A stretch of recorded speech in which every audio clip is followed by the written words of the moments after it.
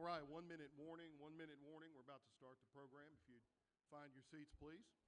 Rob, we're starting.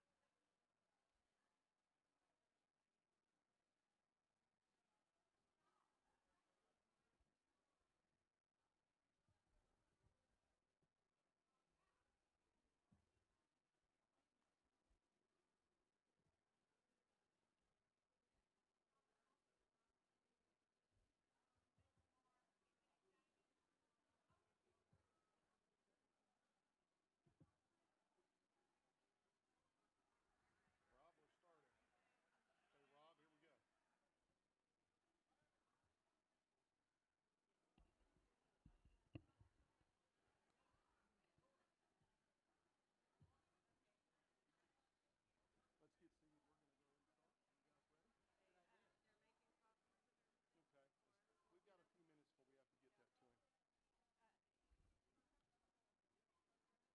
we have to get that to him. All right, everyone, if you'll take your seats, please.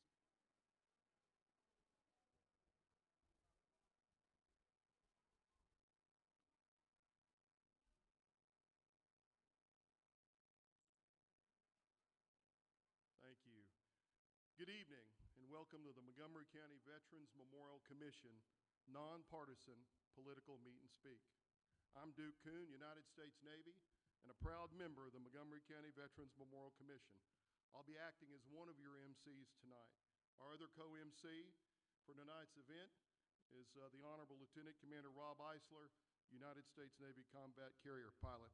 Rob, big hand for Rob.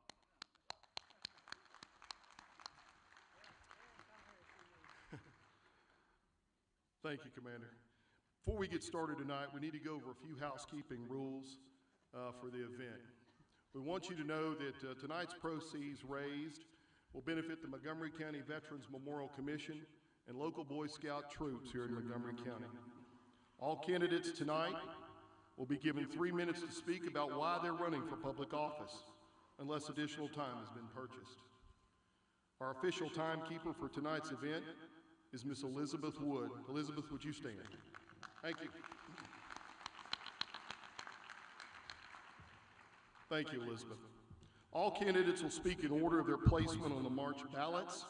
Municipal candidates running for election tonight will speak in alphabetical order as their ballots have not yet been printed for the May election. I want to also introduce to you tonight a very special guest, Colonel Reeves. He's to my left here. He'll be our auctioneer for tonight, so please be sure to raise those paddles high so our spotters will see you. Colonel Reeves, if you'd stand.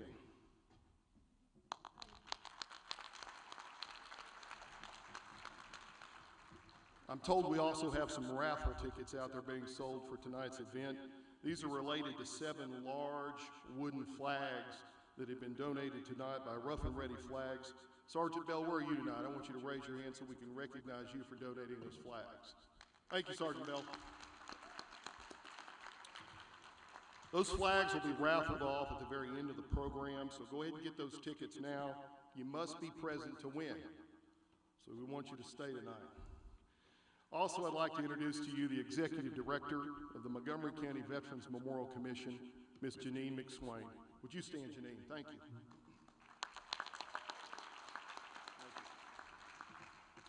And lastly, I'd like to recognize the Conroe Symphony Orchestra for playing that beautiful patriotic music tonight. Let's give them a big round of applause. Thank you. Thank you. Tonight's posting of the colors will be performed by Boy Scout Troops 1517 and 776. That will be followed by our national anthem by Mr. David Wygant, then followed by the Pledge of Allegiance by Troop 4640 and the Texas Pledge by Troop 776. Boy Scout Troop 1517 and Boy Scout Troop 776, post the colors. Please rise.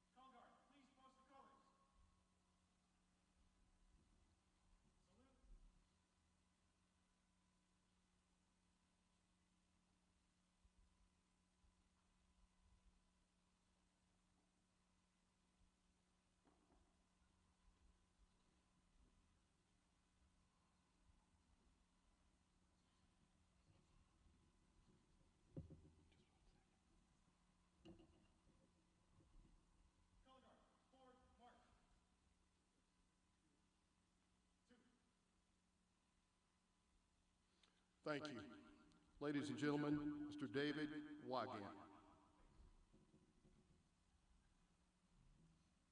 Oh, say, can you see by the dawn's early light what so proudly we hailed at the twilight's last gleaming, whose broad stripes and bright stars through the perilous fight o'er the ramparts we watched were so gallantly streaming, and the rocket's red glare, the bombs bursting in air, gave proof through the night that our flag was still there. Oh, say, does that star-spangled banner yet wave o'er the land of the free and the home of the brave?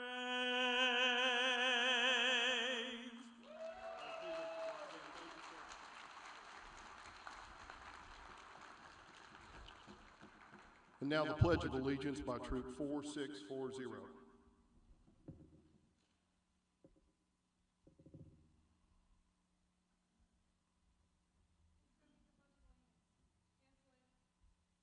Allegiance to the flag of the United States of America and to the republic for which it stands, one nation, under God, indivisible, with liberty and justice for all. Two. And now with our Texas Pledge, Troop 776. Please join me in the Texas Pledge. Hand salute. Honor the Texas flag. I pledge allegiance to thee, Texas, one state under God, one and indivisible. Two. We want to thank our Boy Scouts and Girl Scouts tonight for your participation. Thank you. Please be seated. It is now my distinct honor to introduce a man who really needs no introduction. That's the judge we all love from Precinct 1, the Honorable Justice Wayne Mack.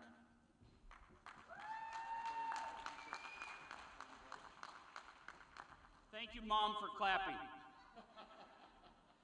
I'm here to do the prayer, and so would you all please stand as a sign of unity as we call on God's blessings of this time of our nation and our community, our state.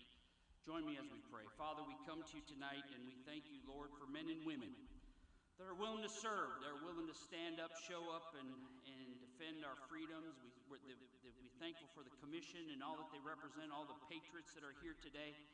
And we just pray, God, your blessings upon us. We pray, God, that you would direct us. We pray, God, that men and women will become engaged and informed and make informed decisions about servant leaders, people that want to make a difference, people that aren't looking for position or power, but looking to make a difference and to serve and to bless us and to defend our freedoms that we should always be mindful of, that only come from you, God. Our liberties, our freedom, all come from you. So we thank you for your grace, your mercy, and abundance. And we ask, God, you be with us and guide us and help us. And every candidate that's here, bless their friends and family and all the sacrifices they've made to do through this process. We thank you that we live in the greatest nation, but we're blessed as Texans to live in the greatest state in that nation. And in Montgomery County, we're blessed to live in the greatest county in the greatest state. We thank you for this, Father. We praise you in Jesus' name. And all God's people said amen. Thank you, Judge. The lights are about to go down. We've got a special presentation tonight of the Texas bucket list, so I'd ask you to turn your attention to the video monitors up in the front. Be prepared for those lights to go down.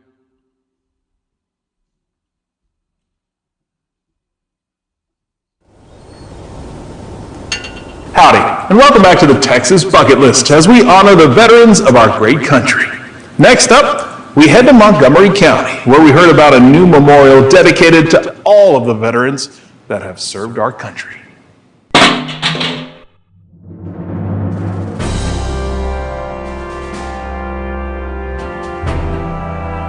Montgomery County is rich with Texas history. The Texas flag was created here.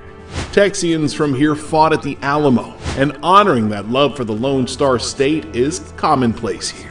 But so is their respect and admiration for those that served our country.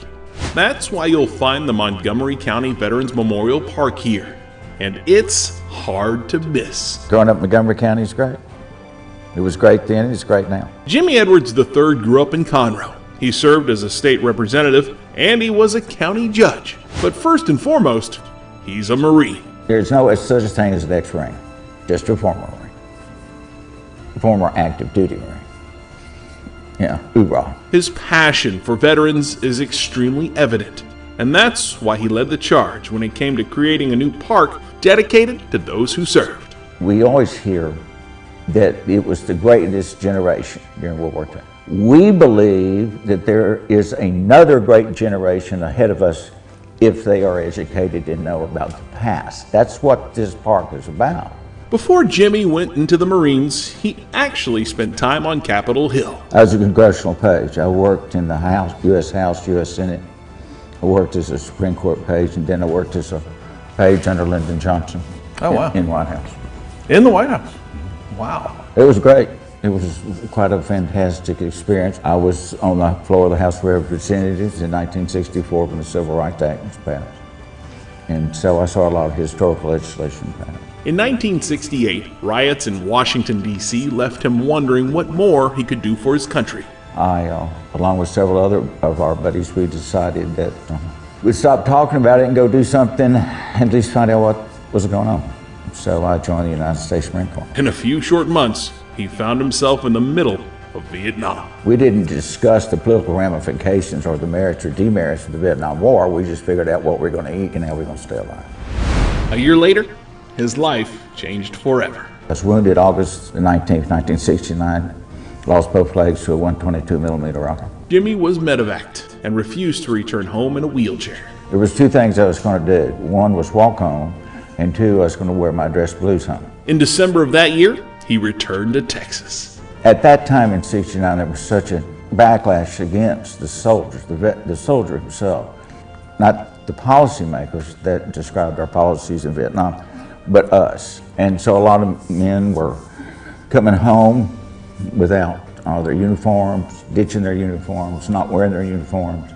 There was a lot of threats against us. And so I decided I was going to wear mine home. I didn't care what they said. I stepped off the airplane to 250 people from Montgomery County and Conroe to welcome me home. That's when I made my decision that one day I would pay that back. And that's what this park's about. That's amazing that feeling lasted 50 years. Mm-hmm. Well, it just took a while to figure out how I was going to do it. Leading the charge on the Montgomery County Veterans Memorial Park has become his passion in life. To honor the Montgomery County residents who paid the ultimate price in every war someone from here has fought in. From the Alamo to today. This memorial was placed here by the Montgomery County Veterans Memorial Commission in honor of the 174 men and women that fell in action from enduring freedom backwards in history. Coming up to Vietnam here, did you know any of these guys? Very well. I knew most of them. Really? What's it like walking by their names and seeing them etched in stone? Still to this day, very sobering for me and very moving. But it's not just those who fell that are honored. Everyone who served has a spot at this massive memorial. There are 580 names that have been gathered here of men and women that have served in the United States military services. This line will continue on. Each year we dedicate the new names. Okay. Memorial Day, Veterans Day. This memorial never stops. Anyone that served in the United States Armed Forces from 1776 till now is eligible to be on here. And they come from all over the country and all over the state. We have names on here that people don't even know where Montgomery County is. You know, a lot of times with memorials like this, you see those who paid the ultimate price. Why include everyone who served? Because they were willing to take the oath. They could have paid the ultimate price. Anyone, We need to recognize all those that serve, and that's what we're doing here, and also those that fail. That was a lot of the issue and problem. Some people said, my name doesn't deserve to be on something. I said, yes, it does. You didn't know where you were headed, or what you were going to do, and what your MOS was going to be. There's something very important you must understand about the line. There's no rank. It is your name and your rank of service. There are 3-star generals on that line, and there are privates on that line. But they all serve and willing to serve equally. And that's what the line's all about. Walking around the Montgomery County Veterans Memorial Park is a memorable and moving experience. It's a chance to thank everyone who served for their service, and to reflect and respect those who made it home, and remember those who didn't. If you want to come see something of how we believe in our country, how we support our veterans, how we support our first responders, how this county does it, and how we feel about it, come to Montgomery County, come to Conroe, and you can see it.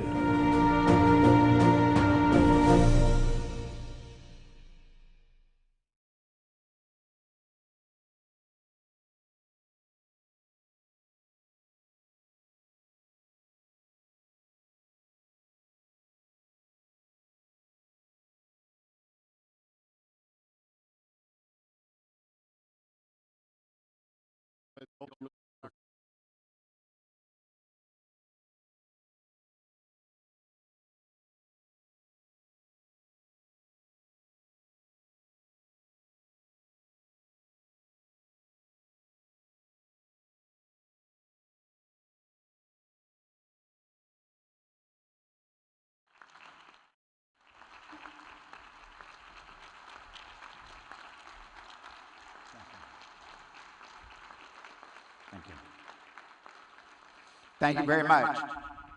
Everybody, please be seated. Just a few remarks and get out of the way. We got a lot of beautiful cakes here, and we got some great politicians who've come here tonight. So we're glad to have you here. I would like to say basically this. I want to salute the individuals, the people that are running for office, their families, their friends. It is a great sacrifice that these men and women are willing to give to their community, to this county, and to the state. I salute you. The time away from your families, the time away from your friends. You have the courage and the strength to be able to volunteer yourself for service. Shortly before, in 1942, that Jimmy Doolittle and his 16 medium bombers, B-25s, he was asked a question, do you think y'all will make it? And he said, there's nothing stronger than the heart of a volunteer. And so that's what this is about tonight. We, as the Veterans Commission, salute you, the candidates, the families, the volunteers. It is the democratic democracy held in this state, in this country. It is the pillar of our transition of authority and power from election to election, and you're willing to do it. As chairman of the Montgomery County Veterans Commission, I salute you, the candidates. We appreciate your service and your ability and you wanting to volunteer. Thank y'all very much. Enjoy the evening.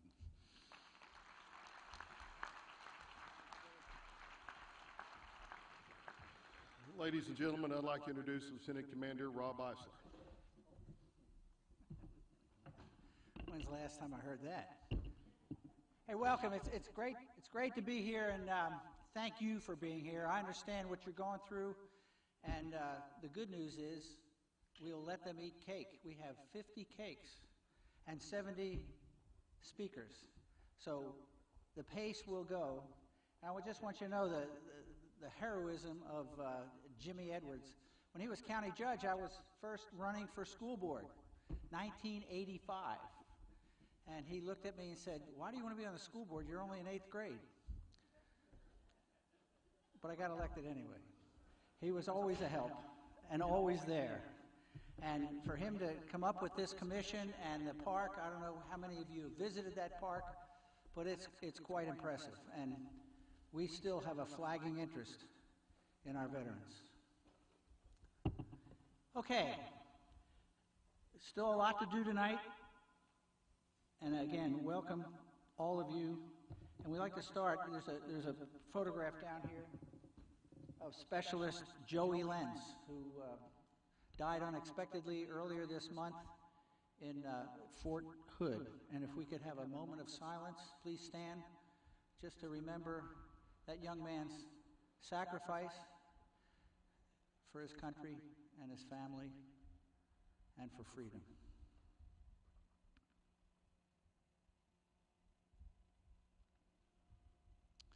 Thank you so much. Now we have active military and veterans, and I know you're getting all your exercise.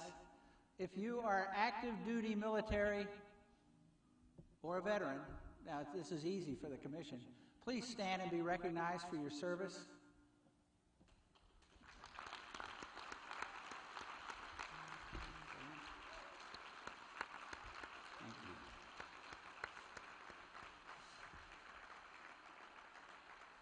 Some have done more than others, but everyone who has served has been exposed to the threat.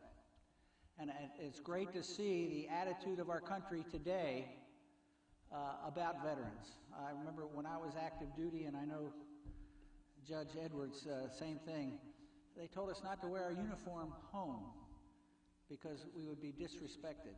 And you can probably remember what era that was. And I'm glad to see the treatment our veterans are getting now. Our country realizes the training, the expertise, the guts, the heroism that all of you have expressed, and then add to that, those of you who are running for office. There's a lot of guts in this room. So thank you all. And now, Judge Hamilton, former French teacher at McCullough High School, will recognize our elected officials. Thank you, Judge.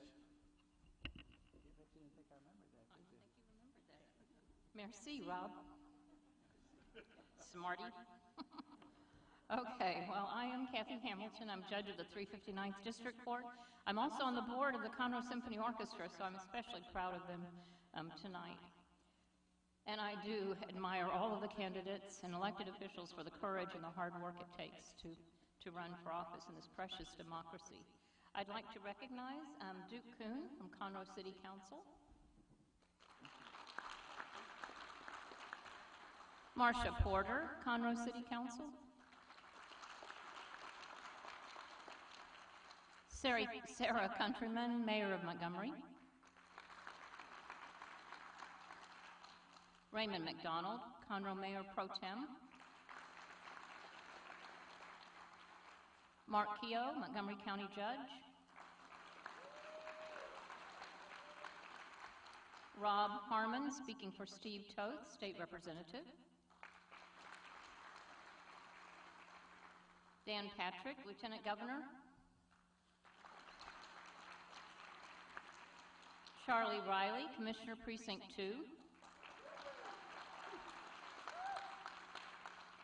Tammy McRae, County Tax Assessor,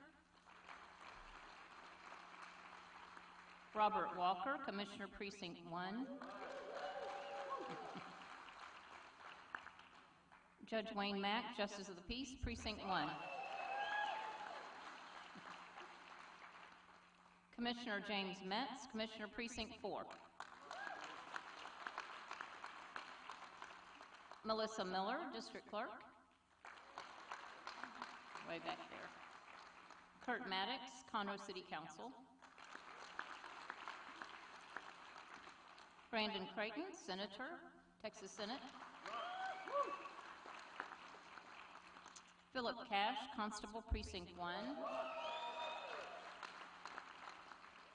and Amy Tucker, Judge, County Court at Law Number 3.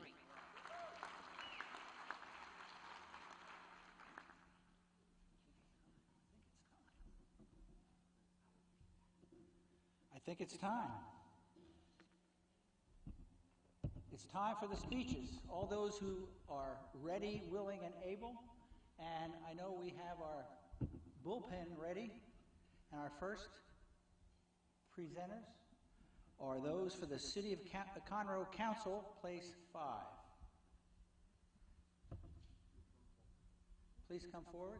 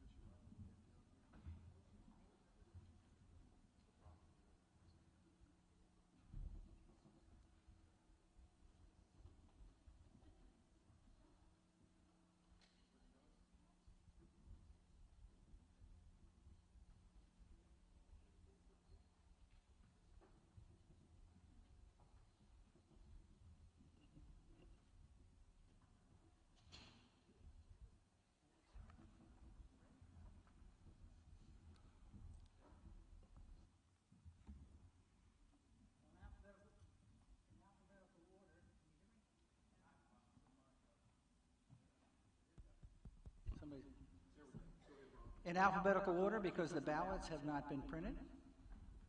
Let's see, alphabet. Susan Johnson. Thank you.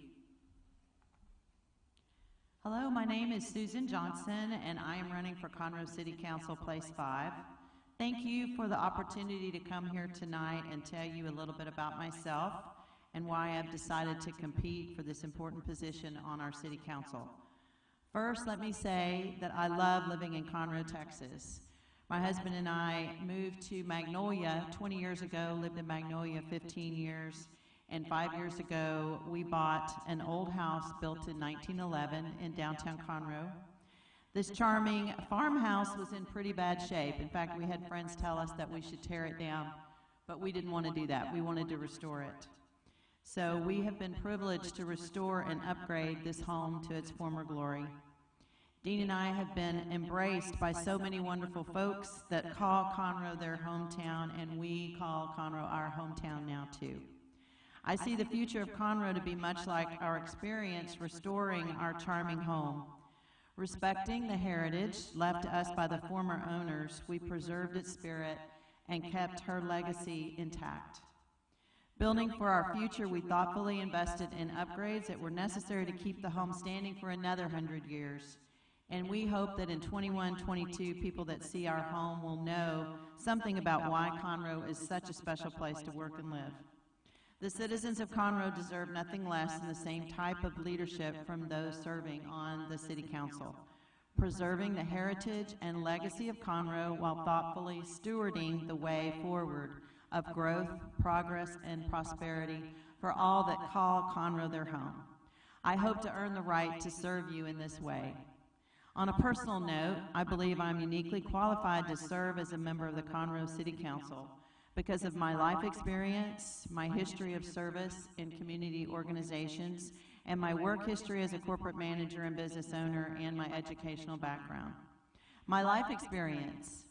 My husband Dean and I have been married for 36 years and are blessed to have 4 children.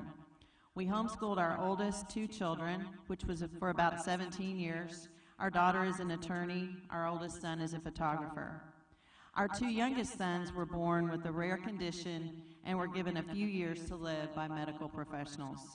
But God decided differently and gave us 12 years with our youngest son and 25 years with our second son. That's why we moved in 2017 to Conroe. And why would I share this with you? Because like many of you, my life journey has been one I never imagined. And have learned to navigate through very difficult situations. And I did buy an extra minute. Do y'all have that? They're giving me the stop. Thank you. Okay. I know how to dig in.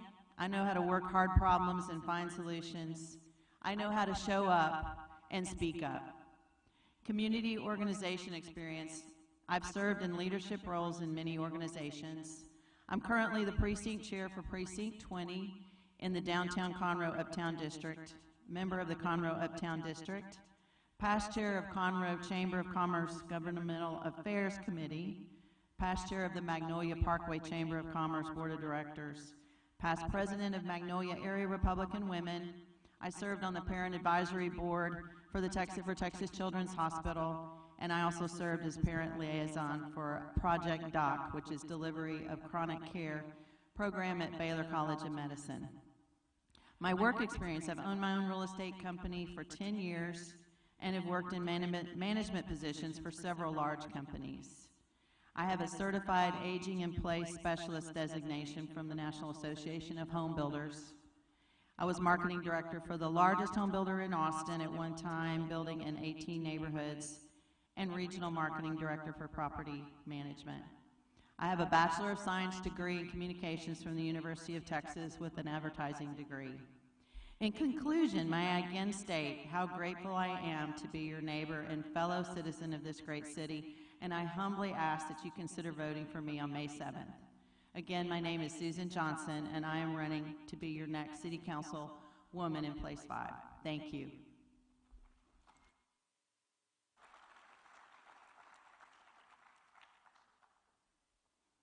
My name is Marcia Porter, and I'm running for position 5. I'd first like to thank the Memorial Veterans Commission for hosting this forum and providing such a wonderful place for us to speak.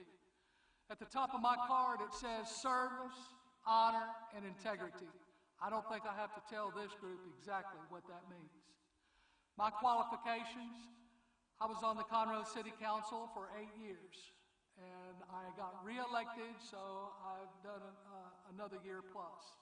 With the exception of Duke Kuhn, I have more experience on the Conroe City Council than any candidate in the race and any current city councilman on our board.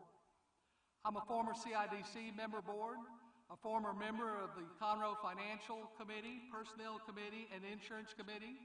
I'm a former member of the Tourist Council for the City of Conroe. I'm a retired educator at 30 years, all in Conroe ISD. I'm a former athletic director for Conroe ISD. I was the arts liaison for 4 years. So all totaled, I have over 54 years of service to Conroe, the city that I love.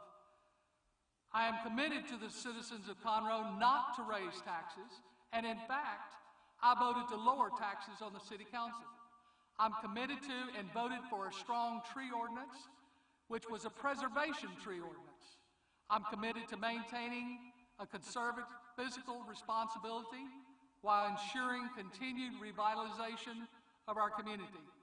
I'm committed to be an advocate for our local arts committee.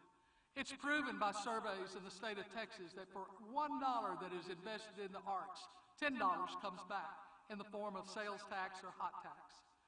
I proposed and voted for a senior water rate and a senior homestead exemption. I voted for the firefighters, police, and city employees to have all the resources that they need to perform their duties. In fact, I voted for 2 new fire stations and a state-of-the-art police station, and we've just purchased land for an additional fire station. I'm committed to and recognize and address the needs of a diverse city for all Conroe residents. So at this time, I would like to take this opportunity to respectfully ask for your vote, and thank you so much for your continuous support. I love Conroe.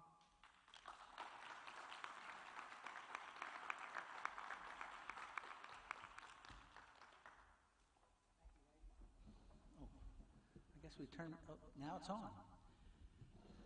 Our next race is the Texas Railroad Commission, but I don't think we have anyone. Yes, we do. Great. There you go. There's a positive thinker. Sarah, thank you. Thank you for being here. Thank you. Just prop it like that? Is that the intent? Okay. Ready?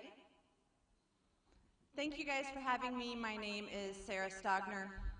I grew up in Florida, California, Alabama. I am the daughter of an aerospace engineer, civilian Army brat. I went to LSU for undergrad and law school, and have had the great fortune of calling Texas home since 2017. Last summer, I was in the middle of a divorce. I moved out onto a friend's cattle ranch in Ward and Crane counties. She said, hey, you've got the summer, why don't you come live in the pool house and help me clean up some of the contamination that we're seeing on the surface. And so I moved out there, and a week after living there, an old Chevron well came unplugged, and it started flowing radioactive brine. And a week after that, the Railroad Commission lawyered up against the landowner and said, even though we are charged with helping landowners and all Texans, you can't contact us except through counsel, so have your attorney talk to our attorney. Well, I'm her attorney, and I've been dealing with the Railroad Commission ever since. And what I see is corruption at the very highest levels. I'm a mom. I am not a politician. I have no political aspirations other than to get in and fix what's happening. I love the oil and gas industry. I have been proud to be an oil and gas attorney for the past 14 years, representing operators, service companies, midstream companies. We do a lot of good for the world, but it has to be done right. And we haven't been doing everything that we should be doing. And unfortunately, it has become pay to play. Right now, current operators are about as afraid of the Railroad Commission as you and I are of the meter maid. It's a slight inconvenience, and that's not the way that it should be. If we do not get in there and fix it, as Republicans, as conservatives who understand the need for hydrocarbons in modern day society, we are under attack. AOC is out there. They are coming for us. We need someone that's willing to get in there, me, and make people angry. I'm a mom. I'm a lawyer. I'm used to people being angry at me. I can handle it. So yes, if you Google my name, you will see a 5-second TikTok with me on top of a pump jack because I finally got their attention. My clothes are staying on, and I'm ready to dig in and actually address these issues. My name is Sarah Stogner. I'm running for Railroad Commissioner. It's a very important race. They only regulate oil and gas, intrastate pipelines, and surface mining. They have nothing to do with railroads, right? Most people in the state of Texas, if you're not in the oil and gas industry, they have no idea what they do. But it's very important. Please encourage your friends and family to vote. If not me, anybody but Wayne. Of course, I think I'm the best, but Sarah Stogner for Railroad Commissioner. Thank you so much.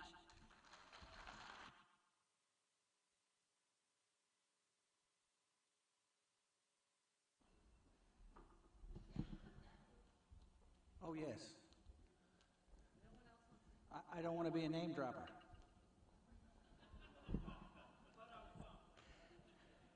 Thank you for getting our attention, Ms. Stogner. You have to be familiar with the internet.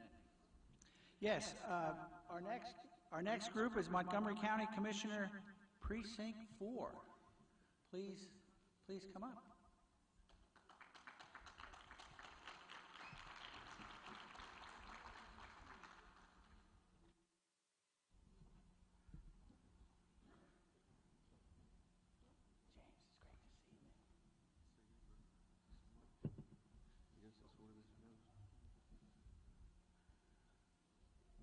It's not Veterans Day, but every day should be, simply for the freedom that we have in this country.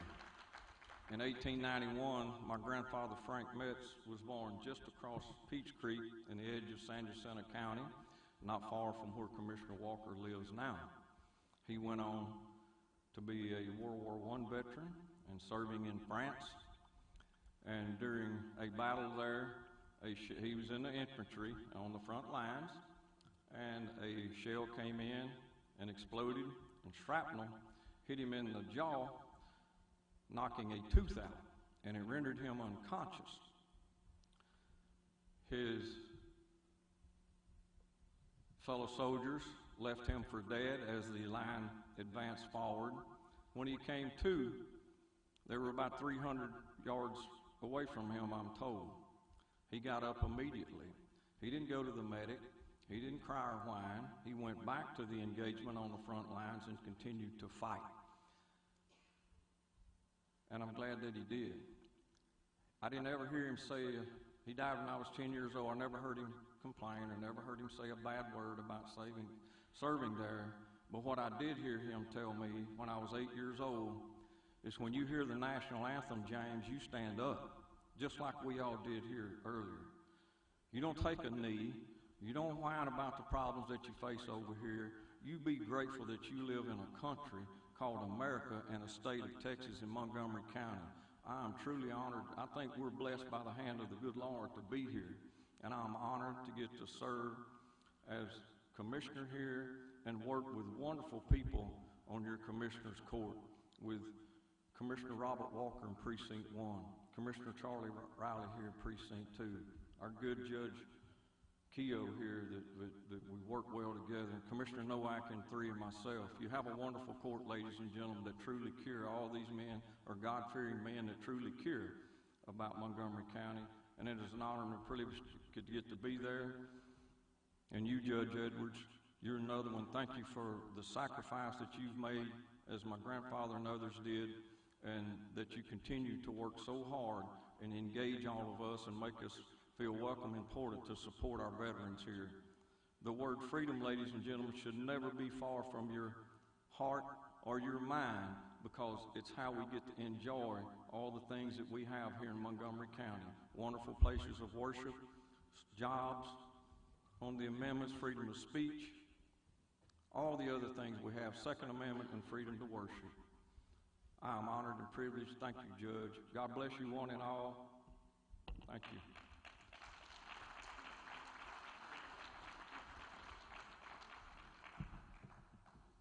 Thank you, Commissioner. Next we have City of Conroe, Place 4. Please come up, gentlemen, and as there are 2 of you, we have the table here.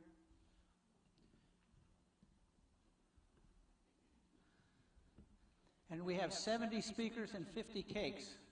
These are speakers, we're getting close to 7, so we're going to start auctioning the cakes, I think, after Cecil and Ms. McDonald.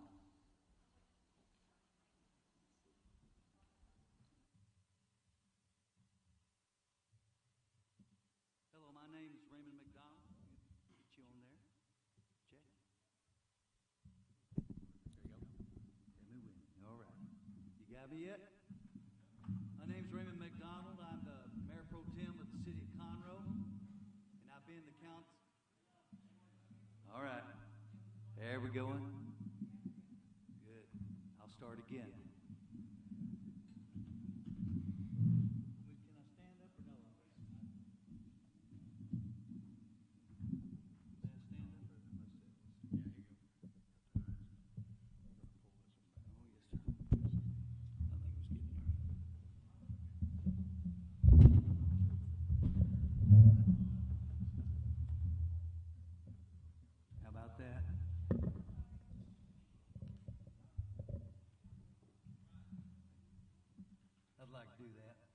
My name's Raymond McDonald. I'm the Mayor Pro Tem of the City of Conroe. I've been the councilman in place number 4 for the last 4 years. And I'm proud to say that I'm up for re-election on the May ballot this year. I'm a 5th-generation Texan, an Aggie who moved to Montgomery County in 1999. I came to Conroe in 2001 with my wife Teresa, where we raised our 3 children, and later, through adoption, raised 8 more children that are right here in the Conroe Independent School District. 21 years ago, I started the Vineyard Church of Conroe, eventually selling in the Uptown District, and pastoring in a transitioning community was very difficult at that time. My life has been one of sacrifice and service, saying yes to challenges that most people find daunting. But I love my Lord, I love my family, and I love my city. It was with this attitude that I first began to serve in those 4 years, very quickly becoming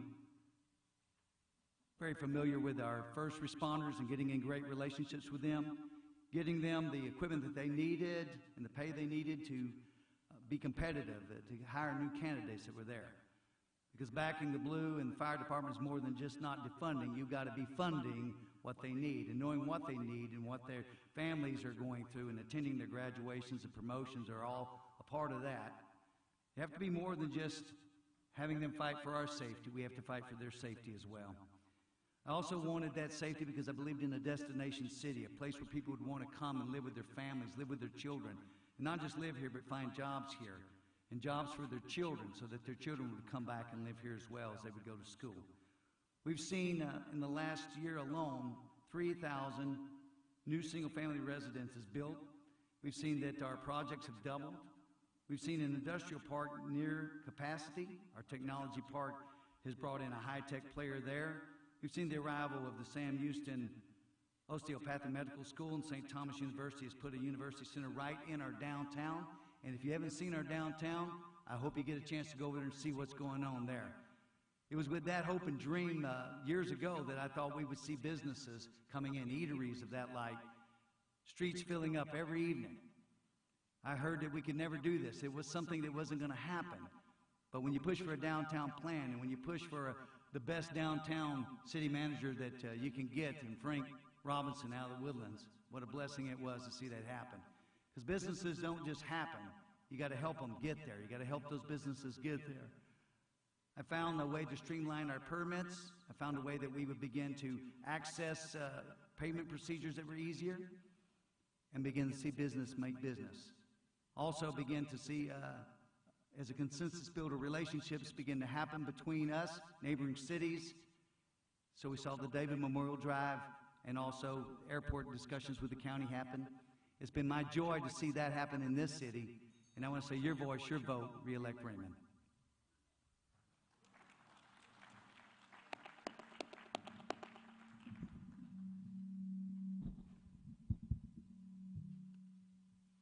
All right, good evening, everybody. My name is Howard Wood, and I am running for Conroe City Council, Position 4, and I'm asking for your vote to help me to return honor and integrity back to this position. I'm also a proud member of the Montgomery County Veterans Memorial Commission. We couldn't be more appreciative of you for being here tonight. We're building a grand park, and our goal is to make that a national destination. Through your contributions tonight, we can make that happen. As our great city continues to grow, we need leaders who will represent our values that are important to us. I'm a U.S. Marine, I'm an Eagle Scout, I'm a Texas Aggie, I'm a proud father and husband, and I'm also a small business owner. And I fully understand that if our financial house is not in order, we will not have success. We've lived a hard life and understood oilfield downturns. When things got difficult, we didn't ask for loans or handouts.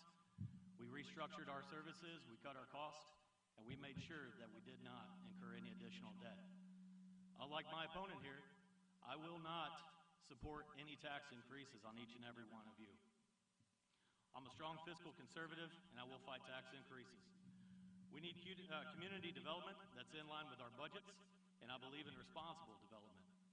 Clear cutting of trees, protecting our water, reducing these fees that our citizens are enduring, and returning wider streets so that our emergency vehicles, our school buses, and first responders can get to our homes safely. I had a chance to speak with several law enforcement officers, several here tonight. First off, I want to thank you and our first responders for protecting our citizens. I will support you unapologetically and work to ensure that you have the funding, the resources, and the training that you need to continue protecting our citizens. To our city employees, you are our backbone. We need you, and we appreciate you. I will not support restrictive policies like we saw on City Council agenda this past January. Our friends at the county level, thank you for everything you do for our city. My goal is to work hard to build a better relationship with each and every one of you and continue serving our county and our city citizens. My wife and I put roots here 14 years ago. She's a 2000 graduate from Conroe High School. I transplanted from West Texas. We called Conroe home, and we raised our 3 tough, determined, and beautiful daughters here. We've invested in this county. We believe it's a great place to live, work, and raise a family. As your next councilman, you have my promise. I'll work to keep it that way. If you have any questions about who I am, my stance, or my views, I'm happy to entertain and have a conversation with you. My name's Howard Wood. I'm running for Conroe City Council, Position 4. I ask for your vote on May 7th. Thank you.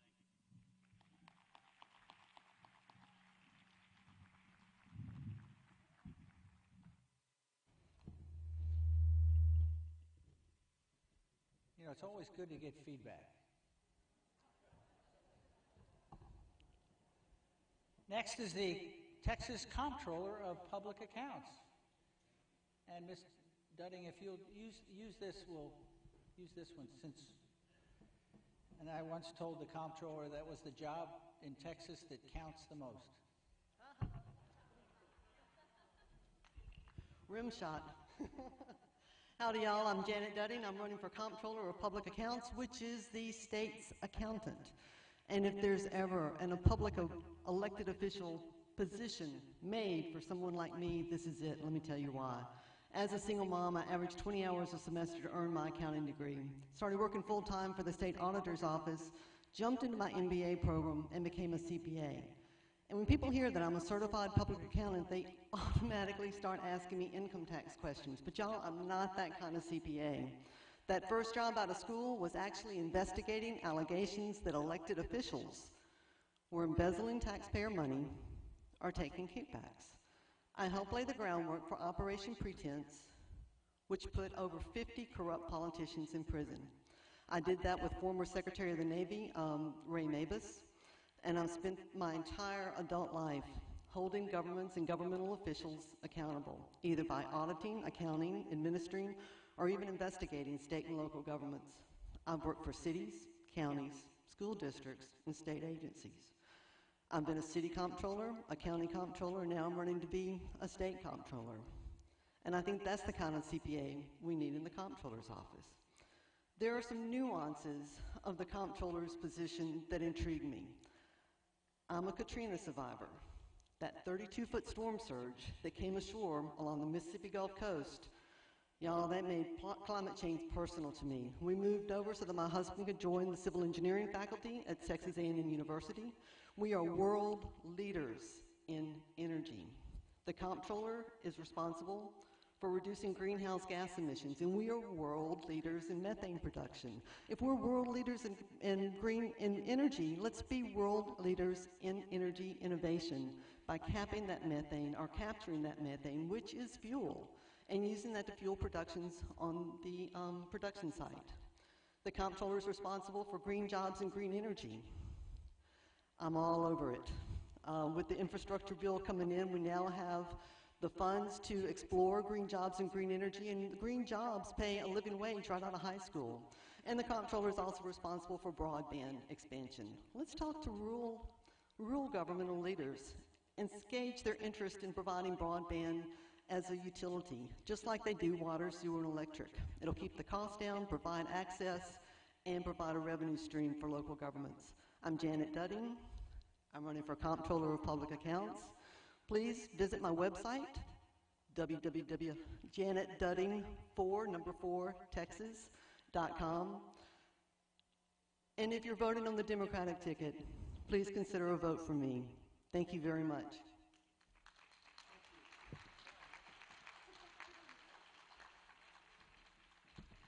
Okay, 7 speakers of 70, and we still have 50 cakes. Colonel? We need the microphone on the far right. We are conservative. Hey, yep, you can come up here, Colonel. This one works. I can do that. You're up now. It says you're live. 1, 2, 1, 2. Down just a little. Hey, y'all, I'm going to sell you a cake or two tonight. You ready? Good to see everybody here tonight. My own father was a World War II veteran. Climbed those beaches of Normandy and made it back and had some hairy tales to tell. So when I'm telling you that to tell you when I see people abuse the flag, talk about our country, it kind of makes my blood boil. And they have no idea what price of freedom really costs in our nation. So glad to have you here tonight. And we're going to have a lot of fun. Good to see Dale Ann, Pam, Sam, all my classmates. Well, I was in kindergarten and they were graduating, so they're a lot older than I am. But if you believe that, I got some oceanfront property I want to sell you. But good to have you, good to see you here tonight. Here we go. What kind of cake we going to sell?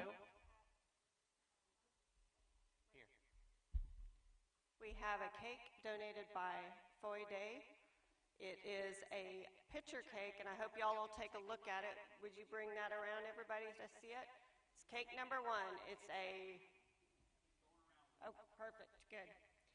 So, big, huge sheet cake with a very poignant picture on it. All right, thank you. And I got spotters scattered around. Raise your hand if you're a spotter. Raise your hand. There you go. Look around. Here we go. Sales on. What are you going to give one? Anybody get $100? Anybody want? What 100? Now, be now 25. 100. Now 25. 125. But get now half. But we're going to get now half. One half. Now I'm going to get now 75. But get now 75. 150. 75. 75. 175. But get now 200. But get now 2 1/4. 2 1/4. 2 1/4. But get now $500 right here in the front. 500 right here in the front, Nathan. All right, 5 1/4. Wait, getting out 5 1/4 in the very back. Got you. 5 1/2. 5 1/2. 5 1/2. 5 1/2. 5 1/2. Now 75 in the back. 575. What are you getting? 75 and now 600. We're getting now 600. 575 to 6. 6 1/4. 625. What are we getting now? 625. 625 in the back. 625. 625. 600 to bid. Now 25. 600 to bid. 625. Now half. Now 6 1/2. 6 1/2. 75. 675. 675. 6 1/2. 75. But putting it all in and all done. 6 1/2. 75. Anybody else? 6 1/2. 75. Sold it to you, man. 650. 650. Give her a nice hand. Buyer 45. Buyer 45 gets it 45.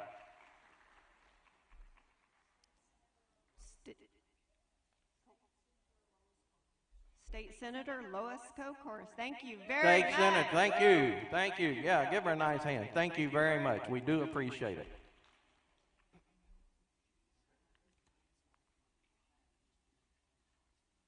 Okay.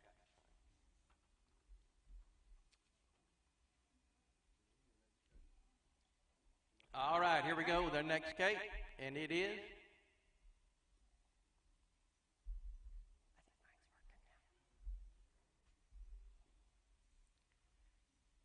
cake number 2 is a chocolate cake donated by Trish Almond. Looks beautiful. It's got a beautiful eagle on the top of it.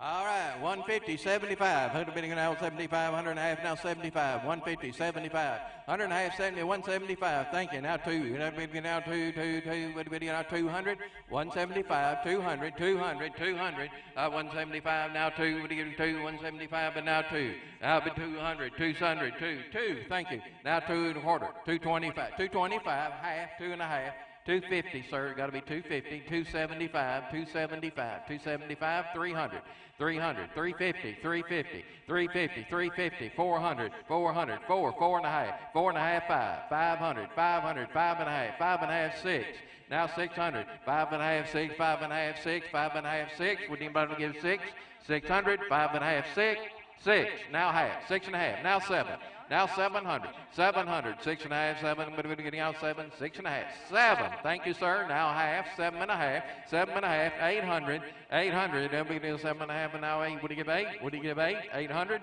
800, I was 7 1/2, and now 8, would you give 8, 7 1/2, 800, he said, now half, 8 1/2, now 9, now 900, 8 1/2, 9, but we're going to get down 9, 8 1/2, and 9, 9, 9, would you get him 9, 8 1/2, 9, let's go round, 8 1/2, 9, sold it, 8 1/2, right back there, Nathan. Thank you very much. Give him a nice hand. $850.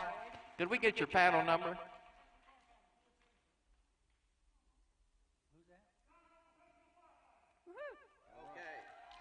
Thank you. All right, Conroe Professional Firefighters, thank you very much. You betcha. Cake 3 is a cake donated by Elizabeth Woods. It's a chocolate cake. It looks yummy.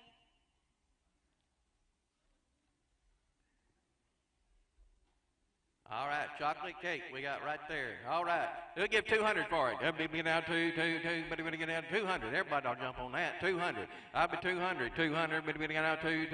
Everybody get out 200. Everybody get out 2. Everybody get out 2. Now quarter. Now 225. Got 200 to bid. 25. 225. 225. Everybody get out 225. Thank you. Now half. Now 250. 250. 250. I'll be 250. Now 75. 275. Everybody get out 75. Everybody get 275. Now 300. Now 300. Thank you, sir. Now 3.5. Now 350. 350. Everybody get out 3.5. Everybody get out 3.5. Everybody get 3.5. Now 400. Now 400. 3.5. 4. Everybody get out 3.5. Everybody get 4. Everybody get out 3.5 and now 4. 3.5. 400. Everybody get out 3.5 and now 4. All in, all done. 3.5. 4. 3.5. 4. Sold it, Nathan, your way. 350. 350. Give us a number. Number 5. Thank you very much. They're in all different lists.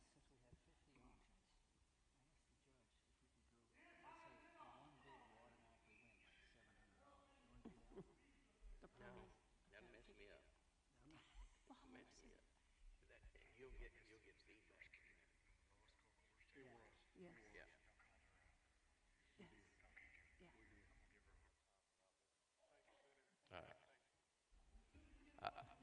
All right. Here we go. All right. They're in 5 different, they're all over the place because they were listed on. Cake number 4.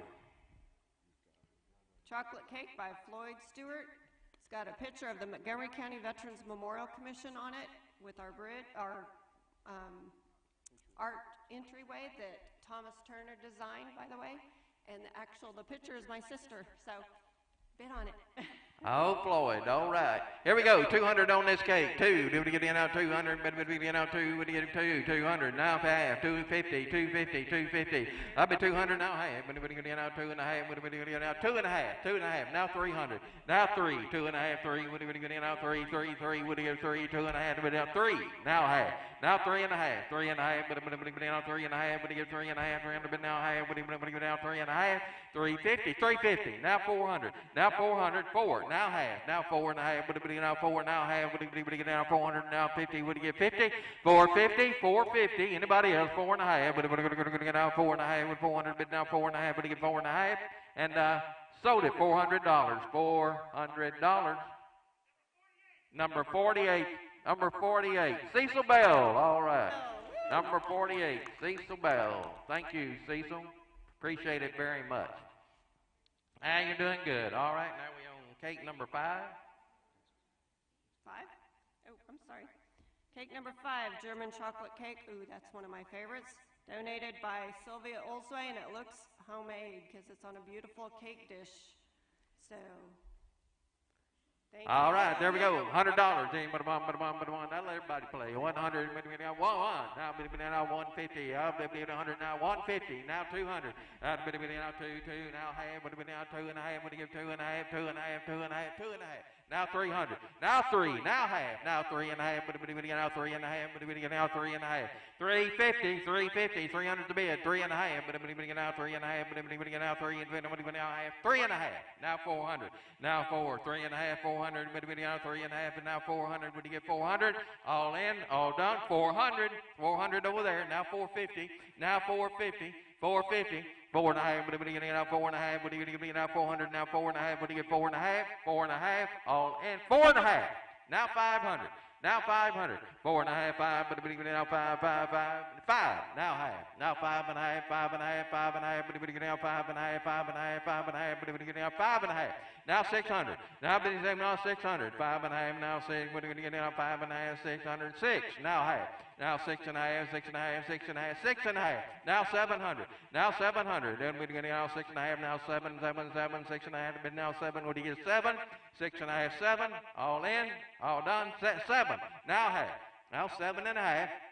7 and a half, 7 and a half, 7 and a half, now 7 and a half, 7 and a half, 7 and a half, 800, 7 and a half, and now 8, now half, 8 and a half, 8 and a half, 8 and a half, 8 and a half, and now 9, 9, 9, 8 and a half, 9, 8 and a half, 9, now 9, all in, all done, 8 and a half, 9, 9, now half, now 9 and a half, 9 and a half, 9 and a half, 9 and a half, now 10, now 10, 9 and a half, now 10, now 10 and a half, now 10 and a half, 10 and a half, 10 and a half, now 10 and a half, now 1100, now 1100, 10 and a half, 11, 10 and a half, 11, now half, now 11 and a half, 11 and a half, 11 and a half, and now 1200, now 1200, 11 and a half, and now 12, 11 and a half, and now 12, 11 and a half, and 12, now half, 12 and a half, 12 and a half.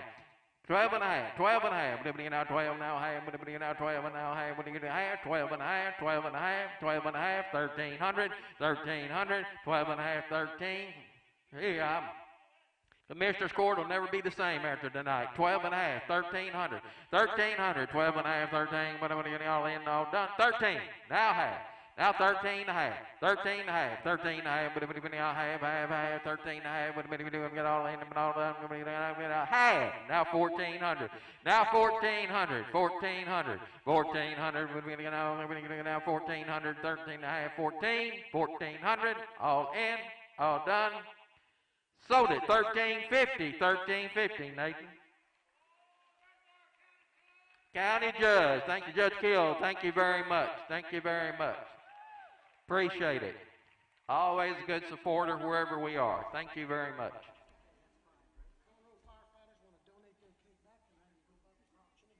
Okay, we'll do it to last. Okay. Number 6. Okay. Number 6 is a beautiful carrot cake donated by Michael Durham. Beautiful carrot cake. All right, good one it is right there. All right, now 200. Now 200. Now 200. 200. Well, 100 then. Let everybody 100. 100. 100. Thank you. Now 150. 150. Now 100. Now 125 then. $125. That's what I'm asking for. 100's the bid. 25 to buy. 125. Now 25. What do you get? 25. Hey, let's go. 25. 125. 125.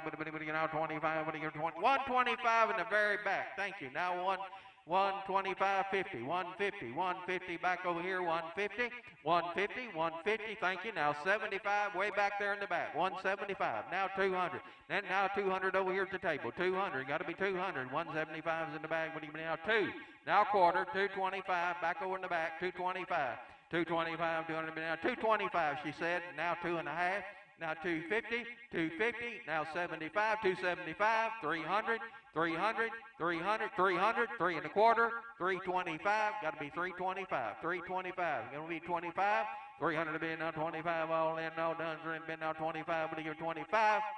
Sold it to the lady in the back, 325, way out there. Give it, yeah, way in the back over there in that left-hand corner. All right, give us your number, please, ma'am. Debbie, okay. Okay, that's Debbie, okay. Didn't see you. Thank you very much. Thank you, Debbie.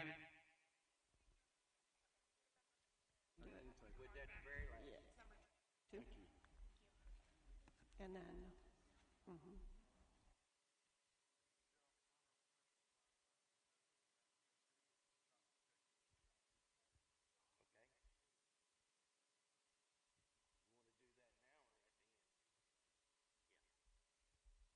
All right.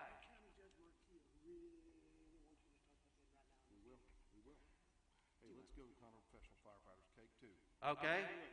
Cake number 2 was donated back by the Conroe Firefighters, and we're going to resell that cake.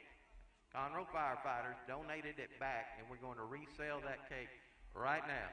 All right. 200. 200. 200. 2. Now quarter. Now 2 and a quarter. 2 and a quarter. Now 2. Now quarter. Now 2. Now quarter. 2 and a quarter.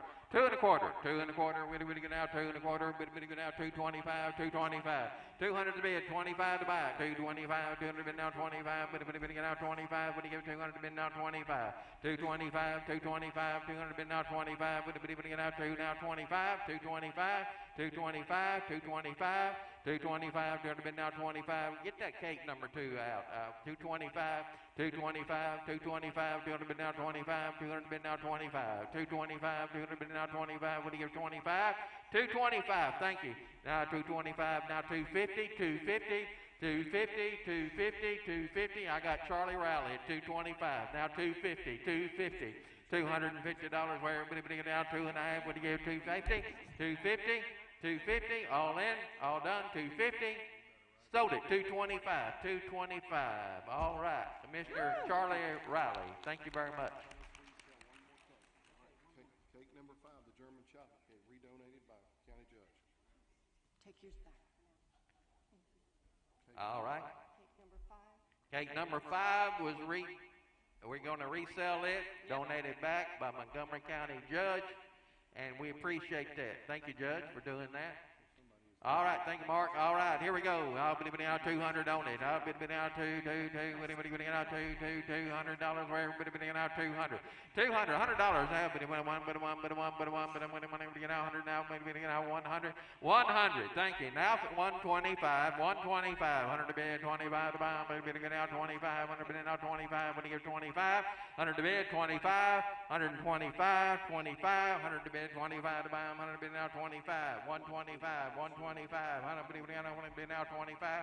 125. Thank you. Now 125, 50, 150, 150, $150. That's what I'm asking, $150. He wants to do that. $150, 150, 150. I'll be able to get out 25, 50. Would he get 50? 125, 50, all in, all done. 125, 50.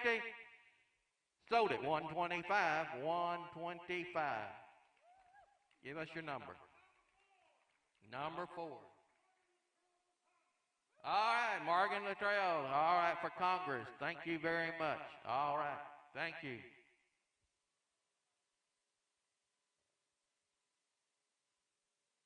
It's your turn. Are they still there? All right. Back to the candidates now. Back to the candidates.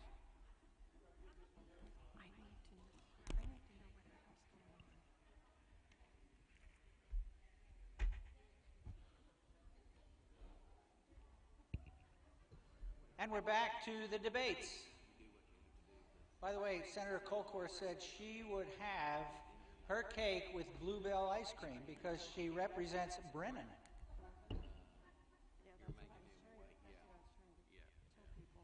Okay, we've got the House District State Rep number 3. Please approach the podium and speak from the center. And ballot order will be Ms. Kelly McDonald and then Cecil Bell Jr.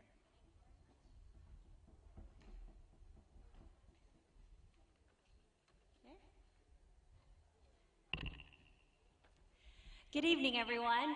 My name is Kelly McDonald, and it is such an honor to be here to be applying for this job as your next state representative for House District 3.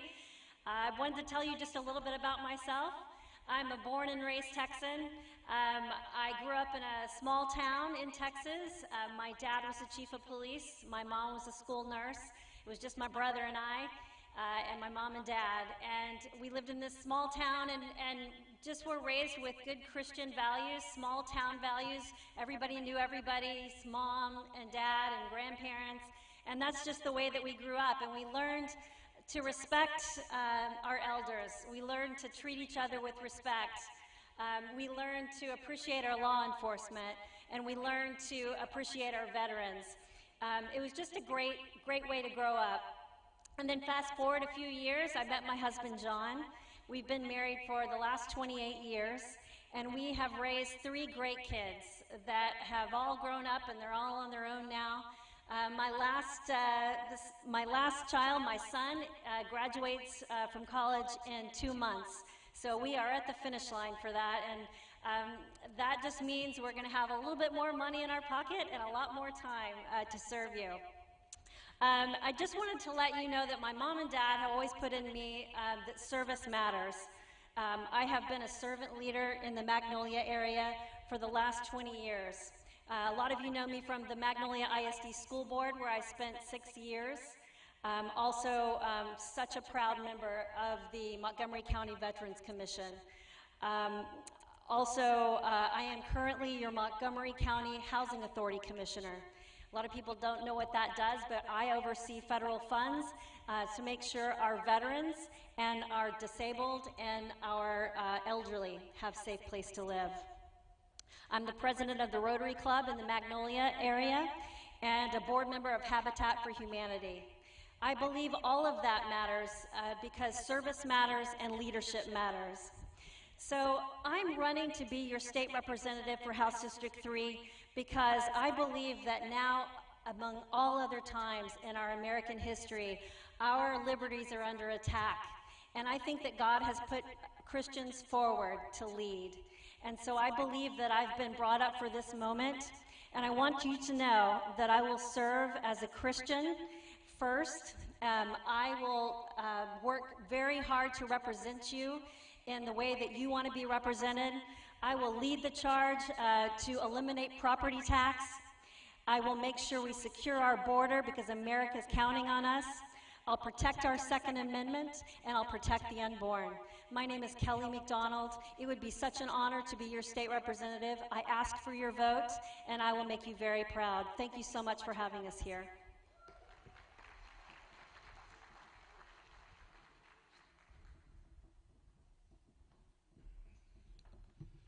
Good evening, and thank you for being here. I'm Cecil Bell Jr. I am your State Rep, House District 3 incumbent. It's my honor and my privilege to be able to stand here before you and to talk about some of the things that we've accomplished and some of the things that we'll continue to do.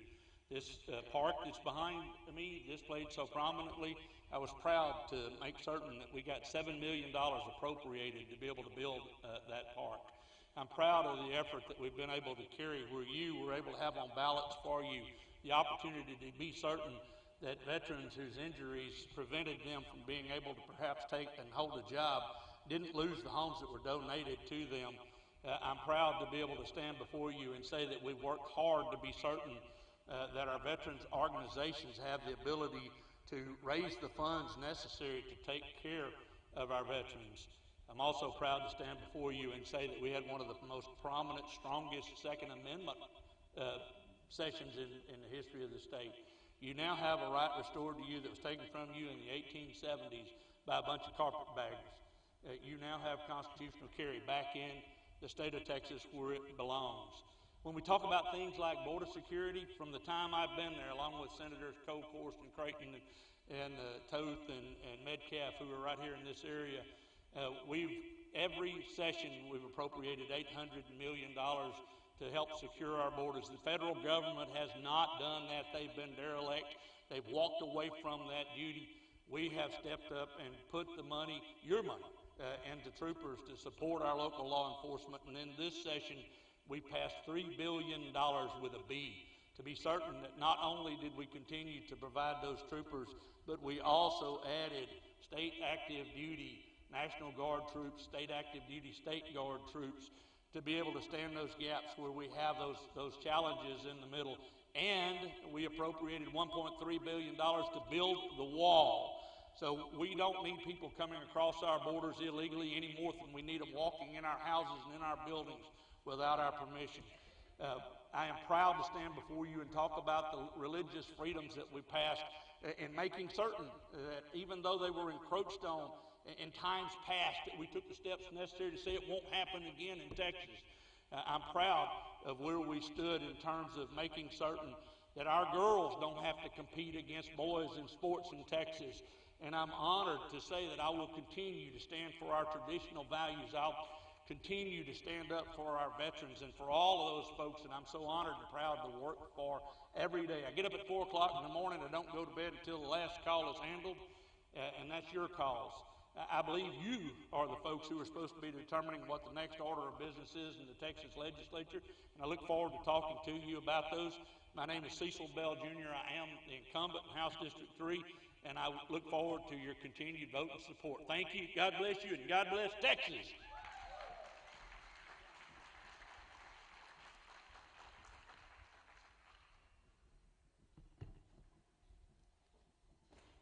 Thank you both. Thank you both.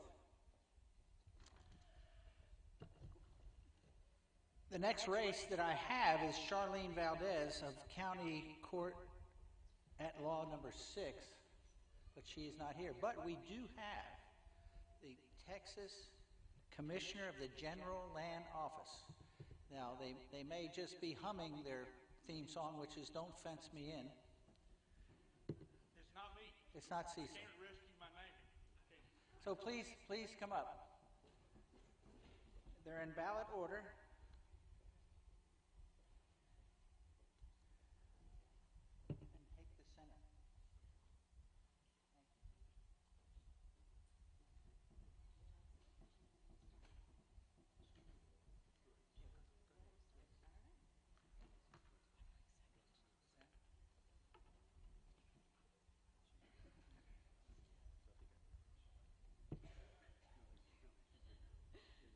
We're good? All right. Hi, everyone. My name is Mariana McGuire, and I'm here to speak on behalf of Ben Armenta, who couldn't be with us tonight. He's in another part of Texas. I'd like to read to you a statement he asked me to share, and then I'd like to say a few words, if I may. From John chapter 15, verse 13, "Greater love hath no man than this, that a man lay down his life for his friends." To protect and defend the Constitution with one's entire being is a responsibility only a select few ever sign up for. Yet for generations, brave men and women have sacrificed so much, in some cases sacrificing it all so that we can gather as a free people. Tonight, our political forum is way more than just promoting campaigns. It is about every Texan looking up at the heroic example of our veterans and saying, "Thank you, your sacrifice will never be in vain." Every time I drive down I-45, I'm humbled by the majesty of this Veterans Memorial and by the fact that patriots of Montgomery County proudly declare that although this memorial resides here, it's a gift for all Americans. It is this example, guided by the principles of brotherly love and devotion, that motivates me. And I pray that all Texans look at this example for inspiration to do more to protect and defend our freedoms. Thank you for allowing me the opportunity to share a few remarks. God bless our veterans, and God bless the great state of Texas. Your friend, Ben Armenta. Thank you. I'm going to continue.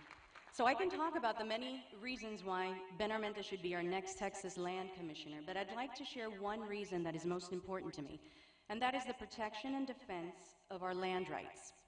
You see, my family knows communism and socialism really well, having come from Nicaragua. And in these countries, when the government decides it needs more revenues, it confiscates lands.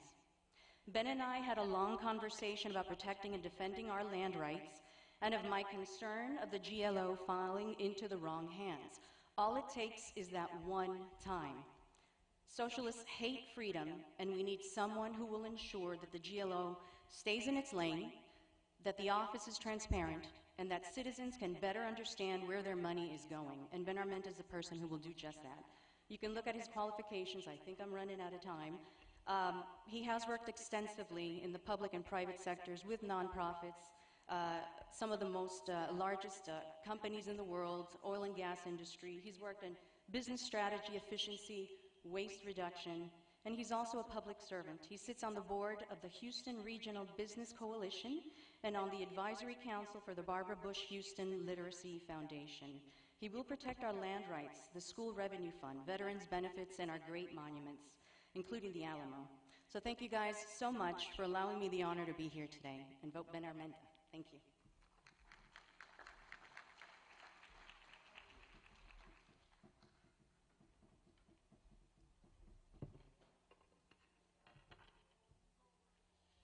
Good evening, everyone. My name is Don Minton, and I want to be your next Texas Land Commissioner. I'm traveling solo tonight. My wife couldn't make it, but her beautiful sign did, so I want everyone to turn around and look at that big, yellow, tall sign in the back and say, "Thank you, Mrs. Minton, for making that big, tall sign for that little fella running for Land Commissioner." All right, Yeah, little fellow that could serve inside the M1 tank. I went to West Point. I was commissioned officer in the 3rd ACR, served our country proudly. When I got out of the Army, they gave me this nice little present. You guys over here that were the veterans understand what this is. It's your disabled veterans card. And ladies and gentlemen, do you know that when I tried to fly out of Houston Hobby Airport the other day and I showed them this card, do you know what they said to me? Not adequate ID. Not adequate. Right? Not adequate. Now, to me, that's just indicative of how we treat our veterans. A lot of us will talk, oh, I support our veterans, but then we don't. The Texas Land Commissioner, the General Land Office, we purport to have a great veterans program for lending money to veterans, but do you know what? I applied for it. It's not a good program, and I know we can do better. And a year and a half ago, that's why I started looking at this race. I said, who's in charge of this office that they can't lend money to veterans and beat the VA loan? So I started looking at some of the other things they did, and I found out, I have 4 minutes. All right, so I found out that this is the same office that's lost the $2 billion in Hurricane Harvey relief funds. My parents lost their home in Orange County, and I find out that there's $2 billion sitting in Austin, but paperwork doesn't get in time, and we have to give that money back to the federal government. Inexcusable. After I got out of the Army, Rick Perry appointed me to be a district court judge in El Paso, Texas. And I sat in a district court, and I had nothing but cartel members in front of me. That was my job, to try felony drug cases on the border in El Paso, Texas. I did that. I did it well. I never once got overturned on appeal. I tell you that so that you can ask your lawyer friends, what does that mean? That means I know the law, I don't make mistakes, and you need a land commissioner that knows the law. The final chapter of what I've been doing recently is I'm an executive in a mineral extraction company. We took a company that 4 years ago was nearly bankrupt, and we grew it into a $40 million business. A company so successful that Occidental Petroleum, you guys are familiar with that company, I'm sure, come knocking on the door and wanted to do a deal with us. I negotiated with their lawyers a very successful deal for our company, a successful deal for Occidental Petroleum, and that company now, that joint venture, is worth more than $100 million. Why do I tell you that? Because you need your land commissioner to be able to walk into a room with oil and gas lawyers and strike a good deal for the state of Texas.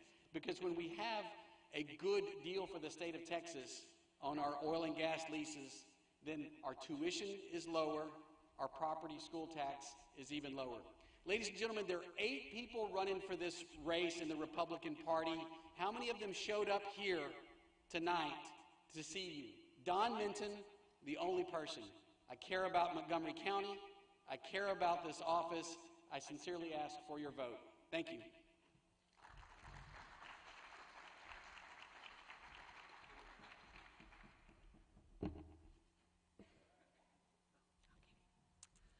Good evening, everyone. My name is Ginny Sue, and I am also running for Texas Land Commissioner. If there's one thing I hope you'll remember after tonight, it's that I'm a fighter, a community organizer, and an activist. I'm a licensed attorney, a former teacher, former PTA leader, working mom to 2 public school kids aged 5 and 9. But most recently, I have been known around the state because I am the founder and leader of a grassroots public health care advocacy organization, and I have worked very hard to make sure that we have better health care for all Texans. Now, I also want to share a little bit about my upbringing, because that's an important part of the reason why I'm running for this office. I grew up the child of working-class Korean immigrants, and we came to this country with almost nothing. I grew up without health insurance, and I grew up in a small rural town where I was not treated as part of the community. But when it comes to the land commissioner's seat, what's most important is that I also saw my parents lose their plant nursery business when the weather started to change and droughts hit our town. Now, we know that the weather is changing, and we have to make sure that Texans are protected. The GLO is an agency that is there to serve Texas. So whether it comes to changing weather, disaster relief fund distribution, the Alamo, the agency is there to serve Texans. So I want to make sure that we protect our economy, that we create jobs, that we become a leader in renewable energy, and we need someone that will work with the energy sector My experience as an attorney, I have worked on complex litigation. I have that ability to bring people together that don't necessarily agree and work towards solutions. I also have the experience of working statewide with lawmakers. I've been at the Texas State Capitol for 6 years, working with all types of lawmakers from all different sides to get to work for Texas. And then, of course, the GLO, it funds veterans benefits and public education. I know that public schools are an important part of our economy, and we need to make sure that they are protected. And when it comes to veterans benefits, what I've learned going around the state is that most veterans are unaware of the benefits that are available to them. What good is a program on paper if no one knows about it? So I want to make sure that I work with veterans, that I engage in an aggressive outreach campaign to make sure that they are aware of those benefits and that they can access them. So whether it comes to jobs, the economy, public education, veterans benefits, I am here to be a public servant. So I thank you very much for your time. Again, my name is Ginny Sue, and I'm running for Texas Land Commissioner. Thank you.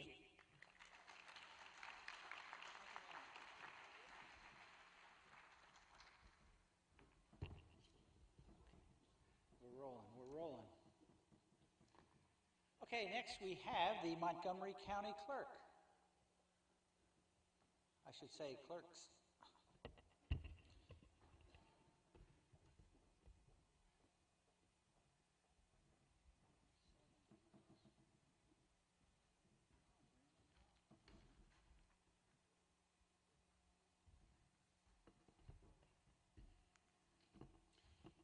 Good evening.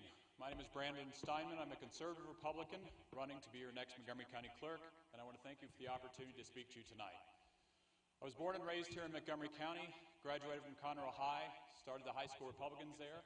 Proud to be a sixth-generation Texan, and my family has lived in Montgomery County for more than 100 years. My guiding principles in life are faith, family, and the belief in limited government. And I'm also proud to be announced I'm endorsed by Texas Right to Life in my fight for the unborn, and proud to have the endorsement of Texas Governor Rick Perry. Why am I running? My entire adult life has been dedicated to public service and serving you. And I'm running not because I need to be elected official, but because I love public service, I love Montgomery County, and I think you deserve an experienced person that can do this job on day one when they get into office. So what are my qualifications? For the past 27 years, I've served you working for conservative Texas congressmen like Joe Barton, Kevin Brady, Ted Poe. Also privileged to work under Governor Rick Perry and work for our state's largest airport. I'm the only candidate in this race who has created and managed multi-million-dollar budgets, who has supervised dozens of employees, who's actually gone and defended those multi-million-dollar budgets line by line to our Texas state legislature, and who importantly has created and had approved by the Texas State Library and Archives Commission a records retention program. My formal education, I have my Master's of Public Administration, where I specialize in urban and state affairs management. I'm also uniquely a graduate of the Texas Governor's Executive Development Program and the State of Texas Fiscal Officers Academy, which trained me to be the CEO or the Chief Financial Officer of one of our major state agencies, like TxDOT, which has hundreds of millions of dollars in its budget and thousands of employees across the state. I've also been a Republican since I was 8 years old. I was inspired by President Ronald Reagan, and with the leadership of Dr. Wally Wilkerson, who's endorsed me, I walked door to door as a child for dozens of campaigns for donuts. I've been proud to work with our many Republican women's groups here in Montgomery County. I've attended 5 of the last Republican state conventions as a delegate, and I've fought to keep Montgomery County red. So, if elected, my priorities for the office would be fiscal responsibility, continued transparency of what we're doing, the actions and the functions of that office, modernization, as we continue to grow, putting more of our functions online. Also working to have YouTube videos so that folks can understand what you can and can't do online, as well as adding an aspect of social media, which we currently don't have.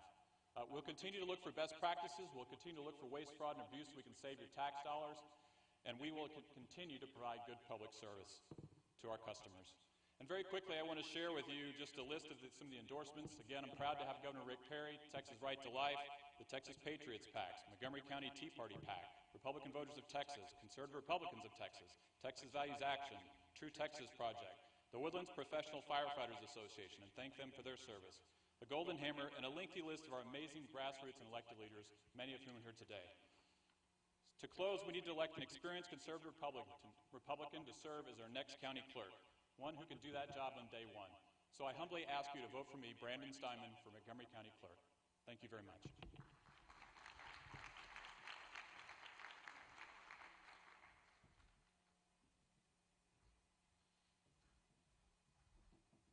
Would y'all rather me sit down? Usually you can't see me very well over this. Maybe I need to go back this way.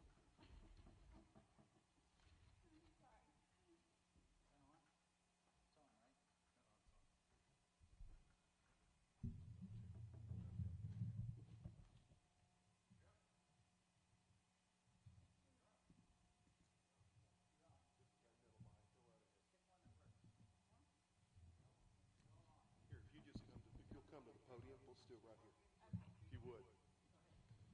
We apologize for some of the audio-visual technicalities we're having tonight, so we're going to come to the podium with these speakers and get this thing taken care of. Our apologies, we've got a lot of hot mics up here tonight, and sometimes these things happen, so thank you for all your patience. You go right ahead. Okay. Hi, good evening, y'all. Thank y'all for coming out tonight. I appreciate it. I am Jeannie Stewart, and I want to be your next county clerk. I'm a Republican with strong Christian values.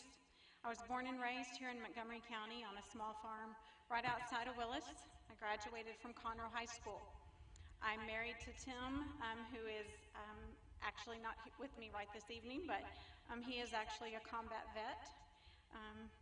He served about 5 years in Desert Storm. We have 2 sons who were raised here in Montgomery County and graduated from Willis High School. And absolutely. And I just recently gained a daughter-in-law just a few weeks ago. I want to make something clear here tonight. I'm not a politician or a great public speaker, but I don't have to be those things to be your next county clerk. I have a lot of county elected officials and friends who support me because they know I can do this job. They know my character and my work ethic. I have a bachelor's degree in business administration with minors in public administration and human resources. I have experience as a small business owner, and I've worked for Montgomery County for 14 years. I know the policies and procedures and the computer technologies. I have a great leadership skills and experience in conflict resolution. I'm more than qualified to be your next county clerk. This is not a stepping stone for me. I am here to work for the people of Montgomery County. I have plans to improve working relationships with all departments, the security of your confidential documents, access and ease of use to all areas of the county, and online access. I have established relationships with Commissioners Court that will help me to achieve these goals. Elect me as your county clerk, and together we can make a difference. Remember, I dream of Jeannie, and vote Jeannie Stewart for county clerk. Thank you.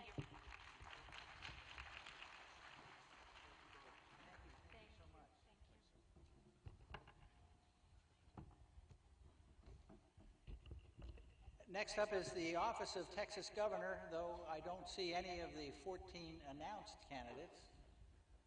So I guess, but I have to make sure if somebody came and we didn't know. Also, member Texas Board of Education, State Board of Education, District 8. I don't see Audrey Young. Okay, thank you. Next up, Montgomery County Commissioner Precinct 2. Where are they? They were just there. Oh, there he is. There's Charlie.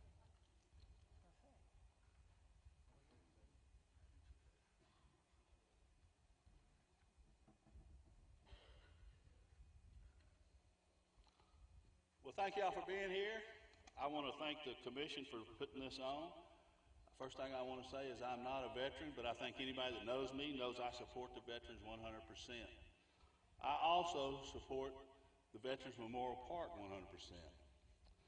I've been on the Commissioner's Court now for 7 years, and I'd like to just go over a couple of things that we've been able to do in the 7 years that we've been there.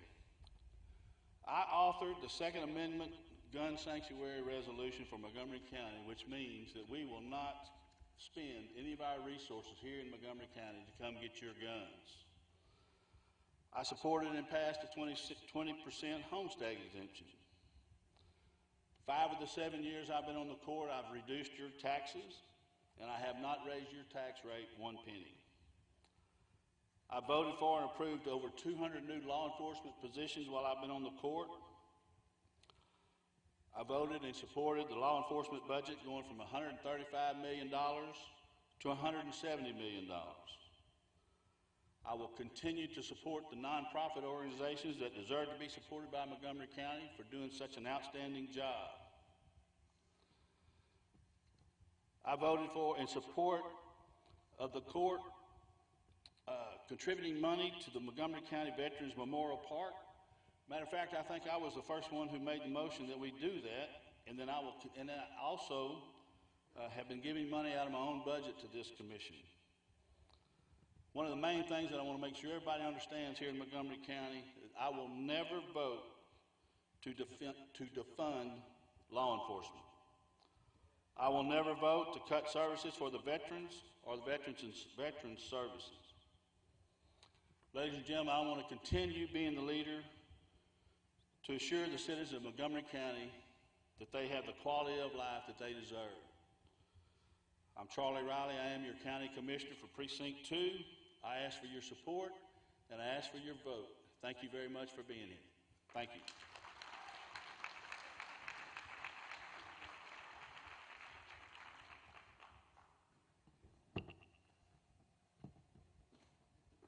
Those cakes aren't getting stale, are they? Okay, let's do another race. Montgomery County Justice, 9th Court of Appeals, District 2. And we have 3 outstanding candidates. Oh. Okay. Always trying to make a name for myself.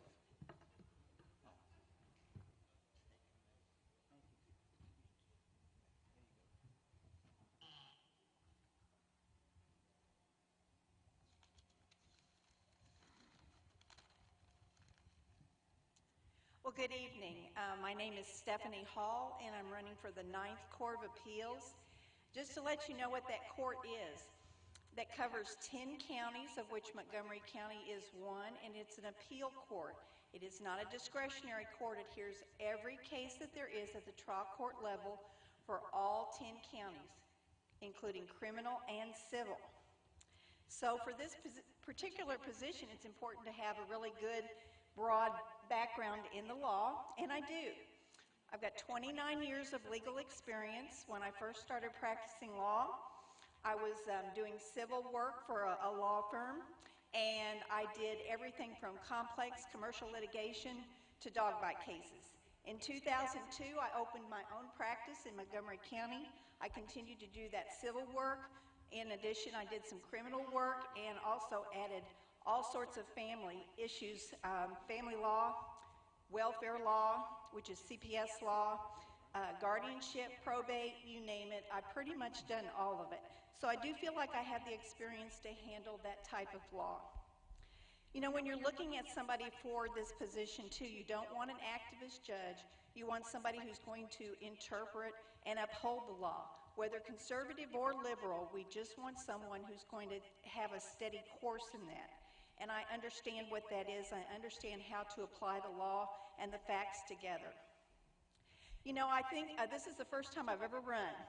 And I will tell you that as I look at candidates, I'm always wondering, well, how will I know if they do a good job? And the way you kind of do that is you look at the history of what they've done. In my appellate work, I've had success. I've had a welfare case where I got children returned to a very capable mother. And I've also had another case a few years ago where I complained about the due process rights of some indigent parents, and sure enough, not long after I complained about that, the legislature changed the law, and now we have really good due process law that protects those indigent parents in welfare law. So I feel like that those things are very, very important. The reason I decided to run was I found out that Charles Crager was going to retire, and he's the current justice, and I prayed about it for a week, and I came up with 3 things as to why God wanted me to run for office. One is I have a passion for the law, and that's because it's based upon Judeo-Christian principles, which is exciting. If you went to Europe and practiced, you wouldn't have the same thing there.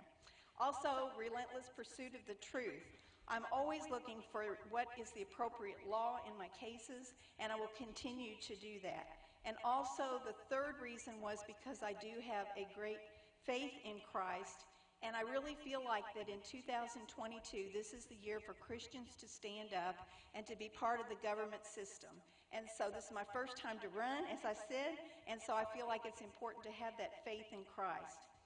I can give you two promises right now, and that is that I would be able to serve.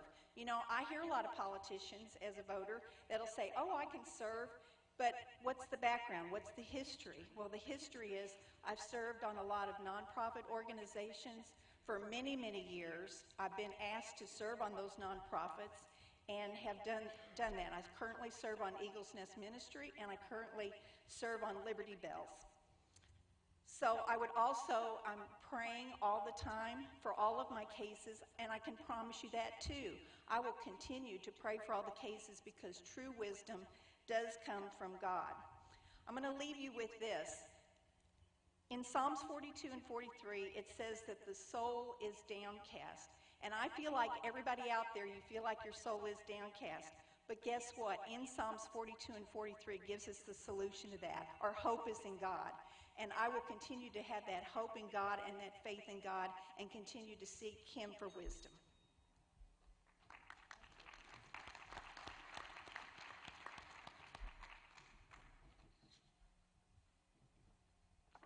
Thank you, Stephanie.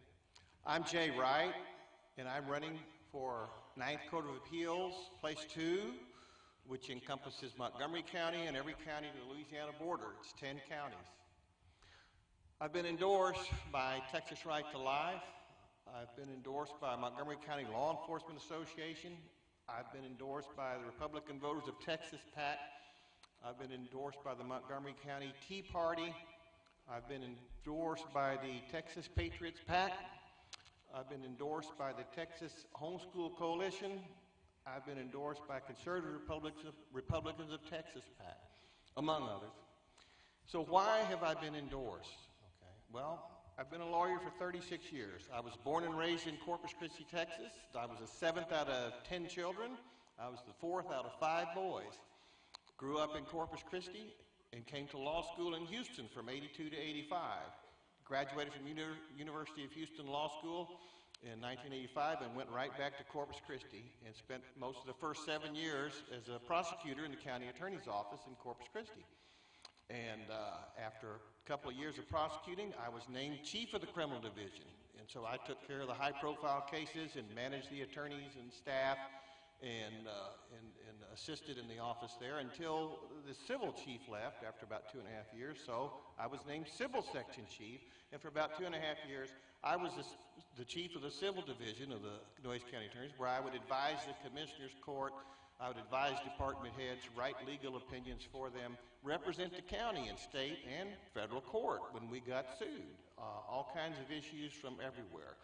I ran for county attorney as a Republican in Corpus Christi in '92 and came in second place, as I like to say, because they were all Democrats in Corpus Christi at that time. So I went into private practice doing the same thing. I was doing criminal law, defending criminal defendants, and I was doing civil law. And I've tried all kinds of cases. So what the Ninth Court of Appeals is an intermediate court, and what it does is any trial that's heard in county court at law or district court in these 10 counties is an automatic right of appeal from either dissatisfied party, and it goes to the Court of Appeals in Beaumont. I've tried over 140 jury trials, about half criminal, half civil. I've done over 117 state appeals. I've done federal appeals. I've even appealed cases in the United States Supreme Court. So when you look at these endorsements from all these groups, they're looking at my experience. They vet you. They do their own research. So I think you have to ask yourself, why are they endorsing this person for this position? And I think it's because of my 36 years of experience in all areas of the law that will come before this court, and I'll be able, I think, to render a just constitutional decision on each of these cases that are brought before us. It's Jay Wright for the Ninth Court of Appeals. I'd appreciate your vote. Thank you.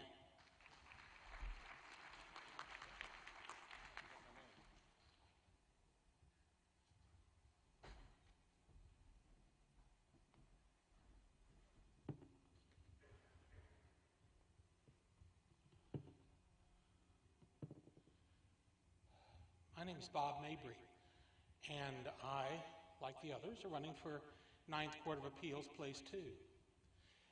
I have been... You already heard about what the court does. The court doesn't as much decide cases as it makes rules. That is that when a court of appeals makes a decision, that is the precedent, and it makes the decisions for later on. I don't have any great ambitions for this office. I am asking merely to call balls and strikes and to follow what's written down in the books. I've been practicing for only 31 years, and I was on law review at South Texas College of Law. I'm the only candidate who's running who ever had a job where he had to supervise appellate lawyers. I had to train the new people, and I was in charge of the prison public defender office and taught new baby lawyers how to do appeals.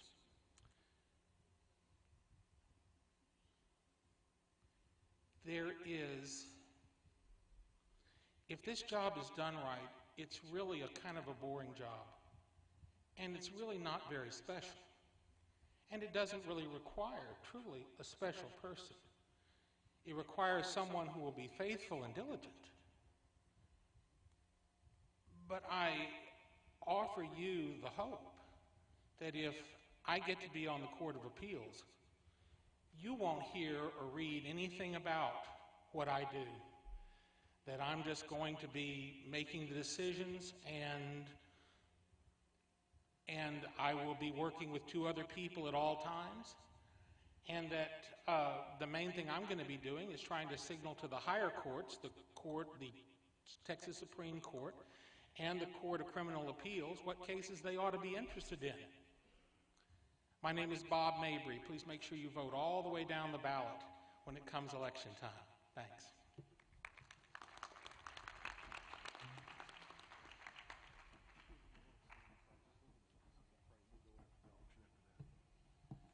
Next we have Texas Senator, District 4.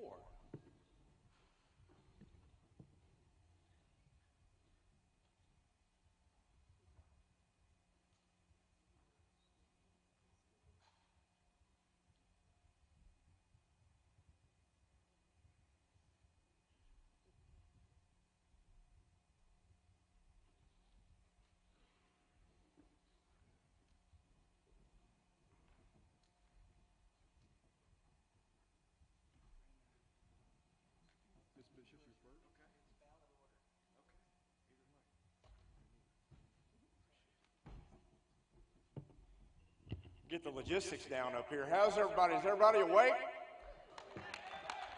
All right, I'm going to buy a cake in a minute, so I'll share it with you if you need some sugar. I'm going to put my name tag, my nameplate up here, and I know you can't see it, but the cool thing is anybody watching on Facebook Live, I can see these video screens, they can. So I hear we only have 3 minutes. That's tough with any elected official with a microphone, but I'm going to do my best. And used to, they charged if you went over. So I'm just going to go ahead and donate and buy a cake, and then I'm going to work out the rules later on if my cake credits back towards what I've donated for my extra time, if that's fair enough. So Brandon Creighton, your Texas State Senator, most of Montgomery County in Senate District 4, through Kingwood and Humble, wrapping around the east side of Houston, all the way to Bolivar, and then Chambers County to the Louisiana border at the Sabine-Neches with Port Arthur there. Big district, over 1 million constituents in Texas. Very proud to be representing Southeast Texas in the Texas legislature. Redistricting changed us a little bit, and so Senator Lois Kolkhorst, which is here tonight, she was showing her political acumen by buying a cake before I did. She's in battle red over here, Lois. Lois is a fierce advocate for, not only will be for our constituents, but she's out of Brenham, Texas, and represents multiple counties throughout, I guess on through Fort Bend to Corpus, right? And a lot of rural counties in between, and I hope that you have a chance to meet Senator Kolkhorst before you leave tonight.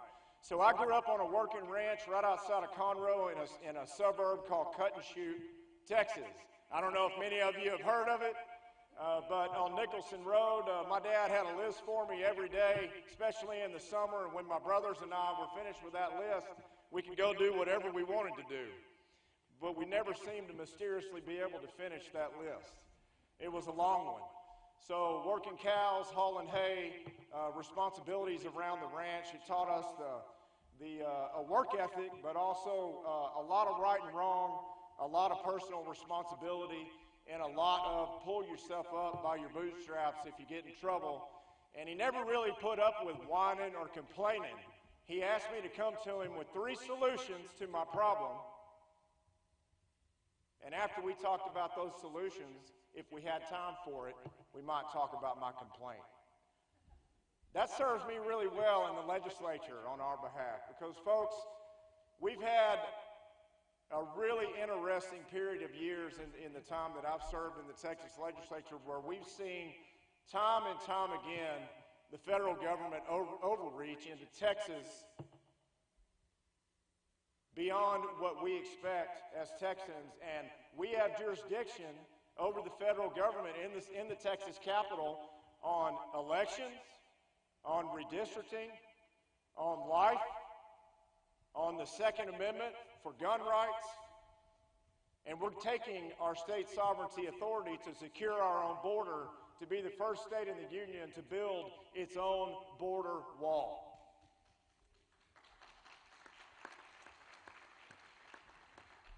It's very important for Texas to continue to call out the absurd, right?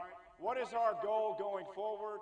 It's for Texans and their voice in the Texas Capitol to make sure to do the things that are making sure that Texans are served and that your voice in the legislature speaks out on the issues and the overreach and the problems that we see from the feds. The federal government hasn't presented, passed, and balanced a budget since 2001. As citizens, you can't even testify on a bill in Washington, D.C. unless you're invited. So, folks, I would ask you for your support and your continued help to be able to represent you in the Texas Capitol and our state legislature for the next session and going forward, because what we see as Texans, those very 3 important words in our Constitution and our Declaration of Independence, we the people, still counts. And it will be up to us for the future of the definition of liberty going forward. And together, we can protect liberty and make sure Texas remains Texas. Thank you. God bless you. See you soon. Thank you.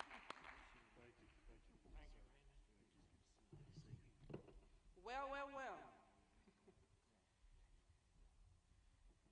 I am Misty Bishop, and I'm also running for the Texas Senate District 4. I'm a mother of 4 sons, a daughter of 2 veterans. That's why I came tonight, because part of my agenda is to do whatever it takes to make sure the veterans get what they deserve to have. And one of the initiatives that I have for the veterans is called No Man Left Behind. And I want to tell all the veterans and those that are here that have served in the military, thank you. Thank you for your service. Thank you for sacrificing your life so we can have the air to breathe here tonight. Thank you so much. However, as a representative for the state of Texas, I'm going to go a little bit further as an advocate for all people. Not for just one group, not for just 2 groups, but to solidify the dignity of this state of Texas. As I have stated firmly once before so many times as I spoke across the state of Texas as well in the city of Houston, because I am originally from Grimes County. I used to play ball here in Conroe. Several times coming over here, yeah, we did get beat a couple of times. So I'm a little black girl from Anderson, Texas in Grimes County. And I am standing here today to say that I am an advocate for all people, not just one group of people, but for all people. So if you have any issues as of right now, my door is always open from you.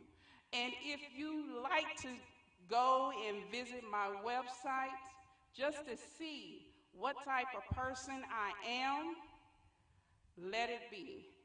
And it stands here and says, liberty is freedom, liberty is justice, liberty is equality, and liberty is pursuit for happiness. I know everybody said pursuit of happiness, but not all of us strive for that happiness.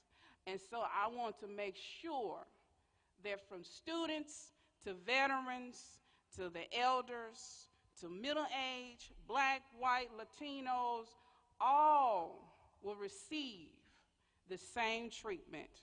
I am Misty L. Bishop, and I am representing the Democratic Party of Texas State Senate District 4. Thank you, and God bless you, and be safe.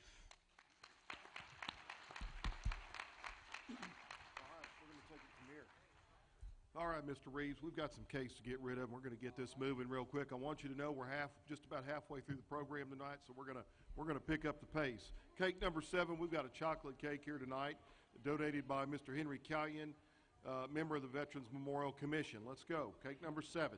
1, 2, 1, 2. Oh, we got it. There we go. Go ahead. All right, $100. But one, $100 where? Do be made getting on, but getting on one, but one, 100. I've been 100 where? Do getting one, but 100. Thank you. Now 25. 100 bid now 25. But getting now 25. 100 bid now 25. 125. 100 bid 25. Do getting going to get now 125. What do you get now 125? What do you bid all in, all done? What do you 125? 125. That's it. 125. 100 bid 25 to buy. 25. Thank you. Now 50. 150, 150, but we're going to get 125, 15, 125, 50, and now you bid 125, correct? 125, and everybody now 1.5, 1.5. Sold it to you, 125, number 45. Senator Coldhorse, thank you very much. Give her a nice hand. Thank you for coming tonight. We appreciate it. Let's keep this moving. Cake number 8 is a German chocolate cake, also donated by Henry Callion. All right, I'll be able to get $100 where, but one. There it is, right there, $100.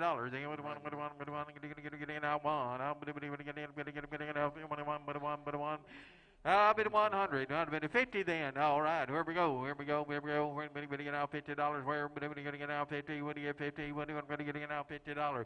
$50. Let's go. We're going to get a lot of them to do. One thing, but we're going to get out $50. Where? We're going to get out 25 then. All right, we're going to get out $25. Where? I'll bid 25. We're going to get out 25. We're going to get out 25. Now 30. We're going to get out 25. Now 30. What do you get out 30? 25. $30. Where? We're going to 25. 30. 25, 30, 25, $30 where? Giving it out 30, 30, 30, 25, 30. Sold it to you, sir. $25, $25. What's your paddle number? 46, 46. Thank you very much. All right, I got it. All right, thank you very much. All right, here we go. We've got cake number 9. It's a vanilla cake donated by George Zamora. Thank you for that, George. Oh, yeah, George. All right, here we go. $50. Nobody going to get out $50. Where? Everybody going to get out $50. Where? Everybody going to get out $50. $50. Let's go. $50. I'm going to get out $50. Everybody going to get out $50. Where? Everybody going to get out 50. Thank you. Now 60. 50. Now 60. Y'all are going to get out $50 here. Now 60. Lady has a bid right over here. $50. Now 60. 50 to bid. 60 to buy. I'm going to get out $60. Where? Everybody going to get out 50. Now 60. 50. Now 60. 50. Now 60. 60. Thank you. Now 70. Now $70. $70. $70, 70, 70, thank you. Now 80, now $80, 80, 80, 70, now 80, 80, 70, now 80, 80, now 100, $100, make it even, 100, now 125, 125, 100 bid, 25 to buy, 125, $100 bid, now 25, all in, all done, 125, sold it, Nathan, your way, $125. Kelly McDonald, that's right. Thank you very much. Right. Thank you very much.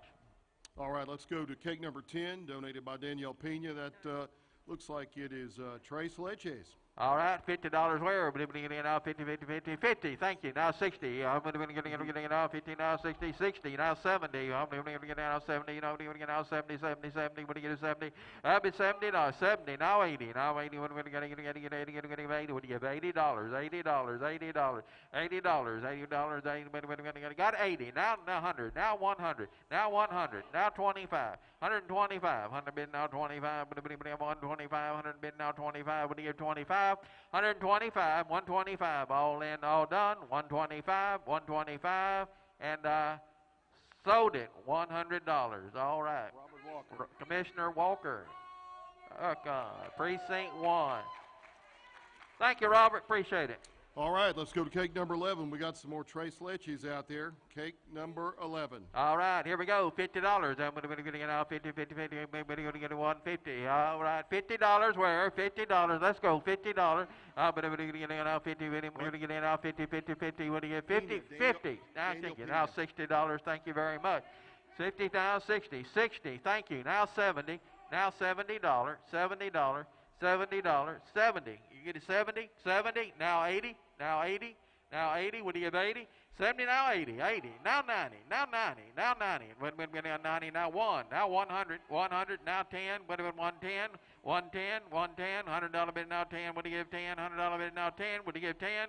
110. 110. 110. $100 bid now 10. 110. Now 20. 120. 120. 120. Well, bid going to get now bid now 20. 120. 120. 120. What are we going to 110 now 20? 110. 20. 110. 20. All in. All done. 110. 20. Sold it. 110. $110. Jay Wright. All right. Thank you, Jay. Appreciate it. Thank you, Nathan. Appreciate it. All right, we've got another cake from Daniel Pena tonight. It's a caramel pecan. That's cake number 12. All right, caramel pecan. All right, here we go. $50. I'm getting out $50. Where I'm getting out $50 on this cake. 50. Thank you. I got you. Now 60.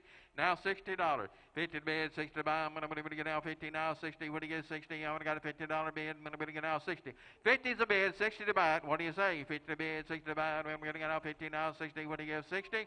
50 now 60. 50 now 60, 50 to bid, 60 to buy, we're getting out 50, we're going to get out 60, what do you get, 60? 50 now 60, $60, going to money, get out 50 now 60, 50 to bid, 60 to buy, all in, all done. Sold it to you, sir, $50, $50, 126. 126, thank you very much. 126, and that is Amy Tucker, all right, Amy Tucker. All right. Let's go to cake number 13. This is another Daniel Pena special, another caramel pecan. Thank you, Daniel. All right, $50 here. Here we go. 50, $50 where? 50, 60, 70, 70, 70. I'll be 70. I'm going to get a 70. Now 80. Now $80. Now 80 in the back. 80 bucks. 80 bucks. I'm going to get now 70. Now 80. And then 70. Now 80. I'm going to get now 70. Now 80. 80. Now 90. 80 now 90. 80 to bid, 90 to buy, 80 to bid, 90 buy, and I'm going to get out $90. $90, 80 to bid, 90. 90, thank you. Now 100 in the back, 100, 100, 1, but a 1, but a 1, but a 1, but a 1, but a 1, but a 1, but I'm going to get out 100, 90 to bid, 100. Thank you very much. Now 110, 110, 20, what are you going to get out? 110, 10, 10, 10, what are we going to get out? 10, what do you give? 10, $100 bid, now 10. 110, 110, 110, 110, 110, what do you give? 10. And sold it right back over here. $100. $100. Number, please. $100. 81. 81. All right. 81. And that's going to. What did he say? 81. Right here. All right. Go ahead. There we go.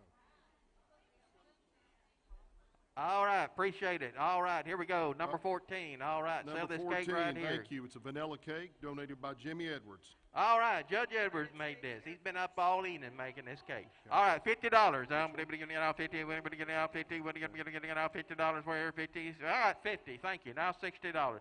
50 now 60. I'm going to get out 50 now 60. We're going to get out 50 now 60. What do you have? 60. $50 bid now 60. Let's go. $50 bid now 60. I'm going to get out 60. Thank you. Now 70. Now $70. $70. $70. I'm going to get out 60 now.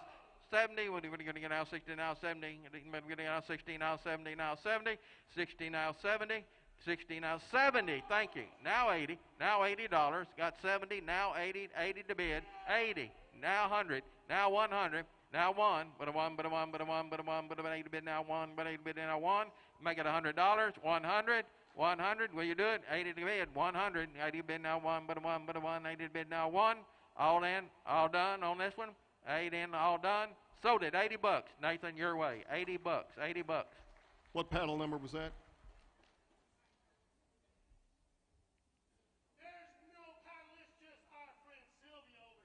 All Okay. right, thank you, thank you, thank you. Thank you very much. All right. Give them a nice hand. Appreciate it.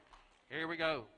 All right, we've got cake 15. That's another vanilla cake by Jimmy Edwards. All right, here we go. $50. Everybody get now $50. Where everybody get now 50? What are you going to get now? $50. $50. All right, we're going to get now 50. What do you get? 50, 50, 50. We're going to get now $50. What are you going to get now? 50, 50. Now 60. All right, everybody now 60, 60. Now 70.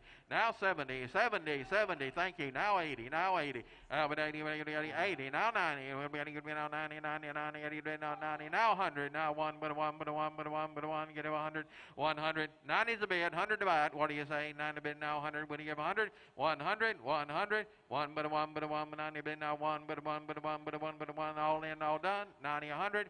Sold it. Nathan, your way. $90. $90. Number 8. Paddle number 8. All right. Thank you very much. Taylor Richard. Taylor Richard. Thank you very much. Thank you, Taylor. Appreciate it. Write that down. All right. Here we go. Here we go. Cake number 16. Another vanilla cake donated by Judge Jimmy Edwards. All right. Jimmy did a lot of cooking, didn't he? $50. Everybody get out 50. Everybody get out 50 on this one right here. Everybody get out 50. Everybody get out 50. $50. Let's go. Good cause. $50. Everybody get out 50. What do you get? 50. 50. Now 60. 50 to bid. 60 to buy. $50 bid. Now 60. What do you get? 60. $50 bid. Now 60. 50 to bid. 60 to buy. Everybody get out 50. Now 60. All right. And we're going to get out 50. Now 60. What do you get? 60. 50 to bid. 60 to buy. All in. All done. 50 to bid. 60 to buy. All in. All done. And sold it. $50. $50. Who? Me. All right. Nathan. All right. Thank you very much. Thank you. Let's go to cake 17. Last vanilla cake. Judge Jimmy Edwards, thank you.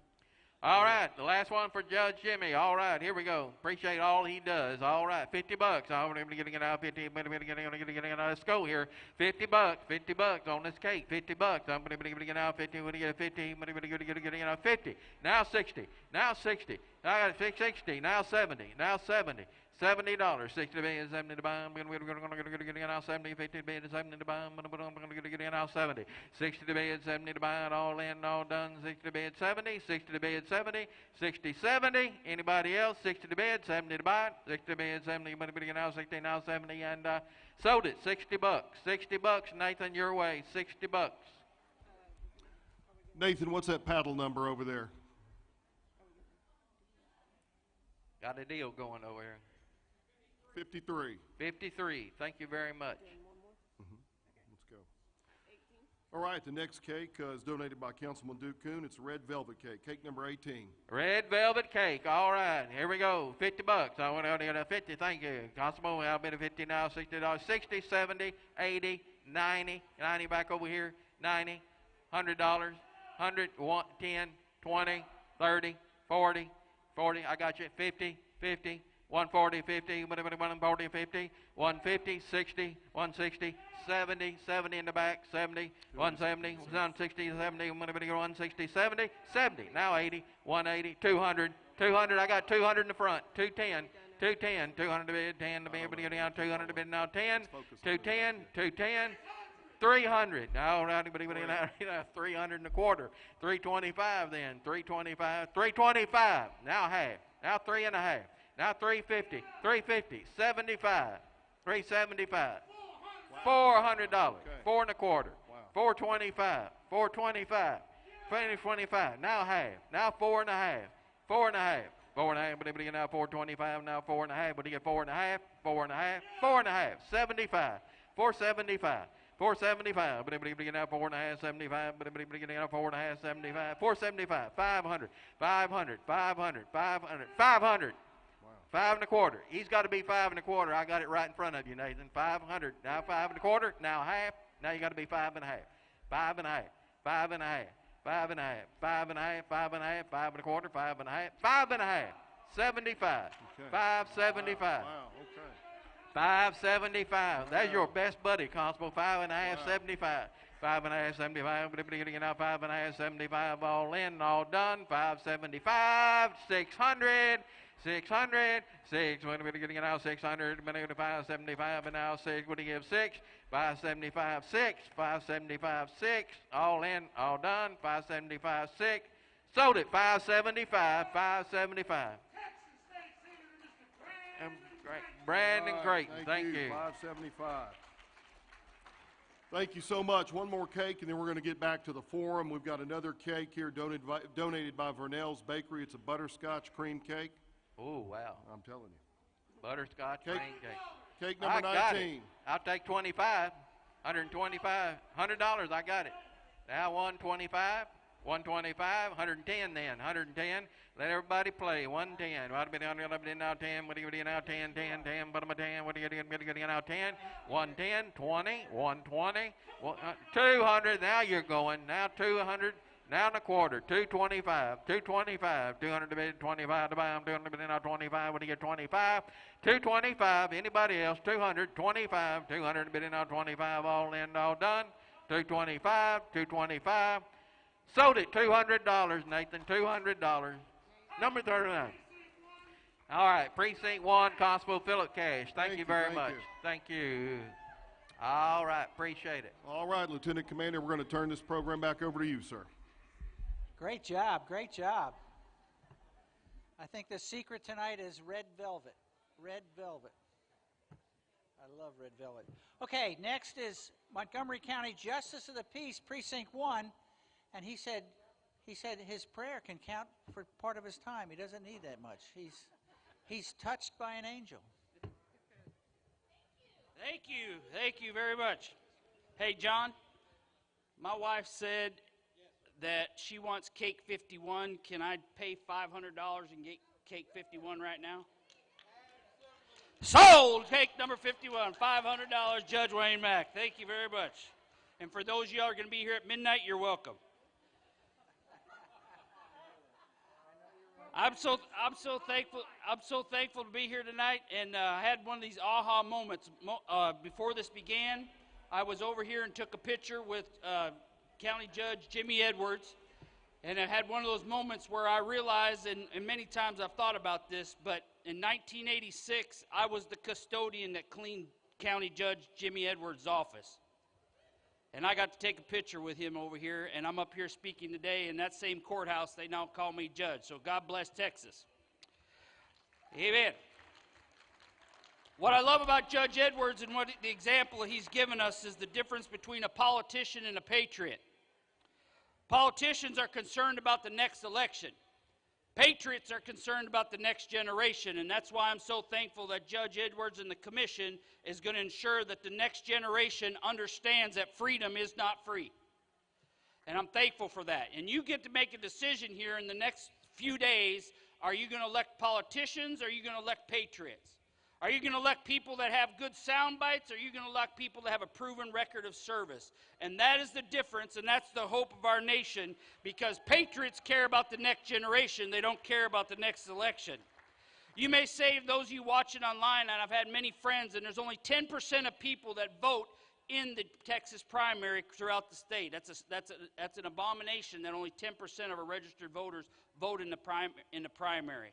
In Montgomery County, our elected officials are determined in the primary. Politics affect policy, and policy affect people, and it's so important because you're impacted by every policy that's made in your courtroom, commissioner's court, city council, school board, Capitol, and Washington, D.C.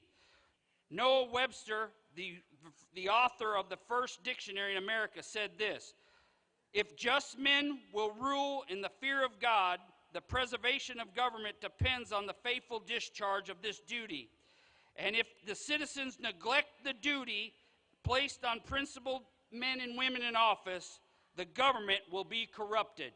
Ladies and gentlemen, thank you for being here tonight. Thank you for caring. Thank you for all the elected officials that are standing up and showing up.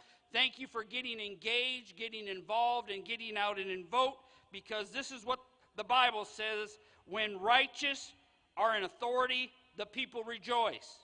When the wicked rule, people groan. And we've heard a lot of groaning going on in our nation, but it's because only 10% of Texans get out and vote. We can do something about this. God bless you, and God bless Texas. Thank you, Judge. Thank you, Judge Mack.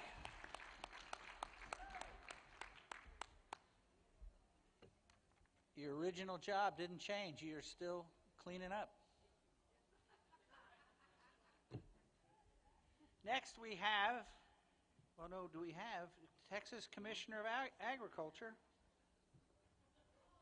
Cary Council. I saw him here earlier. Okay. He said something about, Lois Kolkhorst would like to say something.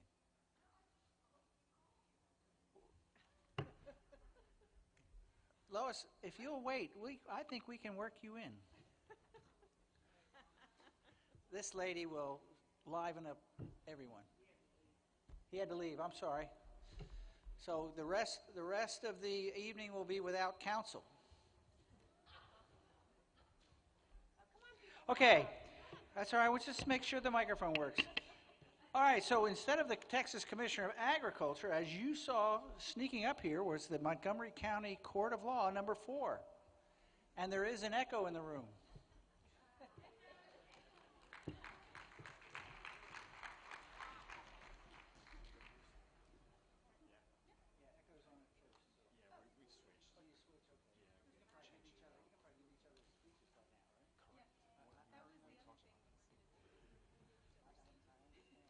Good evening, I'm Gary Miller.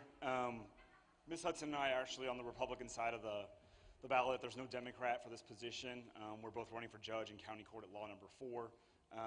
This evening we've done these speeches a few times, so I'm actually second on the ballot, but agreed to go first, just to change it up tonight. My name's Gary Miller. Like I said, I've lived in Montgomery County since 2009. I'm married, I have 2 daughters. I've been a lawyer since 2005. I am board certified in criminal law. Court 4 is a criminal court. All it handles are criminal misdemeanors. That's DWIs, assaults, theft, low levels of drug possession.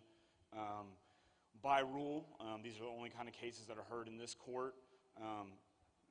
Round numbers, DWIs make up about 1/3 of the cases in this court, so that's an important issue.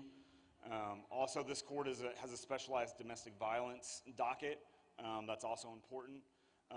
Judge Turner is retiring after over 20 years of service, so it's an open bench. The court's very well run. It's very efficient.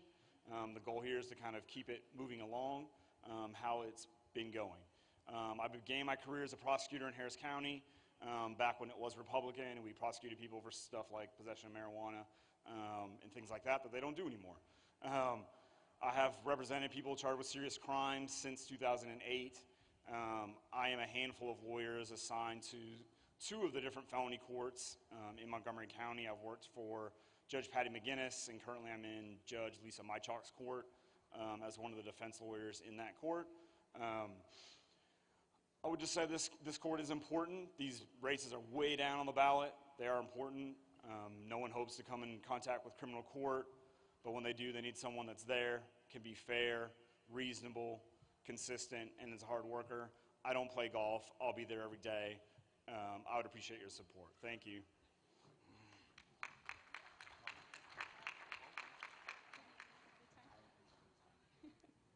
All right, so there's been a conversation over here in the bullpen that we are not going to use up all of our time tonight to try to move things through. So I'm going to do my best. My name is Echo Hudson. I'm running for County Court at Law number 4 because it is incredibly, incredibly important to Montgomery County. I would not be running for office if it were not for this particular court. Montgomery County Court at Law holds the specialized domestic violence docket. In 2011, while I was working for Brett Ligon in the Montgomery County District Attorney's Office, where I am currently a prosecutor and I'm currently the chief of the Domestic Violence Division, I had the opportunity to write a grant and to become Montgomery County's first specialized domestic violence prosecutor. The reason why I did that, when we ran the numbers in this county, we were dismissing more than half of our domestic violence cases, and our cases were taking up to 2 years to go to trial. And so what we did is we started from the ground up, and we started coordinating with law enforcement, with the courts, with probation, and with prosecutors, and our advocates in the community, and we turned everything upside down. We instituted new policies and procedures, and we created a court that has one of the highest success rates now in the country. It's become a model for the country. And I have been working that as the first domestic violence chief, and I am currently the chief prosecutor of that division. I've been working in Montgomery County Court at Law Number 4, and that is why I'm running for this court. With Marianne Turner retiring, she's done a wonderful job, but you need somebody behind the bench who is making decisions that are educated, that are specialized, and it is so important that we continue the success that we have created in this county. And so I am asking for your vote. I am also endorsed. I am endorsed by Montgomery County Constables, Precinct 1, Philip Cash, who's here tonight, Precinct 3, Ryan Gable, and Precinct 5, Chris Jones. I'm also endorsed by Montgomery County Law Enforcement Association and the Coalition of Police and Sheriffs. I am incredibly involved with law enforcement in this community. My husband is a law enforcement officer. My son is a Marine veteran, and I'm incredibly proud of my ties to this community and what this community means to Texas and what this community means to the country. Thank you all so much for being here tonight. Thank you for sticking it out. If you're interested in more, please go to electecho.com, and I won't take up any more of your time.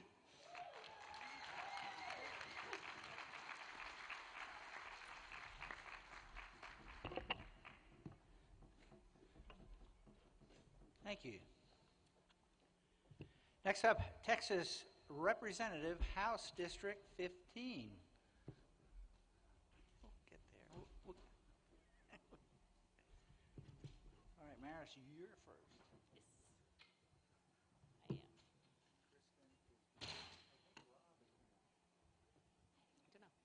Good evening, everyone.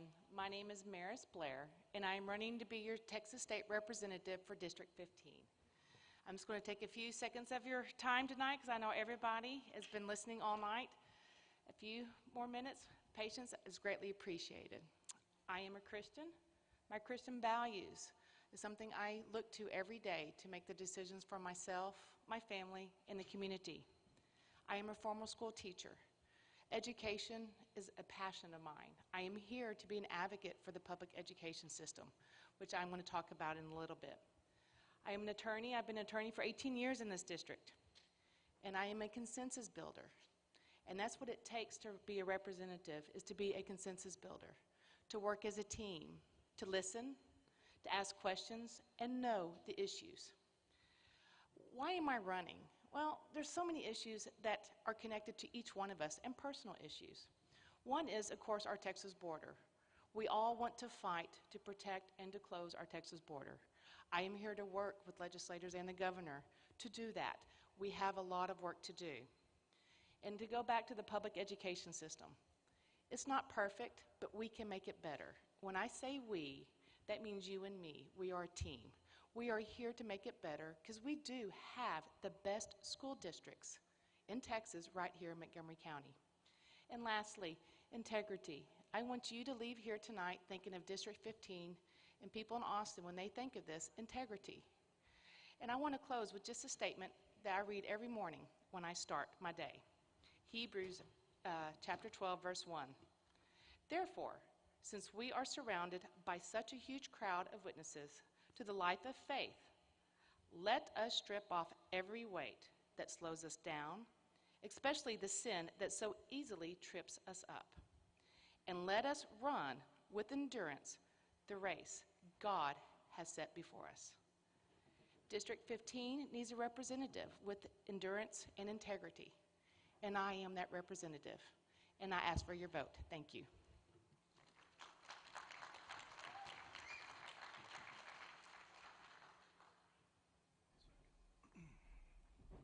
Is this on?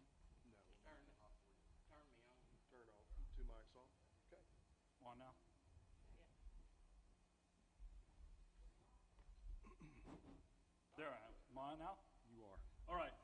Obviously, I'm not Steve Toth. I'm much better looking than him, but I'm here to represent him tonight.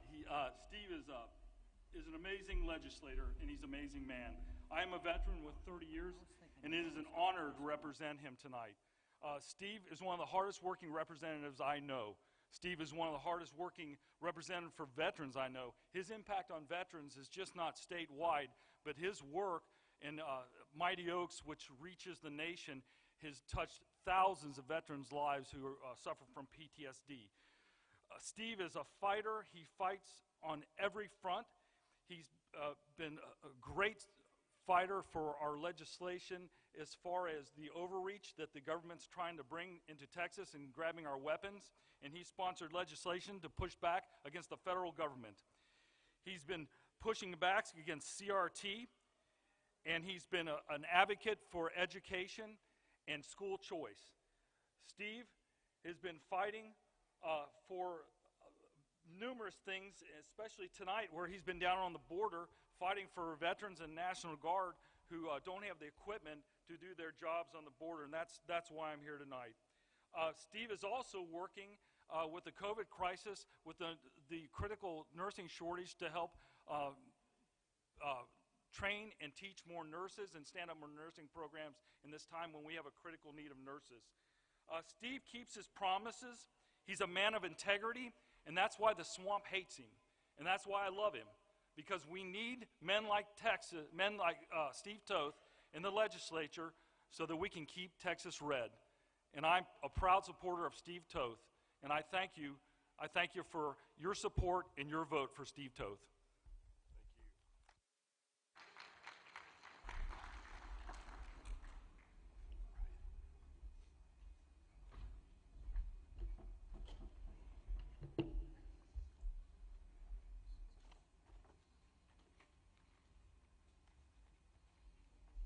Hi, how are you guys this evening? You're hanging in there.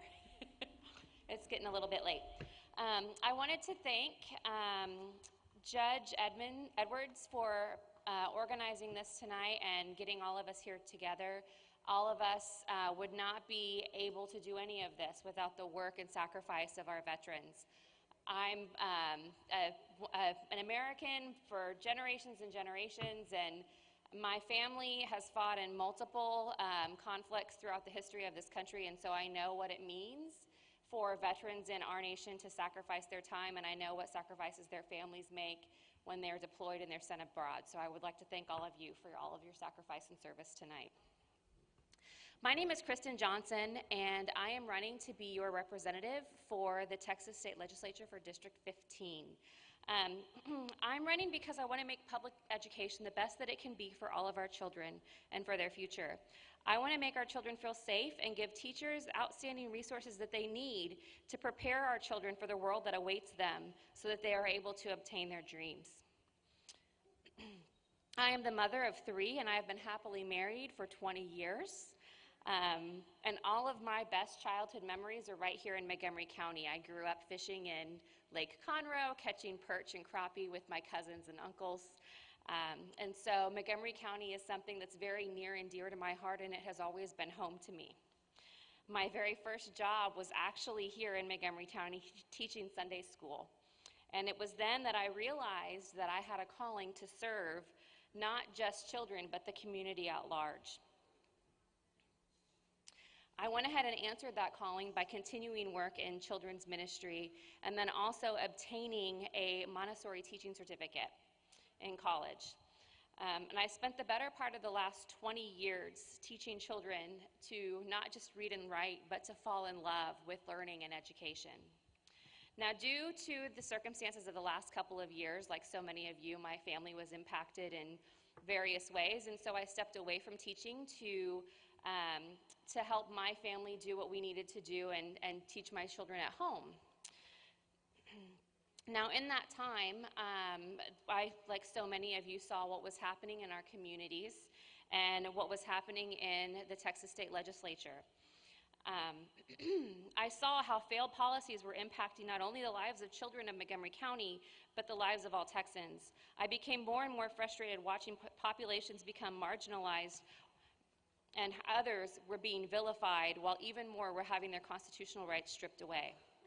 I refuse to let our current representatives continue to marginalize and vilify members of our community, and I am running to fully support Texas public schools and defend the rights of all Texans. As a mother, I will not let anyone mess with our kids, and as a Christian, I know it is my duty to stand up for the marginalized in our society. Texas is my home, and there is no space for hate or radical extreme policies here. I believe Texas representatives should serve all Texans and not just special interest groups or extremists.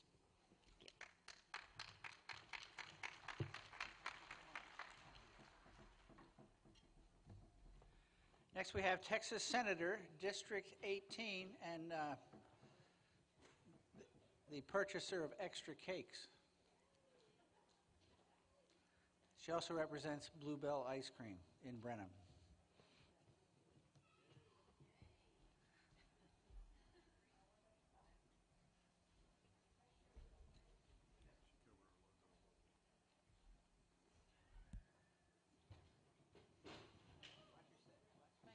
Great entry onto the stage.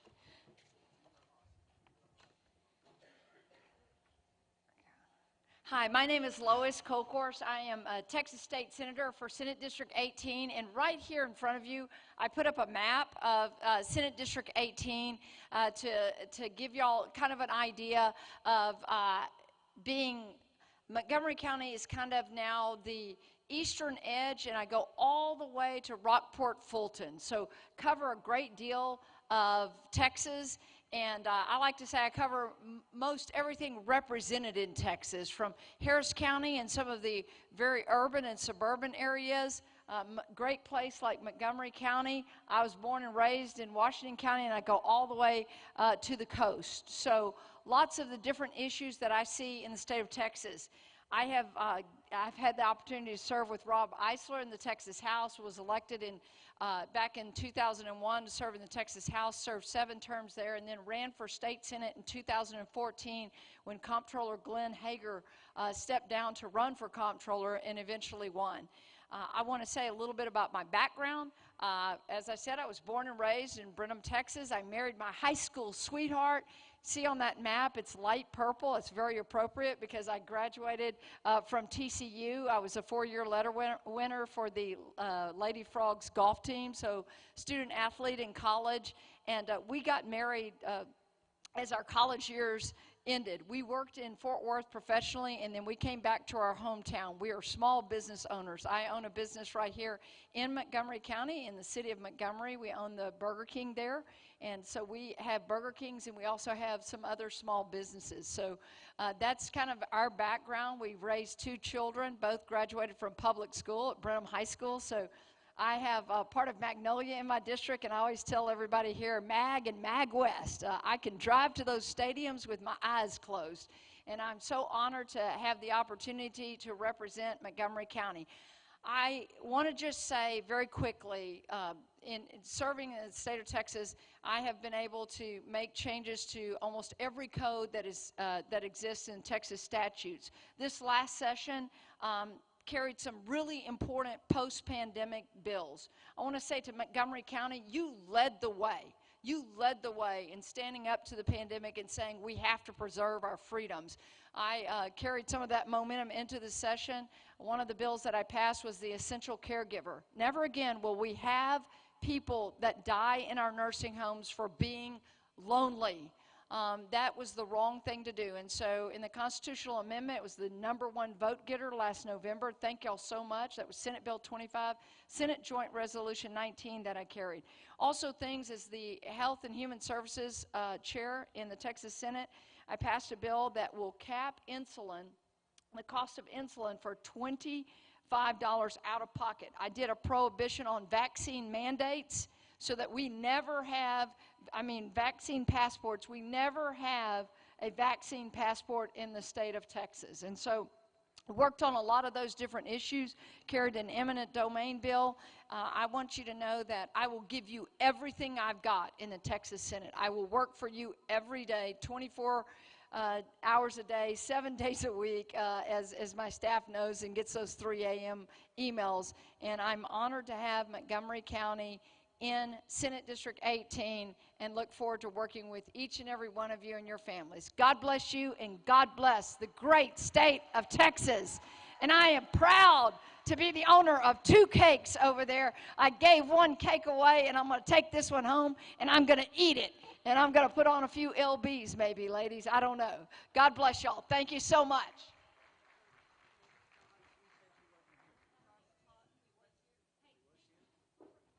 Is Josh Huff here? I know. Go ahead, keep rolling. Okay, okay. Wait a minute. Let me get that right. Okay. Texas Board of Education. That's District 6. I'm here. All right. Let Lois get her map. Oh, wait, that's the wrong way. Well, good evening. I'm taking on a different role. I was your State Board of Education member for 16 years. My name is Barbara Cargill, and I'm also the former chairman of the Texas State Board of Education, but I'm in a new role tonight. I'm actually speaking on behalf of Will Hickman, who is currently on the State Board of Education, and he had another commitment speaking in Harris County, but he is picking up part of the Woodlands, or picking up all of the Woodlands and Conroe for District 6. So we will have 2 state board members in Montgomery County from here on out with redistricting. But let me talk about Will. First of all, Will is an amazing board member, and I really hope and pray that you will vote to re-elect him. He has done a fantastic job, and I'm super picky because I was chair of the board, and so I know what it's like to have board members who come in who are not prepared with our 600-page agendas, for one thing. And Will is always on top of things. He knows how he's going to vote. He does the work. And here's a clue why. He has 5 degrees. 2 of them are from Texas A&M, and then the other 3, including a law degree, are from the University of Houston. So he's like a walking encyclopedia of wisdom, and that's what we need on the State Board of Education. He's been a lawyer for 21 years, and he works for Shell. He's their in-house counsel for Shell. He was also on the Bel Air City Council. He is a deacon at his church. He has 3 kids. They're in public school. He coaches his son's basketball team, and if you've ever met Will, you'd know why. He's like 6'8" or something. He's very tall, and he's just a great guy. He's also a member of the Houston Livestock Show and Rodeo, the committee for that. But let me tell you why I think Will should stay on the state board as far as the issues. First of all, he's 100% opposed to critical race theory. That's important to know. That kind of goes hand in hand with the whole woke thing that's going on that we're hearing a lot about in education. He is also very pro-parent. Did you hear about the school board members who were basically fired in San Francisco last week? So, you know, parents matter. And to Will, that is very, very important for him, that he listens to parents because it's so crucial in the education of our children. Let me tell you another reason that I fully support Will and his re-election. The State Board of Education is currently looking at how history is taught in our state. So did you hear that? How history is taught in our state. Now, I myself voted on the curriculum standards for history several times over my 16 years on the board. It's back. Do you know who goes to Austin to testify on what they want our kids to learn? You wouldn't believe what I heard over the years and how they want history taught to our kids. And you know who's sitting in our classrooms right now? The kids in our classrooms today are tomorrow's leaders. And so we want them to learn about American exceptionalism, patriotism. We want them to learn about free enterprise. We want them to learn about the military. All of this is in our curriculum standards now, and Will supports all of these. And we want that kept in the standards. So that battle is happening actually right now and will continue into next year. So I ask for you to re-elect Will Hickman to the State Board of Education for District 6. Thank you.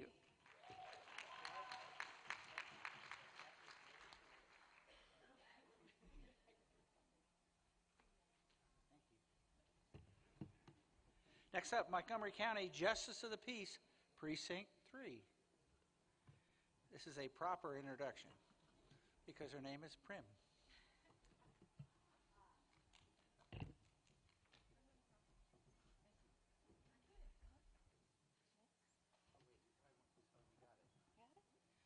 Ironically, my maiden name was Leader, so I should be up here no matter what. Good evening, everyone. Thank you to the Commission for having me come speak here tonight. I wanted to say President's Day has always been really special to me. I am really excited to be doing something so big to celebrate it. My name is April Prim. I am running for the Justice of the Peace for Montgomery County's Precinct 3. I know I don't have much time tonight, so I'm going to tell a story about why I'm up here. At least give you one of the reasons. In October of 2016, 3 months before my grandmother passed away, she was the strongest woman that I knew. She was a nurse who became a police dispatcher who only retired because she had to due to a physical disability. She sent me a text message that was one of her last, and she asked me who she should vote for. She knew that I studied law in high school, that I majored in political science in college, that I went to law school, and that I graduated, and that I was a practicing lawyer. But the reason that she asked me was because she knew that no matter what, I would always answer questions from the people that came to me about our government and what it was supposed to do for you. I didn't tell her who to vote for, and I honestly don't know who she voted for. She was 79 years old and didn't know who would represent her interests, and I told her that she should look into each and every single one of the candidates on her ballot and decide for herself. And if she couldn't find the information, I was going to help her find it. I explained to her that sometimes we use party affiliation as a shortcut, but in her 79 years, party values and political values had changed and changed again. And I told her, especially with down-ballot local candidates, it is absolutely necessary to learn about the individuals and what qualifies them to serve you. So I'm here today asking to get to know you and to let you get to know me. I'm a wife, I'm a mother, I'm a small business owner, I'm an advocate, I'm a mediator, and I'm an attorney. And I have the qualifications to offer the Montgomery County residents that I would serve with high-quality judicial services in our least expensive and most accessible court of law. If you don't want to come talk to me in person, that's fine. I have a website. It's prim4montgomerycounty.com. I also have social media pages on Facebook, Instagram, Twitter, and I'm even trying TikTok for the campaign. Since I have just a little bit more time, I just want to tell you a little bit more about me, why President's Day is so special. My grandfather was born in an Oklahoma dairy farm. He joined the Army and learned how to drive a truck. He used those truck driving skills to move to Pueblo, Colorado, and here he met my grandmother, who was a widow with a child. Now, they got married on Abraham Lincoln's birthday, and he loved President's Day and was probably the most excited man to share anything that he could about the presidents with anybody. So every President's Day, I spend the day thinking about him and thinking about all the trivia that he shared with me. So thank you guys. Have a great night. Thank you for coming.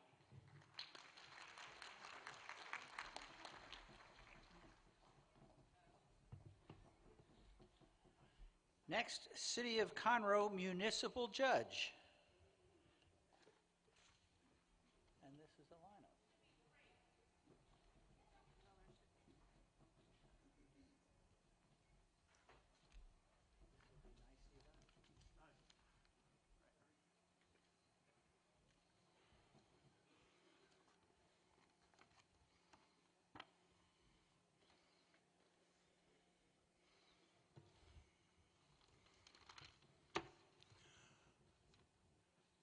Howdy.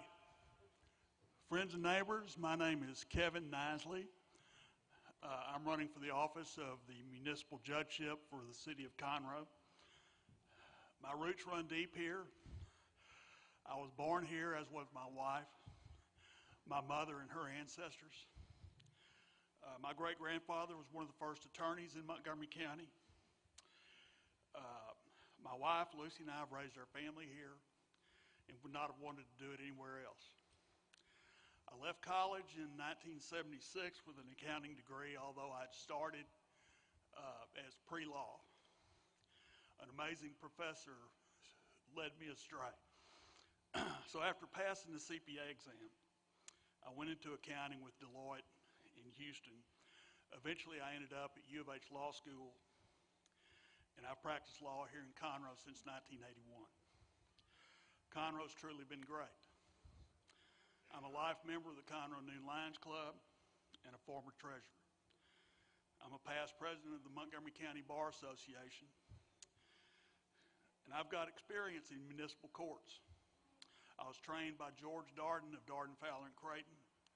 He was the City of Conroe's attorney for over 50 years. He trained me. I represented a number of small cities in Montgomery County for about 10 years, from 1981 to about 1991. I was their prosecutor. I've got over 40 years of experience in law in Montgomery County and Conroe, Texas, and I'm ready to give back to the city. Those of you who are residents, I appreciate your vote. Or, on May 7th or early voting, either one. I thank you for your attention and hopefully for your vote. God bless Conroe. God bless our veterans. God bless our police and our first responders. And most of all, God bless the great state of Texas. Thank you.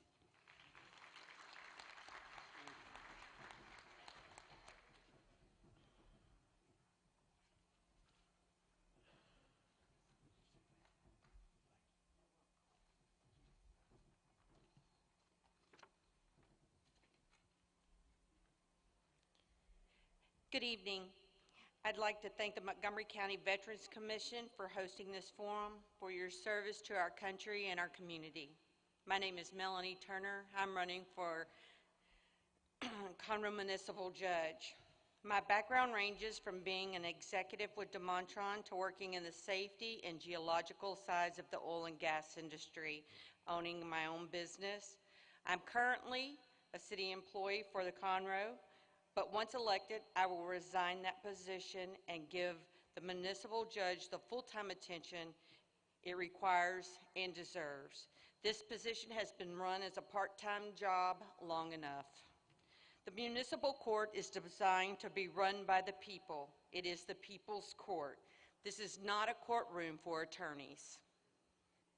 I will work in unison with our city code department to clean up our city, and I will streamline the court's operation while adhering to the current budget.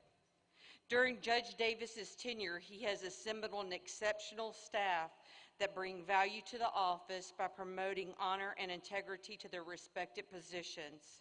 I look forward to adding to these values by providing a different perspective coupled with common sense approach while continuing to be tough on crime. Once elected, I will serve our community with the same honor and dedication to our city that has grown accustomed to receiving from some of the people in this room. I will close with this. Psalms 46:5, God is within her, she will not fall. Thank you.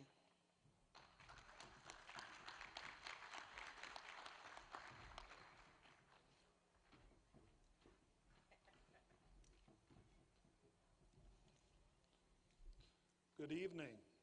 I am Colonel Oscar, also known as Jack Summers. My wife Marilyn and I came to Conroe in 1979. I came here to serve as a Conroe police officer, and that opened some doors for me, and I've been a resident of Montgomery County ever since and grateful to be here. I joined the Montgomery County Attorney's Office from Conroe PD as an investigator, and then ultimately became a prosecutor in the county attorney's office. I worked my way through law school as a cop. I worked full-time as a cop, 40 hours a week, and then went to law school in Houston at South Texas College of Law, and I've been a lawyer for 35 years. I have been a municipal prosecutor for over 10 years in this county. More importantly to this Veterans Forum, I am a retired judge advocate of the United States Army, colonel, full bird colonel. I was a reserve component soldier. I was deployed many times after the sad day of 9/11 and left my practice, dissolved my practice to go off overseas and serve. I've served in Bosnia, Kosovo, Hungary, Japan, and Iraq. Surprisingly enough, after the end of my Kosovo term, I was a lieutenant colonel. I was told to come back to Texas. They would not let me go on to Afghanistan until the general spoke to me, and he said, I have a surprise for you. I want to reclassify you as an intelligence officer, and I will send you to school, but Big Army needs officers with high levels of education to serve as intel people because they don't have enough. And so I took that trip to Fort Leavenworth and studied and became an intelligence officer. I served 2 combat tours in Iraq. I won a Bronze Star there. I have also won the Legion of Merit and a Distinguished Service Medal. Proud of my service. Also proud of my service as a cop. I continued serving as a reserve over many years and kept my police education going. I have a Master Peace Officer certificate. I am an Academy instructor certified by TCOL. I'm a firearms instructor certified by TCOL. I have much, much experience in the kind of law enforcement operations that end up in municipal court. I used to be a traffic accident specialist in the city of Conroe. I'm sorry, was that my alarm? All right. I look forward to speaking to you more, and I hope to serve on your city municipal court. Thank you very much.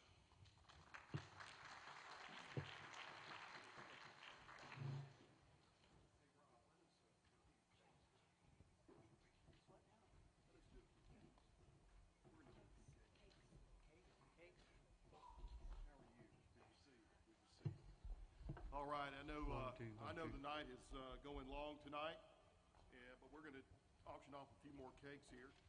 Colonel, you ready? I'm ready. All right. Let's get this thing rolling. We've got cake number 20 tonight. It's a strawberry cheesecake donated by Melanie Turner for Conroe Municipal Judge. Also, she's donated cake number 21, a Sicilian cheesecake. Let's get after it. Cake number 20. All right, $50. Here we go. We're going to get now $50. I'm going to get now $50. $50 where? We're going to get now $50. 50. Thank you. Now 60. I've been 50 now. $60. We're going to get now $60. $50 bid now 60. When it's 60. Thank you. Now 70. Got to be 70 over here. $70. Got it right here in the front for 60. You got to be 70. Got to be 70, Nathan. Got to be 70. $70 where? What are we going to get now? 60 now. 70. What are we going to get now? 70. 70. 70. What are we going to get now? 70 now. 70. What do you get? 70. $70. All in. All done. 60 bid 70 and sold it to you. $60. $60. Number 27. Kevin Nisley. Thank you, Kevin. Appreciate it. Thank you. Thank you. Cake number 21, a Sicilian cheesecake. All right, Sicilian cheesecake. Here we go. 50. I'm going to get out 60. What are you going to get out? $60. 50 to bed, 60 to buy. All right, I'm going to get out 50 now. 60. What are you going to get out 60? What are you going to get out 50 now? 60. 60. Now 70. Now 70. Now 80. Now 80. Now 90. Now $90. 80 to bid, 90. Now 100. Now 1, but a 1, but a 1, but a 1, but a 1. 90 to bid, now 1, but a 1. $90 bid, now 1. 90 bid, now 1. But he get 1. 100. Thank you, Robert. 100. Now 10. I bid a 110. 110. 110. Anybody else? 100 bid, now 10. What do you get? 10. 110. 110. 110. Thank you. Now 20. Now 120. 110. 20. What do you know? 110. 20. What do you do it? 120. All in. 120. Now 30. Now 30. 150. I got 150 right here on the platform. Now 60. Now 60. 150, 60. I'm going to 150, 60. All in, all done. 150, 60. Now 70. 170. 170. 200. Now 10. 210. 210. Sold it. $200. $200. All right. Rob, thank you. Thank you, Rob. Thank you so much. $200. All right. I think that's donated by Morgan Luttrell. All right, this cake right here. Is that right? All right. That's Wow, Wow, that's cake a nice number looking 22. cake right there. All right, cake number 22. All right, here we go. Sell that cake right there. $50, and now we'll be doing now 50, now 75, $75, $100, 100, now 25, 125, 150, 150, 150, I'm leaving 150, now 75, 175, 200, 2 and a quarter, 2 and a quarter. I got 200, now 2 and a quarter, 2 and a quarter, 2 and a quarter, half, 2 and a half, 75, 275, 275. I got 3 in the back. You got to be 3 and a quarter, Nathan. 3 and a quarter, 325, 325, 3 and a half in the back, 350, 350, 75, $400. Now 4, 4 and a half, 4 and a half, 4 and a half, 500, 500. Now 5, 5, 5, 400. Now 5, 500. Now 5 and a half. Now 5 and a half, 5 and a half in the back, way in the back, 5 and a half, 5 and a half, $600, $600, $600 in the back, 600, 600, 600. Worth the money, 600, 600. 6 and a half, 6 and a half, what do you now, 6 and a half, what do you now, 6 and a half, 6 and a half, 6 and a half, what do you now, 6 and a half, 650, 650, all in, all done, 6 and a half, 6 and a half, 700, 700, 700, what do you now, I got 6 and a half from Robert right there. Yeah, I got 6 and a half from him. 800. Wow, All right, thank you, Robert. Wow, thank you. Thank you, Commissioner. 800. Now, 8 and a half. Anybody give 8 and a half? 8 and a half once, twice. Sold it, Commissioner, your way. $800. $800.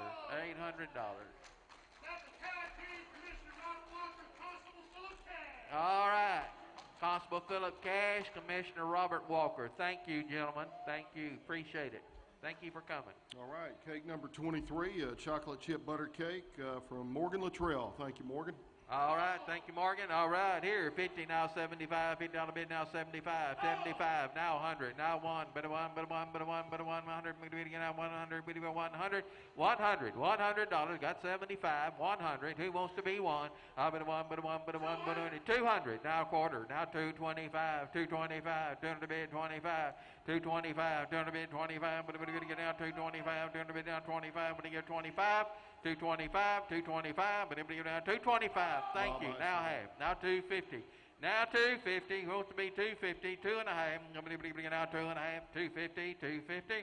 2 and a quarter half. What are we going to get now half? What do you give half? 2 and a half. What are we going to get now 2 and a quarter half? 2 and a half. All in. All done. 2 and a quarter half. 2 and a half. 2 and a half. Thank you. Now 75. 275. 275, 2 and a half, 75, but we get now half, 75, what do you give 75? 275, 275, all in, all done, 275, and sold it, 250, $250. Robert Walker. Robert Walker. Commissioner Robert Walker. Give him a nice hand, thank you. Bought a lot of cake tonight. All right, Rob, we're going to turn it back over to you. All right. We got the judge. Okay. Next. Is that 21? Comes up here. Thank you for that break. Now up is the United States Representative 8. We've got plenty of seats up here if you want to be awaiting your turn.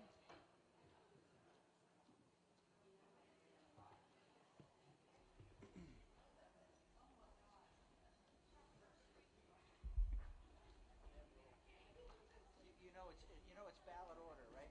So you must be Jessica. So you're first. Is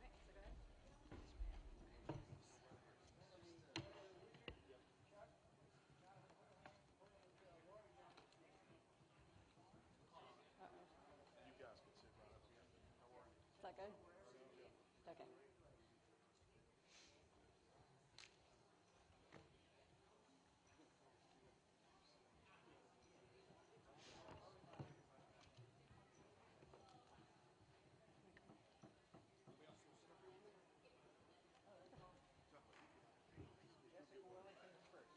Can I start whenever, or?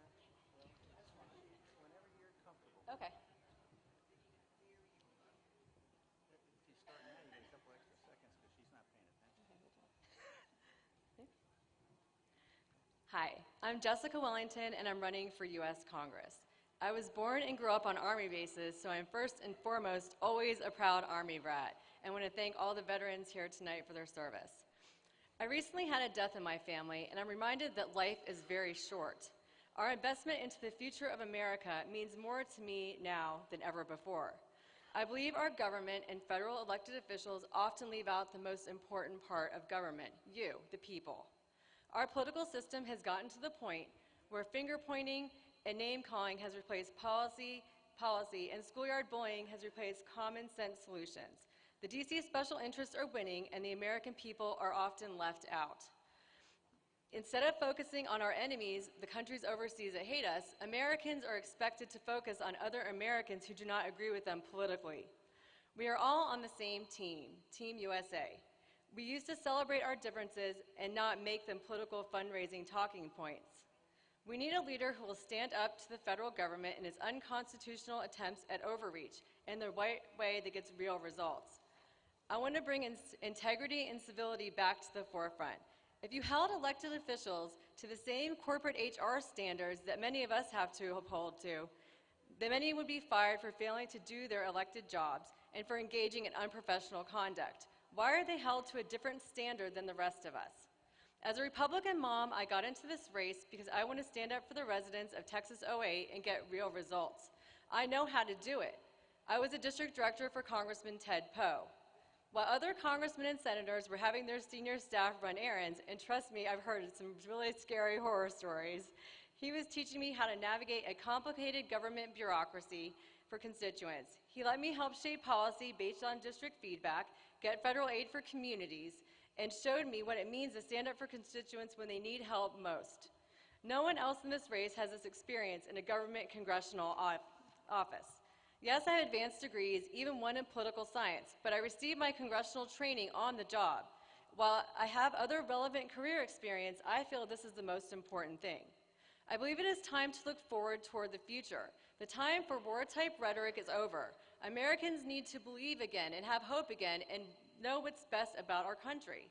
As a Christian, I believe hope comes from God, and I look to Him in all things in my life.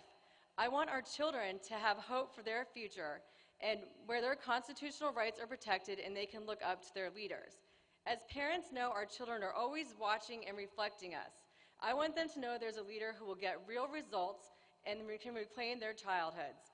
With the creation of a new congressional district, it is time for a fresh start to put people before politics. If you want the candidate who will stand up like only a tough Texas mom can and be your champion with common sense solutions, I'm your Republican woman.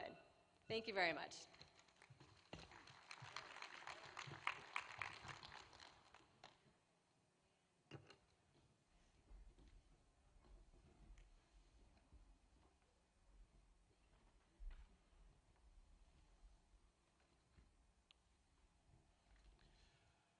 My name is Taylor Witchard, and I'm running for Congressional District 8. I was watching a show on the History Channel yesterday, and it was about Washington. And it went into great detail about the difficulties that George Washington and his troops faced to win our freedom. Our founding fathers knew that the path to freedom was through military victory and to establish our current form of government. Today, our freedoms given to us by God and written into our Constitution are under attack, not by a foreign government, but by socialist ideals. Today, our path to victory is through education, securing our borders, securing our elections, reining in federal spending, and reestablishing the rule of law. Education is the foundation of this great country. The far left knew this, and they started indoctrinating our kids with their twisted and morally bankrupt ideals decades ago. COVID-19 shutdown of our schools was a blessing in disguise. Yes, many people lost their lives, but it opened up our parents' eyes to what was being taught in our schools. They stood up all across this country and fought. They stood up to school boards. It was a beautiful thing. School choice is on the ballot, people. It's time to vote for this. This is awesome. Please go out and vote yes for school choice. This will lift so many kids out of generational poverty. We need to remove the Department of Education and give the power back to the states and local jurisdictions. We need to get back to the basics of reading, writing, arithmetic, factual-based history. Let's teach our children how to form their own educated opinions. Not our opinions, their own. The immigration, we are a nation of immigrants. And let's continue to honor that fact. However, it must be done legally. My wife and her family immigrated here from Mexico legally. They sit and watch in disgust as 200,000 people walk across that border monthly illegally. And we need to stop this invasion. We need to finish Trump's wall on American soil. We need to give our border security the tools and resources they need to keep us safe. We need to secure our elections. Otherwise, people will start losing faith. They will stop voting, and we'll wind up with another Trudeau who thinks it's okay to just confiscate your money. That's terrible. The 2020 election showed us the left's willingness to cheat because their end justifies their means. Whereas most of us in this room just want an honest and fair election. We want to be able to say without a doubt that we won or lost because it was the will of the people. As an engineer, I identify, define, and solve problems with factual-based history. I will bring this analytical mindset to Washington. It's time we elect hard-working Americans, the problem solvers, the people who have worked in corporate America. We don't need any more glad-handing, backslapping yes men and women. We need the problem solvers. We need to remove complacent and corrupt politicians from office. They're the reason we're in this mess. The America First agenda is alive and well. And as your congressman, I will bring hard work, honesty, transparency, and accessibility to this office. Thank you. Please get out and vote.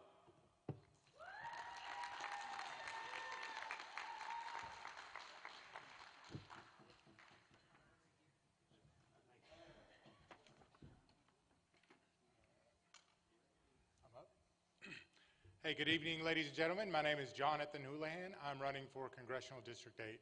So a little bit about my background and experience. I grew up right here in Montgomery County, graduated from high school in 1999 from New Caney High School. Went to Texas State University on a football scholarship where I played defensive line, graduated cum laude with a double major. Went to law school at Loyola College of Law, where one day I met the JAG Corps recruiter in the hall, and they recruited me. The Navy JAG Corps is a uniformed attorney in the services, so I was a naval officer. I was commissioned. My first duty station was in Jacksonville, Florida, where I served within Lieutenant Ron DeSantis. Went to Iraq with the Marines, deployed to Afghanistan with the Navy SEAL teams, was part of the Special Operations Task Force. I was also the legal counsel for the East Coast-based SEAL teams. I was a Navy JAG for the Blue Angels, and then I worked at a Special Operations unit in the United States Central Command, AOR, dealing with problems like, Iran, Afghanistan, Iraq, some of the most complex matters of law and policy that this country has seen in the last 20 years. Working with those issues on some of the most complex matters in law and policy, I realized that we had a problem within our own borders. You see, I'm still a commander in the Navy Reserves. I'm a senior officer, but I wanted to help with my background and experience domestically. So I came back home, got out of the Navy. I work at a law firm in the Woodlands where I represent some of America's frontline doctors, like Dr. Stella Emanuel, on medical liberty cases, on vaccine mandate cases and mask mandate cases. That's just part of my practice, my legal practice. But that's why I want to run for Congress and why I want to be your next congressman from Congressional District 8. Because our liberty every day is slipping away in this country. Our personal liberty, our individual liberty, our religious liberty, across the board, everybody knows it. It's not the same country it was 5 years ago or a year ago. And we have to stand up and do something about it.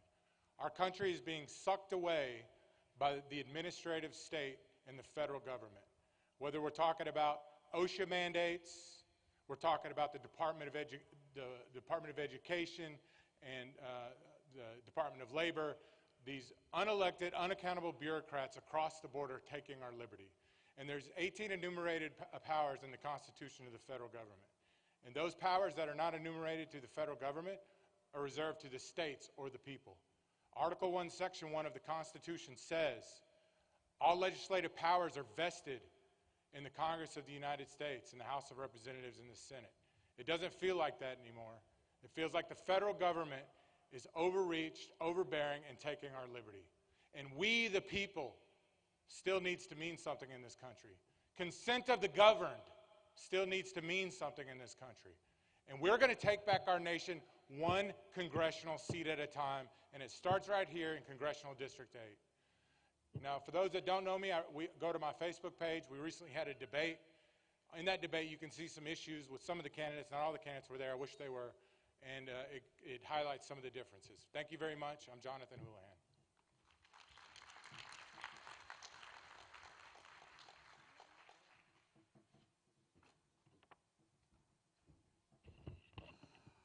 Good morning, I think.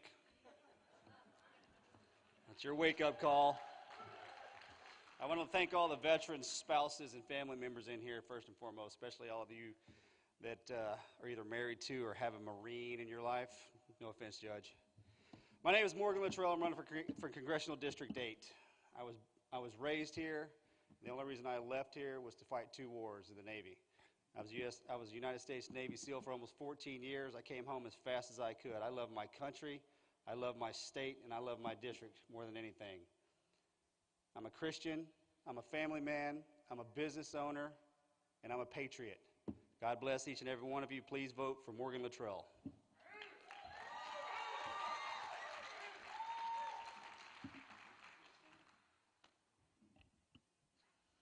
Hi, I believe that putting community first is putting America first. My name is Laura Jones, and I'm applying for the job to represent you in Washington. I've spent the last 3 years going around our district talking with voters to find out what's most important to them. And the issues that they tell me about are investing more money into our public education system, making health care affordable, Social Security, addressing the flooding issues throughout our district, and making high-speed internet accessible to everyone throughout our district as well. I appreciate the opportunity to come here and speak today. I am a community first advocate, and I am running for Congressional District 8. Thank you.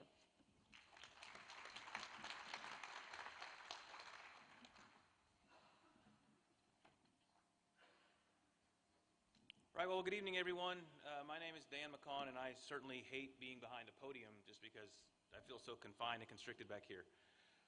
But anyway, so my name is Dan McCon. I'm running for U.S. Congress District 8 as well. I grew up in Montgomery, graduated from there, went to the U.S. Naval Academy, commissioned as an officer. I flew helicopters for the Navy, and I retired 6 years ago, came home, vice president of our small family construction business. But most importantly to you guys tonight, I am the baker of cake number 28. Cake number 28 is a homemade Texas chocolate sheet cake. It does have nuts on it if you're allergic, so I apologize for that. Money goes to a good cause. I was up late baking it. I did bake a second one for myself. It's waiting for me at home when I'm done with this. Anyway, so I have 3 minutes to try to sell myself to you, right? I have 3 minutes to convince you to vote for me as the best candidate on the Republican ticket for CD8. I'm not going to do that, right? That's probably going to make some people on my team mad, but I'm not going to do that. I'm not going to compare myself to these ladies and gentlemen up here, because you can go home and you can do your research on that. What I want to talk to you about tonight very briefly, and I didn't know I was going to do this until Judge Mack got up here, but he said that patriots care about the next generation. That's what patriots care about, the next generation. And I thought to myself, what is it then that our generation can leave for the next generation? One of the greatest threats to our nation right now is disunity. Disunity, our inability to communicate, our inability to talk with those who we don't agree with, is destroying our nation. Now, I will not argue with anybody up here, especially Jonathan just a second ago when he said our nation is under attack, because it is. But one of the ways they do that is to drive a wedge between us so we cannot communicate. Right? They marginalize, they label, they do all these things. And this is where we are. So what's the solution? What's the solution? I got 60 seconds to get this to you. The solution is to give them a unified republic. How do we give the next generation a unified republic? We do that by restoring the principles of small government found in the Constitution of the United States. The Constitution that a majority of the people in this room raised their right hand and swore an oath to. That's what I did. Why the Constitution? Because it permits California to be California and Texas to be Texas and Iowa to be Iowa. It permits those states to be the individual laboratories of democracy they were always designed to be. 18 enumerated powers, everything else to the people in the states. That's what we do. That's why you send me to Congress, because that's what I'm going to do. I'm going to take a hatchet to the federal government and get every single one of those bureaucracies and agencies out of your lives, out of your pockets, out of your schools. Dan McCon, Dan for Texas. Thank you.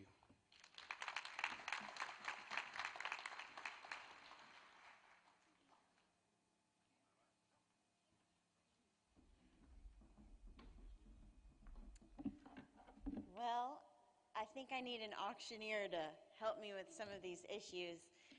So hopefully he can help me. Section 230 of the Communication Act, Decency Act needs to be repealed. Okay. Good evening. Happy President's Day. My name is Candace C. Burrows. I'm running for Congress because I care about our nation, I care about our citizens, and a little bit about myself. My husband's a neuromuscular specialist, and he was in Beverly Hills, and I met him in Beverly Hills, and we are unfortunately one of the Californians that ran to Texas. Now, I'm originally from Texas. I'm from China, Texas. Went to school in Sour Lake, went to school in Nacogdoches, and my husband served in the Air Force in San Antonio. So when the call came up and said, hey, you want to go to Texas? He's like, San Antonio. I said, no, we're going to Kingwood, where my family is from.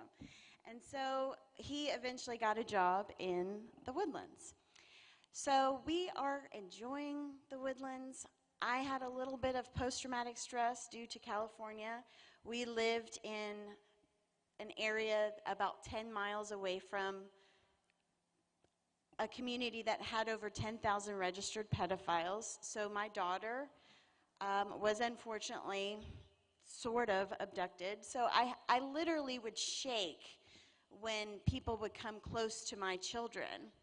So when I first hung out with my friend, she was in a parking lot. She was putting her kids in the car seats, left one child in the little basket, and I was like, what are you doing? What are you doing? You've got, no. And I taught her how to put her children in her car, the California way. And she's like, girl, you are in Texas. You can just relax. I said, no, ma'am. California is exactly where our country is going. Now, let's talk about President's Day. Donald Trump's election was stolen from him, and the way that started was a campaign called Motor Voter, and that was in California. It's where you would register to get a driver's license, and they would automatically register you to vote, whether you were a citizen or a non-citizen. 3 million votes went to Hillary in 2016. Oregon's been doing that. New York is now on this, going to start doing the way California did. We need to change our voter laws to ensure the legitimacy of our voting elections, our federal elections. We need voter ID cards.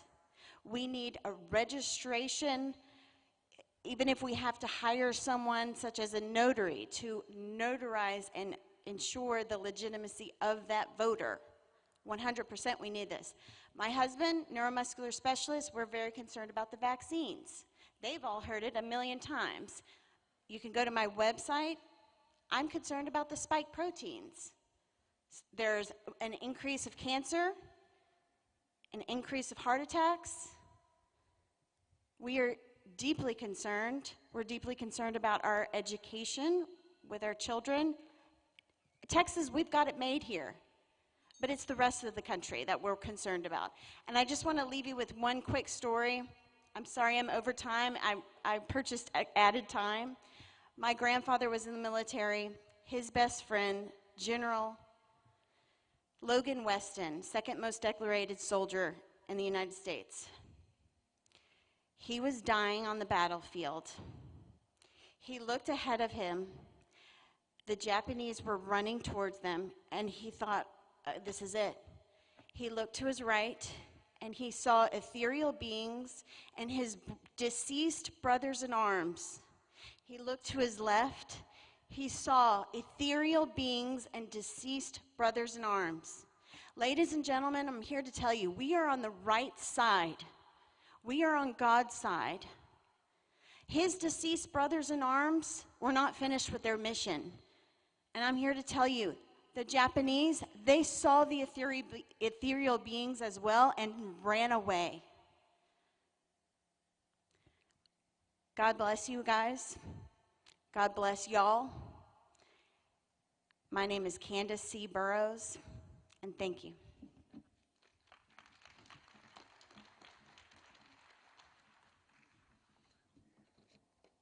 Well, howdy. God bless Texas. Well, thank you all for being here.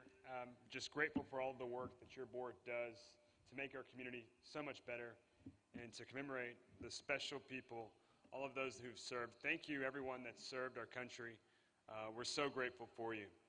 My name is Christian Collins. I'm running for U.S. Congress, Congressional District 8. Honored to be in front of you. My life story, in short, I worked 2 jobs through high school, college, and grad school. My parents were missionaries overseas. They pastored a church. I come from a big Christian conservative family. I've been blessed in my life to have so many opportunities afforded to me because of this country. I'm the first in my family to graduate formal college. And America is unlike any place in the world. There's no place like it. And that's what we're fighting to preserve is the American dream. I've done a couple of things that I've really enjoyed in my life, getting to teach at a college for the last 8 years. I've also worked for good people like Senator Ted Cruz. I started a business, a small business. I've been blessed to be in this community, getting to work alongside so many of the different nonprofits and just get to meet so many great people. Working with our pro-life groups, I'm excited about all the work that we've done with the pro-life front. I'm excited about the work we've done with our pastors to pray for this country, to do as 2 Chronicles 7:14 says, and pray that God would bless our land and that we would turn from our wicked ways and He'd heal us. I've also worked with our youth, and so we talk about the next generation, and it's so important that we educate the youth on Judeo-Christian and conservative values.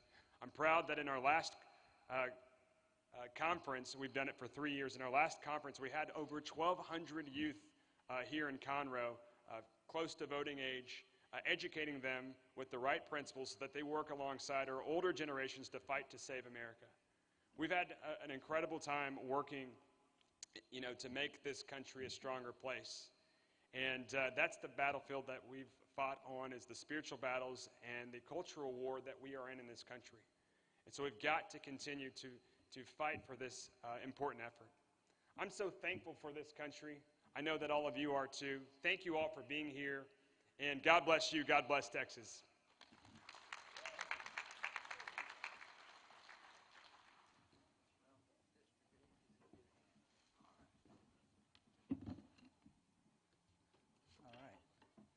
So there's some of the things you're taking back, huh? Yes, sir. Okay. It starts here. It's a good crew, good crew. Okay, next is Texas Lieutenant Governor. Do we have? We do. I like it.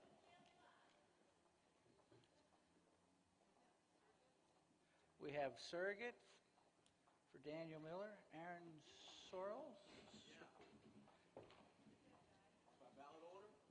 Ballot order. Daniel Miller is first with the. You are. Very good. Thank you. Thanks for coming. My pleasure. Texas Lieutenant Governor, the most powerful constitutional position in the state. Thank you for letting surrogates speak. Candidates are not the Holy Spirit. They're not omnipresent. My name is Apostle Claver Kamau Imani. I am the campaign manager for Daniel Miller, running for Lieutenant Governor. Daniel is a 6th-generation Texan, can trace his roots back to the Battle of San Jacinto. He's been a tech consultant since the mid-1990s and has his own media company called Radio Free Texas. For 25 years, Daniel Miller has been working for the cultural, economic, and political independence of Texas. 15 years ago, he started an organization called the Texas Nationalist Movement. It is now the 3rd largest political organization in this state, behind the 2 major political parties. Daniel Miller is the founder of the Texan movement. Daniel Miller has the strongest border security plan of anybody running for office in this election cycle. It begins by fully militarizing the Texas State Guard, deploying them to the border, and not letting one illegal toenail touch sovereign Texas soil. Our guardsmen will have rules of engagement that says that if cartel terrorists fire upon them, they shall return fire with the discretion to pursue south of the Rio Grande to eliminate that threat to their lives and those Texans who live on the border. If you're going to stop the invasion, you have to stop the magnets. No driver's licenses, no birth certificates, no admissions into our schools, no taxpayer social services, and if you are a business owner who knowingly is hiring illegals, you are in legal jeopardy. You shouldn't be voting for Dan Patrick if your property taxes have gone up at all since 2015, because you are still a tenant of the government. There is no private property in Texas until property taxes are abolished. You did not ask for property tax relief. You did not ask for property tax reform. You said abolish the property tax, and it has not happened. You should not vote for Dan Patrick. The third priority for Mr. Miller is that no legislation will move through the Texas Senate until every Texas GOP platform priority is passed. And fourth, you elect Daniel Miller, and you will receive a vote on whether or not Texas shall become its own sovereign, independent country once again. I'm asking you to support Daniel Miller. Visit his website, TexansForMiller.com. Daniel Miller, a Texas First Republican. It's time for a change. Thank you for your attention.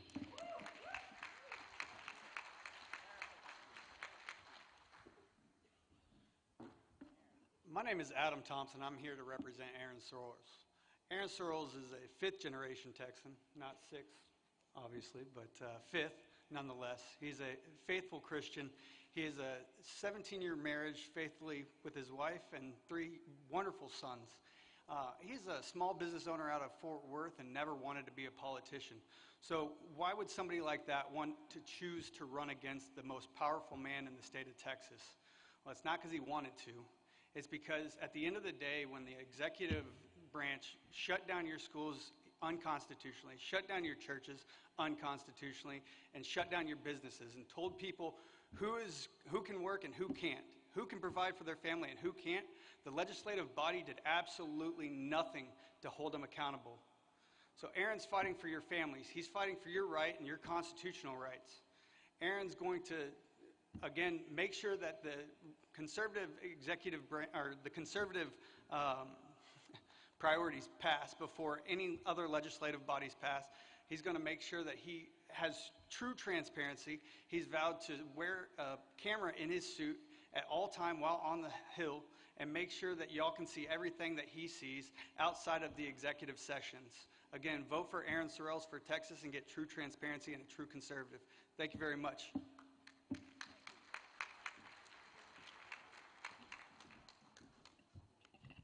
Good evening, ladies and gentlemen. My name is Celinda Cavanis, and I'm here to represent Dan Patrick for his re-election to Lieutenant Governor. Before I do that, I want to thank the Commission for putting on this event so that we can make informed choices at the ballot box. Just wanted to let you know what the Lieutenant Governor, I've worked for the Lieutenant Governor for 10 years, and I've seen him day in and day out in different situations. And if you don't remember anything that I say tonight, I want you to take home 2 words with you: integrity and courage. And that's what I've seen in the last 10 years that I've worked for the Lieutenant Governor. He has the integrity, and he has the moral compass, the moral foundation to make the right decision, and he has the bravery to stand up, not only to the other side, but to people in his party to do the right thing. So in the 87th legislative session, SB 1 was passed. That's the election integrity bill. Easy to vote, hard to cheat. Property taxes, you want to talk about property taxes? That's what motivated Lieutenant Governor to run for the Senate back in 2006. And under his leadership, 2015, when he first became Lieutenant Governor, he raised the property exemption tax from $15,000 to $25,000. And in his last legislative session, he raised it from $25,000, which you'll get to vote on. He brought it to the voters, $25,000 to $40,000. SB 8 and SB 9, protecting the innocent child inside the womb, the Texas Heartbeat Bill.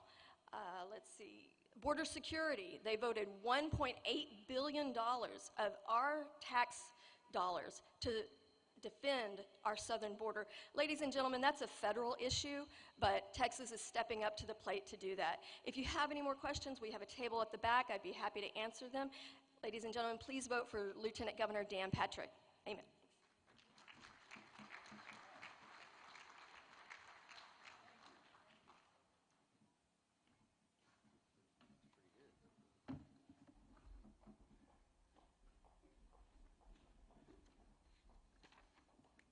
Those of you paying attention, our 44th speaker will be next. 44th and 45th. For the Montgomery County Court at Law, number 3. It's been a great audience. In fact, for all audiences I've ever seen, you take the cake. Okay. Laura Watson. Yes, sir. Thank you. It's good to see you. We appreciate it. Get up there. Okay, yes. Hurry up and get up there is what I've been told. Just tell me when you're ready. Okay. Yes? Okay. Good evening. I'm Laura Watson. Thank you so much for still being here. I am running for judge for County Court at Law number 3. This is a family specialization court here within our county. It also encompasses the child welfare docket. I am board certified in family law, which makes me more than qualified to be able to actually run and manage this court. And manage is an operative term that I think that we need to remember. A court is a business, and the budget that is being utilized is your taxpayer dollars. I have worked in corporate America for approximately 12 years, managing hundreds of staff members as well as multi-million-dollar contracts. After doing that for that period of time, I had what I call my early midlife crisis and then attended law school. Upon completing that, I had the great honor of being able to work and mentor under various persons, most importantly, one of these ladies in this room being Judge Kathy Hamilton. Thank you, Judge. Also, by doing that, I then took on my own practice, practicing only in family law. One of the things that we need to understand when we're managing this court and managing for the county is what are the differences between the candidates that are here before you. I am the only candidate that actually has this background in business experience. I'm the only candidate that has managed a successful law practice, doing that for over 15 years right here in Montgomery County. Additionally, I am the only candidate that has served within our community free of charge, not only with just civic organizations such as Conroe Noon Lions Club, serving as president of the Montgomery County Bar Association, as well as with the State Bar of Texas Grievance Committee for 6 years. But I have volunteered with the Montgomery County Food Bank, served on courthouse appreciation barbecues, and finally, most importantly, served on boards that have served the needs of children, such as Access Builds Children and Love Heals Youth. I've been doing this and serving our community for the last 12 years. I did not start when this campaign began. I've also the only one to work in the private sector, serving as the voice for hundreds of people that have gone out in Montgomery County needing help, as well as hundreds of children. This has given me the insight to understand and the impact of a court ruling on each family as things come about. People deserve access, efficiency, and consistency in the application of the law. We need to be able to get the people in when they need the access of the court. We need efficiency to bring them closure. And finally, we need consistent application of the law, not different applications from one type of case to the other. The thing I think we also need to understand is, though there is an incumbent, there has never been an election. We are here today. It is time for the people to choose. It is time for the people to vote who should be the judge in this court. I am Laura Watson. I am running for judge in County Court at Law number 3, and I am asking for your vote.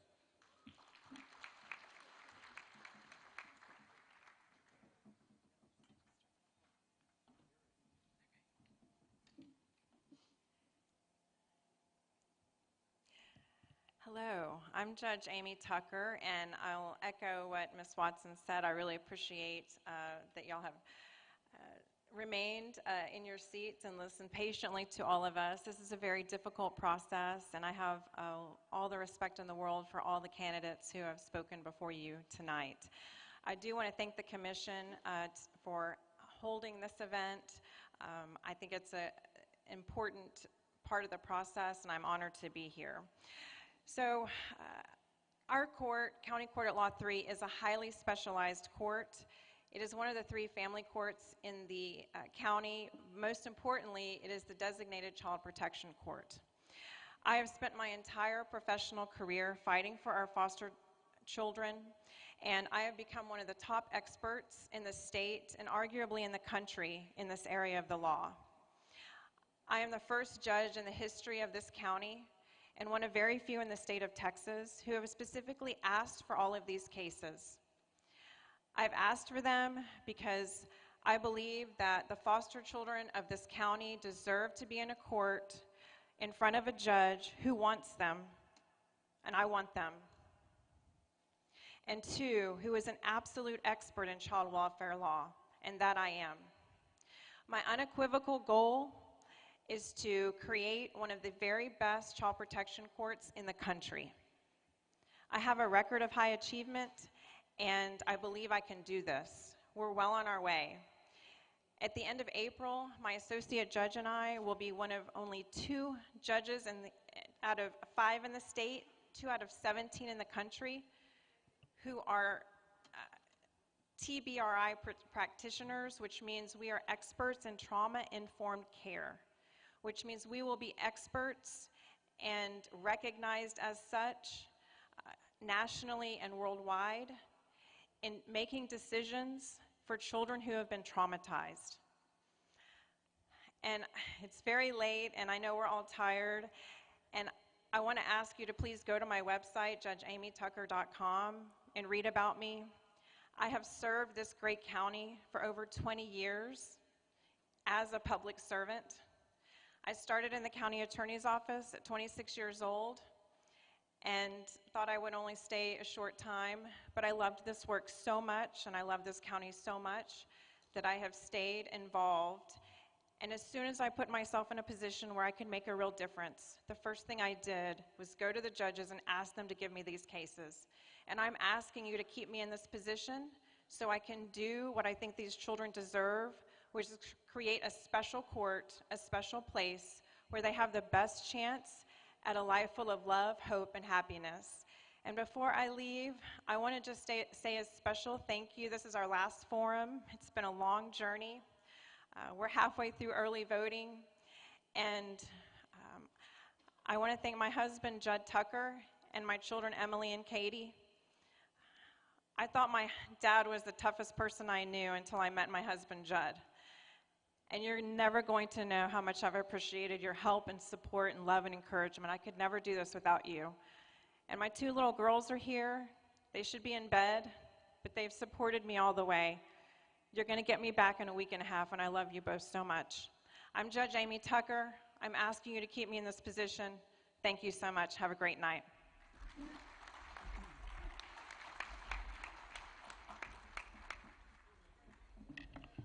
All right, I know the night is long, but I'll tell you, there are folks all over this world that would love to have a democratic process like we have here in this country. So thank you for your patience tonight as we move forward. I think we're going to sell just a few cakes before we get to the county judge position. We're almost finished with the program, so thank you for your patience, and we're going to auction off a few cakes. 1, 2, 1, 2, 1, 2. It's a crummy job, but somebody's got to. That's right. Has he got our sound on? Okay. 1, 2, 1, 2. Where's my list? 1, 2. All right, everybody. Thanks for your patience again. We're going to go to cake number 24. It is donated by Pastor Anthony Shelton, a strawberry cheesecake. Strawberry cheesecake. All right. Cake turn me 24. up a little more if you would. There we go. Right there. A little more. A little more. Strawberry cheesecake. Here we go. All right. $50. All right. We're going to get out $50. Where? We're going to get out $50. 50. 50. Got 50. Now 60. Thank you. Now 60. We're going to get out 50. Now 60. You want to get 60. 50. Now 60. Now 70. You got to be 70. 70. Got to be 70. Now 80. Now $80. Now $80. 70 to bid, 80, 80, now 90, now 90, now 100, now 1, but a 1, but a 1, but a 1, but a 1, you give 1, but a get in 90, bid now 1, 100. No, that's the lady. You got to be 100, sir. Will you be 100? 100? 100. Anyone, but thank you very much. Now 125, now half, now 150. Got 125, now 150, 150, 150, 125 and a half, but all in, all done, 125 and a half, 125 and a half. Sold it to you, 125 right over here, Nathan. 125, 127.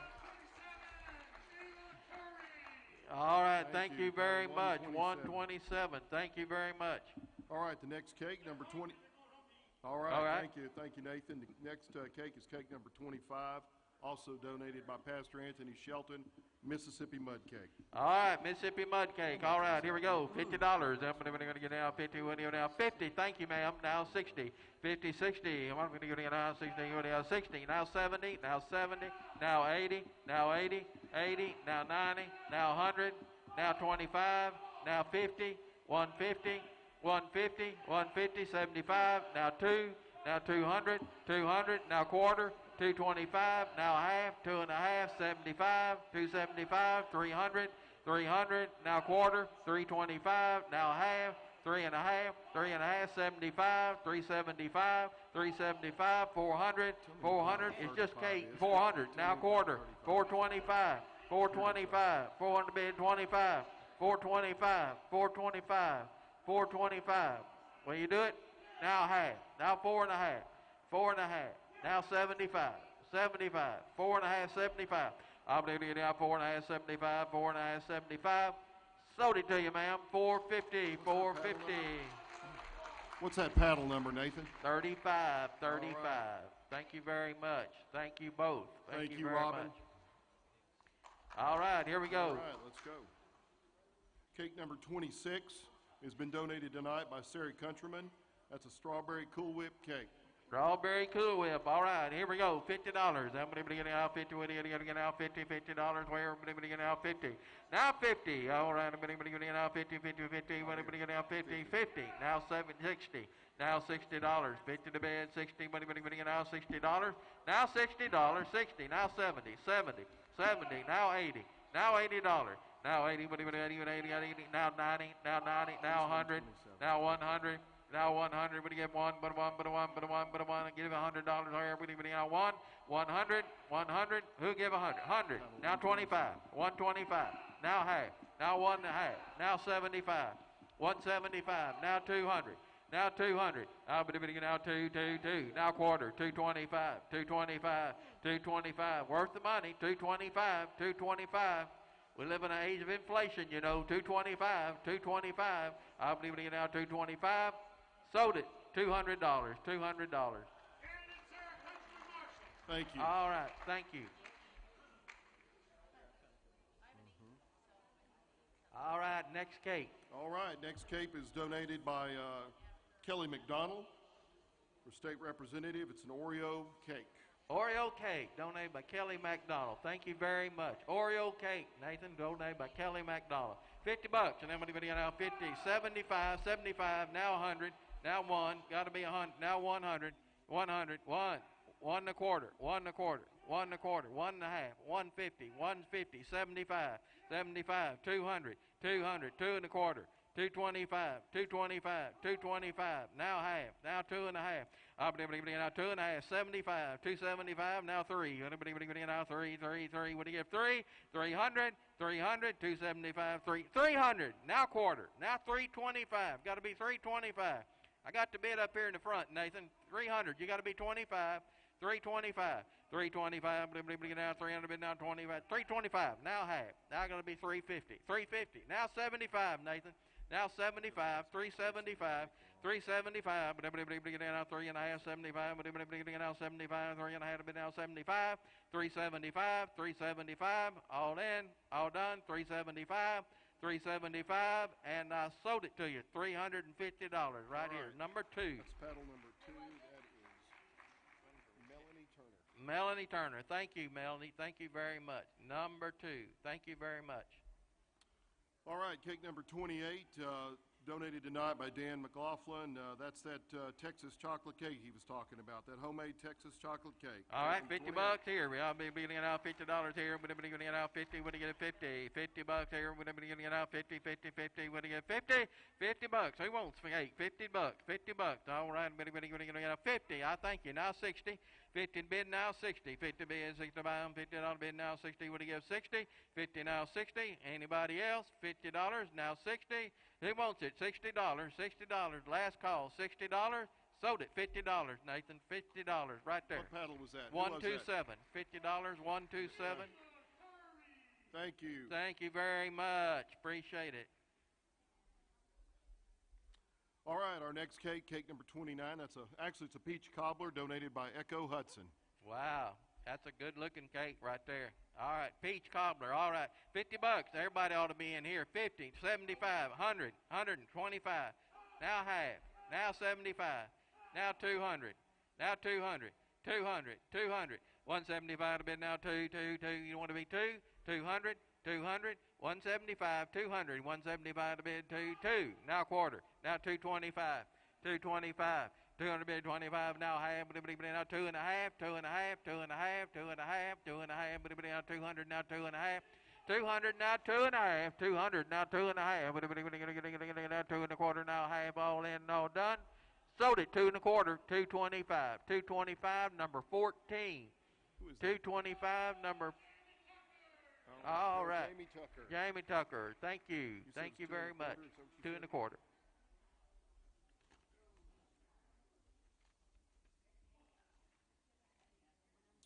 All right, our next cake's donated by Gary Hassong. That's cake number 30, a chocolate cake, deluxe chocolate cake. Deluxe chocolate cake. Here we go. 50 bucks. I'm going to get out $50. Where? But I'm going to get out 50. 50 bucks. All right. I'm going to get out 50, 50, 50. We're going to get out 50, 50, 50. We're going to get out $50.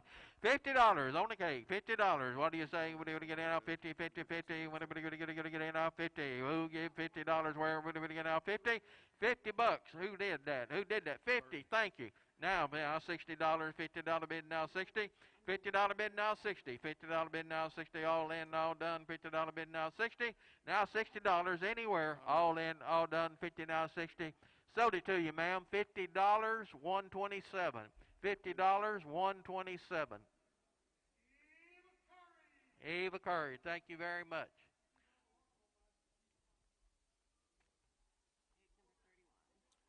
All right, cake number 31. We've got a chocolate cream cake, it looks like maybe, donated by Laura Watson tonight. Thank you, Laura. Thank you, Laura. All right, here we go. Chocolate cream cake, is that what you said? Looks like it, yes, yeah, sir. all right. Here we go, 50 bucks. All right, I'm going to get out $50. Where? I'm going to get out 50. Now $50. Let's go, $50. I'm going to get out 50 for a good cause now. 50 bucks. All right, I'm going to get out 50, 50, 50. When you get 50, $50. Where? We're going to get I'm going to get out 2 and a half. We're going to get out 50. $50 then. We're going to get out 30 then. Now we're going to get out $30. Where? We're going to get out. Everybody ought to do that. $30. 30. Now 40. Now 40. $30 bid now 40. Got 30 in the front. Now 40. He wants to get 40. 30 now 40. 40. Thank you. Now 50. Now 50. Now 50. Now 50. Thank you. Now 60. Now 60. Now $60. 50 bid. 60 to buy them all in. All done. $50 bid now 60. Anybody else? Sold it. 50 bucks. 127. 50 bucks. 127. 50 bucks. 127. Eva Curry. Eva Curry, thank you very much. All right, cake number 32 was also donated by Laura Watson. It appears to be Laura like a Watson vanilla cake with some chocolate icing or white icing on it. All right. All right. Patriotic cake, there it is. All right. 50 bucks. All right. Better get out 50 bucks. Better get out $50. All right. Who get 50? Better get out 50. Better get out 30 then. All right. Better do it the hard way. 30 bucks. I'm going to get out 30, 30, 30, 30. What do you give 30? 30 bucks. 30 bucks. 30 bucks. Who wants to give $30 for it? Better get 30. 30 bucks. Anybody want to give 30? Now 30. What do you get out 25? 30. Now 40. 30. Now 40. What do you get out 30? Now 40. What do you get 40? 40 bucks. 40. $40. $40. $40. $30 now 40. Sold it to you, $30, 127. 30 bucks, 127's the buyer. 30 bucks. Eva, thank you.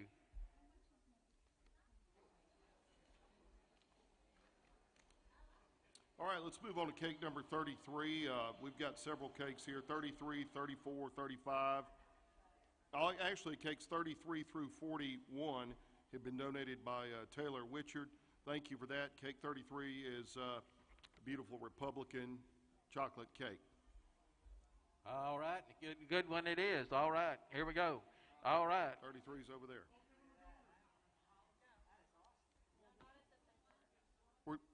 Cake number 33 is being auctioned right now.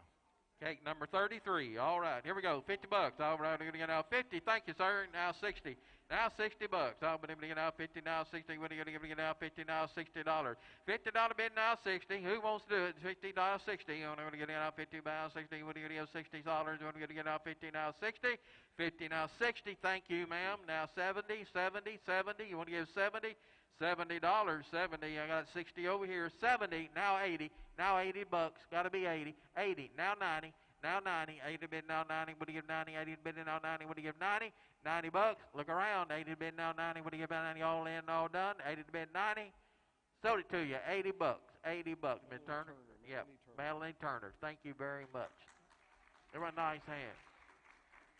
All right, cake number 34. It's a soldier cake donated by Tyler Witchard. All right, here it is. There it goes right there. All right, $40. Now 50. Now 60. Now 70. Now 80. Now 90. 90. Now 100. Got to be one. Got to be one. 100. Now 10. 110. 110. 20. 120. 110. 20. What do we get? 120. 120. Now 30. Now 40. Now 140. Got to be 40.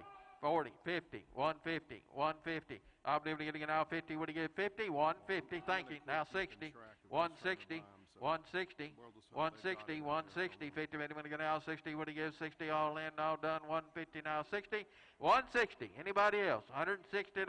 150 now 60. What are you getting now? 150 now 60. And sold it to you. $150. $150. Right there, Robert. Who was that? Yeah, County Commissioner Robert Walker. That's right. All right, number 24, I believe. That's what they did. Yeah. All right, our next cake number 35 is a Make America Great Again cake, donated by Tyler Witchard. Make America Great cake. Sell that cake right there. All right, $50 bid. Now bidding now 50. 50. Thank you. Now 60. Now bidding now 60. 60. Now 70. 70. Now 80. 80. Now 90. Now 90, got to be 90. Got to be 90. Now 100. Now 100. 100. Now 10. 110. Now 20. 120. 120. 110's the front. 120. 120. What do you got now? 120. 110 to bid now 20. 110. 20. Anybody else? 110. 20. 20. Now 30. 130. Now 40. Now 40. You out, Nathan. 140. 140. 140. 130 bid now 40. Now 40. Now 50. Now 50. Now 60. Now 70. Now 80, 180, now 90, 190, 190, 190, 190, 190. I got 180 right here in the front. 180, now 90. Got to be 190. Got to be 190, 190, 180, 90, all in, all done. Sold it to you, 180. Number 2, thank you, Ms. Turner. Eva. Turner. Thank you very much. 190. 190. All right, here we go. Cake number 36 is a Coast Guard cake, also donated by Tyler Witchard. All right, sell it right there, $50. Somebody get out $50 bid now. Somebody get out 50. What do you get? 50. $50 on it. $50. All right, 50. Thank you. Now 60. Now 60. 50 to bid, 60. 50 to bid, 60 to buy them all in, all done. 50 to bid, now 60. What do you get? 60. 50 to bid, 60. Sold it to you. $50. Right back over here. Number. We'll get your number, ma'am. Get your number. Your number. 81. 81. Thank you very much. All right, $50. Thank you, number 81. All right, cake number 37, a United States Army cake, donated by Tyler Witchard. United States Army cake. All right, that's a good one right there. All right, $50. All right, what do you get out? 50. What do you get? $50. $50 where? What do you get out? 50. $50. All right, here we go. 50. What do you get in? What do you get out? 50. What do you get? 50. What do you get? 50. $50. $50. $50. 30. What do you get out? $50. 30 then, would you give 30? We're almost through. Stay with us. $30. $30. $30. All right, we're getting out 30, 30, 30, 30, 30, 30. What are you getting out 30? $30. $30. $30. $30. $30. Who give 30? 25 then. 25. 50. Now we're getting out 50. Sold it. $50. Good, $50. Good. Yep, that's me. All right, cake number 38 tonight is a United States Navy cake, also donated by Tyler Witchard. All right, $50 here. Here, we're going to get now 50. Got 50. Now 60. 60. Now 70. Now 70. 70. 70. 60. Now 70. 70 bucks. 60 to bed, 70 bomb. You want to be 70? 70. 70. 70. Now 80. Now 80 bucks. 80. Now 90. 80. Now 90. 80 now 90. 90. 90. 80 to bed now 90. What do you give 90? 80 now 90. 90. 80. 90. All in. All done. Sold it to you. 80 bucks right over there, sir. You got the bid. 80 bucks. 53 is the buyer. 53. Mr. Michael Durham, thank you very much. Thank you for being here. Thank you for staying with us. All right, cake number 39, a United States Marine Corps cake, also donated by Tyler Witchard. All right, here we go. 25 on this one. All right, better be now 25, better be now 25. Thank you. Now 30. Now 30. Now 30. 30. Now 40. Now 40 bucks. 30, 40, now 50, now 50, now 60, now 60. Got to be 60, 50 to be 60, now 70, now 80, now 80 bucks. Now 80, 70, now 80, 70, now 80, what do you got to get 80, 70, now 80, what do you give 80? 80, thank you, now 90, now 90, you know, 90 bucks, 90 bucks, 90 bucks, thank you, now 100, now 100, 100, it's just money, 190, now 1, 1, but a 1, but a 1, but a 1, but a 1, but a 1, but a 1, give 1, all in, all done, 9100. Sold it, 90 bucks, 90 bucks. What number? Howard Wood. Howard Wood, thank you very much. Thank you very much. Thank you, Howard. Thank you all for staying with us. All right, cake number 40, United States Air Force cake, donated by Tyler Witchard. All right, United Air Force cake right here. All right, 25, now 30. Wait a minute, now 30, 30, 30, 25, been now 30, 25, 30. Wait a minute, now 25, but now 25, but now 25, now 30, 25, 30. All right, 25, 30, what do you get 30, 25, 30, 25, 30. Who do you give 25, but now 30 bucks? What do you get now 25, but now 30. It ought to be now 25, what do you give 25? Who wants to be 25? $25. Get a bargain tonight. $25. 25. 25, who'll do it? 25. $25. 25, 25, 25, 25. Thank you. And sold it to you. 25 bucks right there. Connie McNabb. Thank you, Connie. Thank you very much. All right. Yeah, thank you all for staying with us. We appreciate it. That's great job. Go ahead, Lieutenant. Okay. Thank you, Colonel. Next up, County Judge, Montgomery County. Ms. Countryman, Mr. Keogh, and Mr. Graff.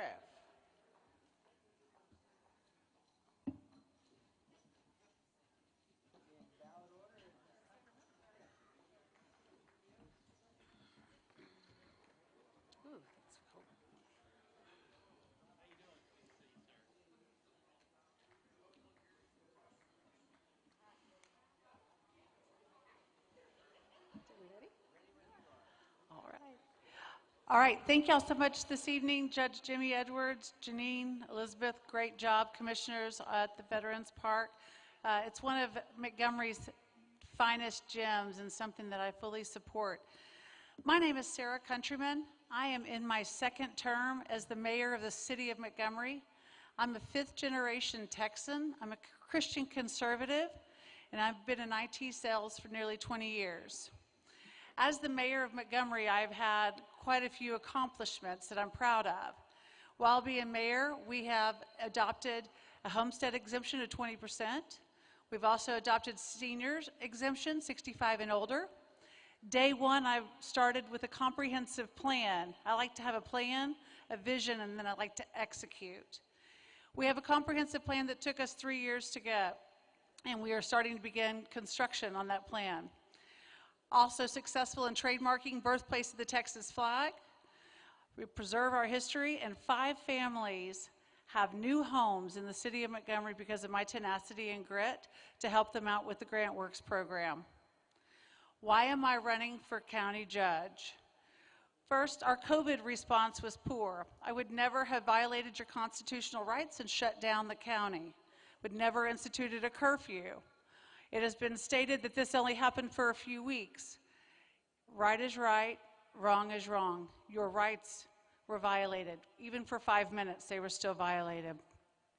We've also returned $7.1 million of rental assistance back to the government, the state government, to be repurposed for other cities and counties that have a program that works.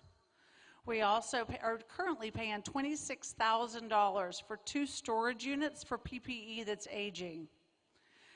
12 counties were given CARES Act dollars. This is the only county that did not distribute the CARES Act dollars according to the federal government. Currently, our budget officer and our auditor stated that we have at least $40 million of clawback coming our way, and that's going to be on the backs of all of you, the constituents of Montgomery County. The lack of transparency, we need to repair relationships. HGAC is a very important relationship that we have that we should cultivate and care for. And after a little homework, it is found that we have attended their meetings less than 44% in the last 3 years. That's unacceptable. Our budget is not transparent. Our county business is not transparent. If you look at the City of Montgomery agenda versus the county agenda, you'll see quite a difference. I'd like to have a plan. I want to get a mobility plan, an infrastructure plan, a law enforcement. I want to make sure we have an iron curtain around Montgomery County. I want to build a budget from ground up and let every one of our constituents and taxpayers know exactly where their dollars are going.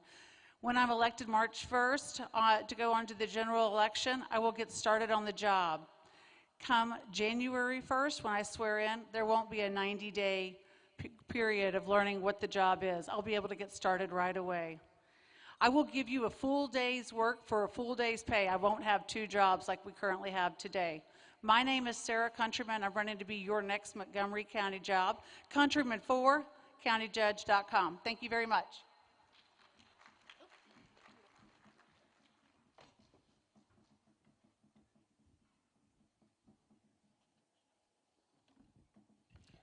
My name is Mark Keogh, and I am your county judge. Are we tape recording this conversation? Just checking. In the interest of time, I'm just going to ask that you not vote for my 2 opponents, that you vote for me as your county judge. My signs are in the back. It's great to be here. Judge Jimmy, great event. Thank you very much. I'm Mark Keogh, and I am your county judge.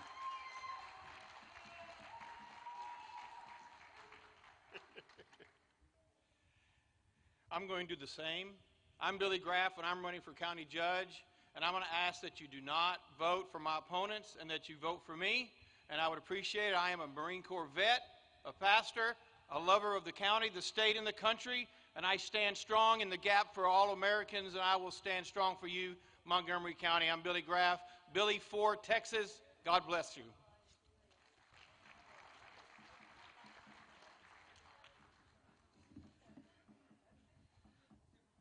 So much for speech class. By the way, do we have anyone here with Texas Senate District 18? Just checking. Okay. All right. All right. City of Conroe, City Council, Place 3. We have Mr. Calhoun, Mr. Hardman, Mr. Hernandez, Mr. Polk, Mr. White. Thank you, gentlemen. Thank you for your patience. Look forward to your remarks.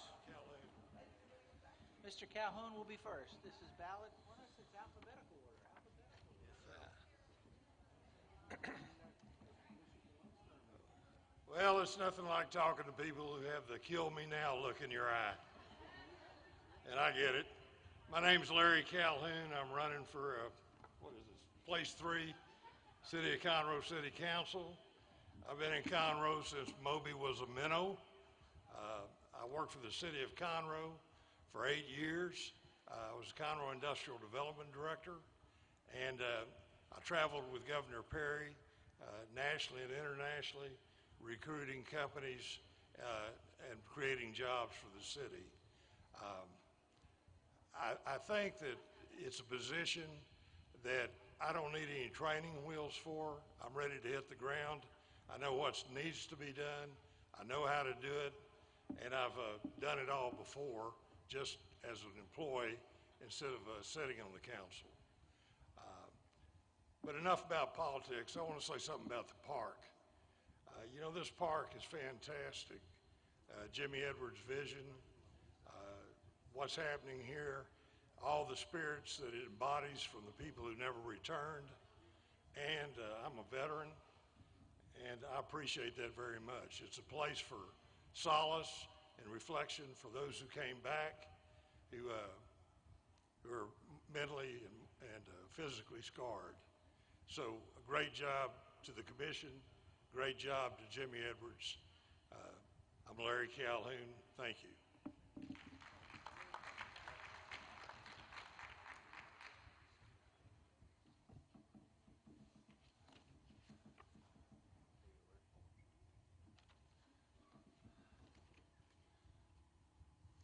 Good evening, everyone. Everybody who's still here gets an extra brownie point, and let's go for breakfast. Thank you all very much. I appreciate the opportunity to address you today. My name is Harry Hardman, and I am asking for your vote for Conroe City Council Place 3. I want to continue the great job that my friend Councilman Kuhn has been doing for us for the last 8 years. I am the experienced conservative candidate that we need for City Council.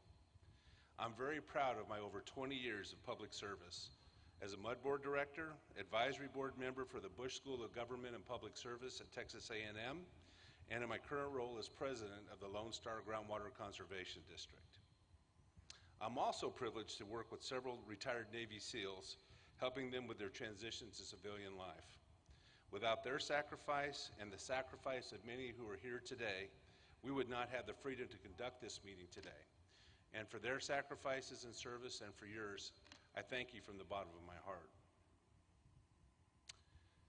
In my current role at Lone Star, I have successfully fought for you and our neighbors to lower our water rates, increase services, and lead with transparency.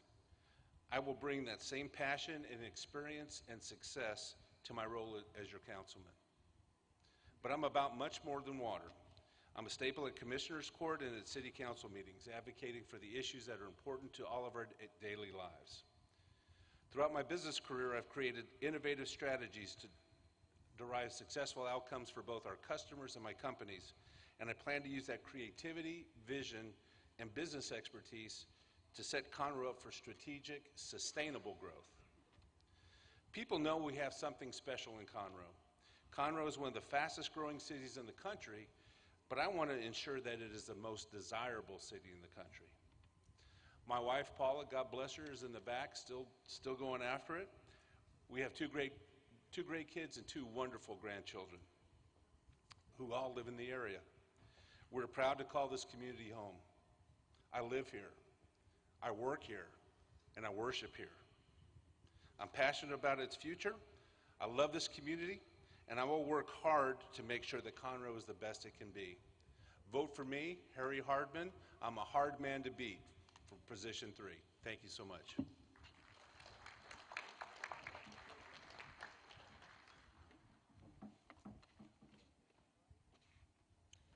Good evening, everyone. This is actually my first time to be in a podium and speaking to people like you guys, wonderful people. My name is John Hernandez. I'm going for City Council position number 3. I don't know if there's anybody else that can say that is born and raised in Conroe like myself. Back in 1981 off of First Street. I'm a current business owner for 20 years and now just opened a second location northeast of Conroe.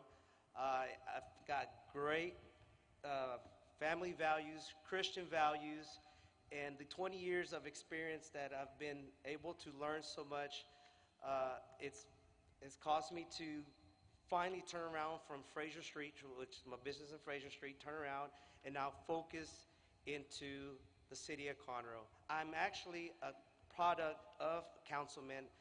Due to the business that was built, the pipeline did not have the proper inches.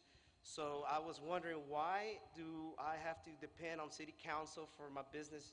I already had the loans and everything. We own the property, and why is it? Well, the infrastructure wasn't appropriate for it. So for that reason, I want to work on existing infrastructure to ensure Conroe can handle future growth, of which I am part of that future growth. My name is John Hernandez with the City of Conroe, position 3, JH, number 4, Conroe.com. Thank you.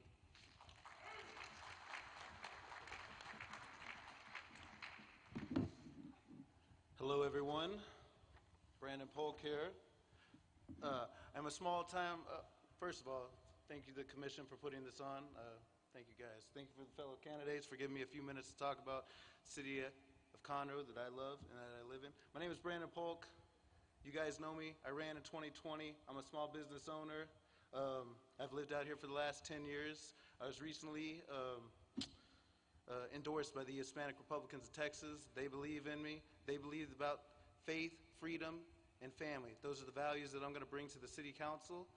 If I get in there, it's going to be pro-business, keeping our taxes low, protecting our first responders, eliminate wasteful spending, and just make a common sense approach to politics, guys. I'm the youngest candidate once again. I'm 36 now, so a year older, so don't hold that against me. But guys, it's time that we bridge the gap between old Conroe and new and make a better Conroe for everyone. And I'm the guy that's going to do that for you guys. It doesn't matter what your economic background is, your status, whatever. I'm here to work for the city of Conroe. I've put in the work serving for you guys for the last 2 years, food drives, toy drives, whatever. It doesn't matter. I'm here to go to work for you guys. And please give me a like, a follow, Brandon Polk for Conroe. Check out our website. Donate, guys. Signs are expensive. I've learned that from previous campaigns. And just anything like that. And May 7th, please remember this. Let's go, Brandon Polk for Conroe City Council, position 3. Thank you very much. May God bless you, and may God continue to bless the great city of Conroe. Thank you very much.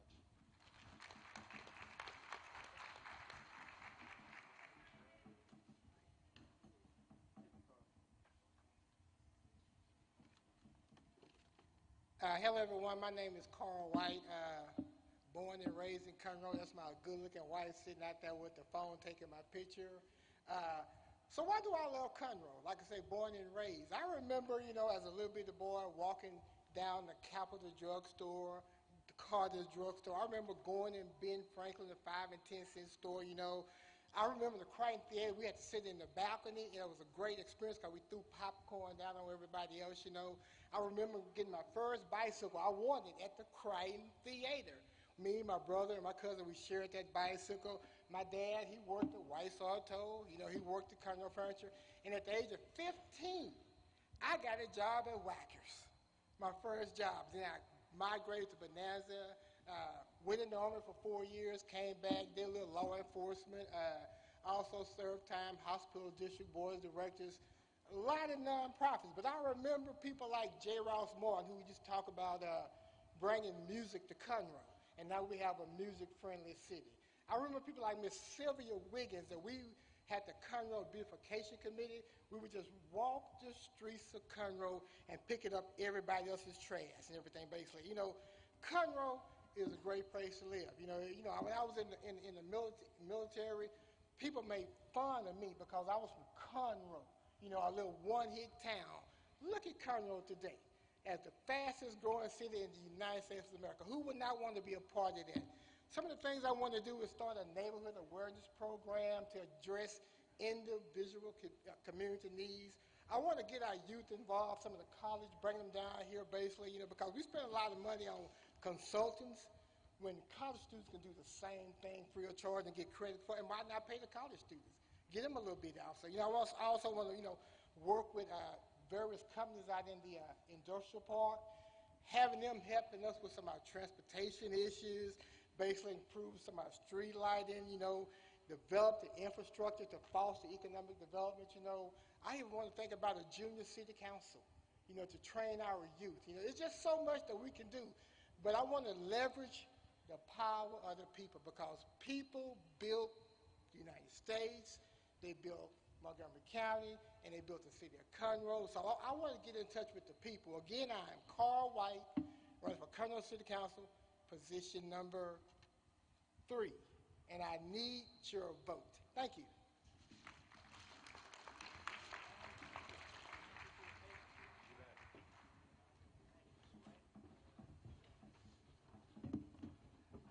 Oh, you're going to push me off the stage now.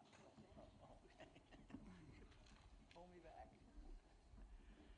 Thank you, gentlemen. And look at this, we have judges approaching. Montgomery County Court at Law, number 1. It's about time we were raising Cain. That's right. John? There you go.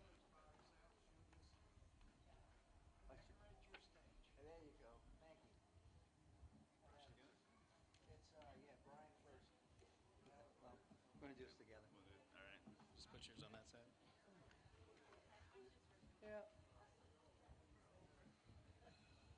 Good evening. My name is Brian Cain, and I'm running for Judge of County Court at Law number 1. To hear all about me, read all about me, you can go to my website at briancain.org. The evening is getting a little long, and John and I have done this now 15 times. So you can also visit my table, and I think John's going to have a counter argument here in a second. Yeah, so I'm also running for Judge County Court at Law number 1. You can visit my table to get information, or you can go to hayfleyforjudge.com. Thank you all for coming out.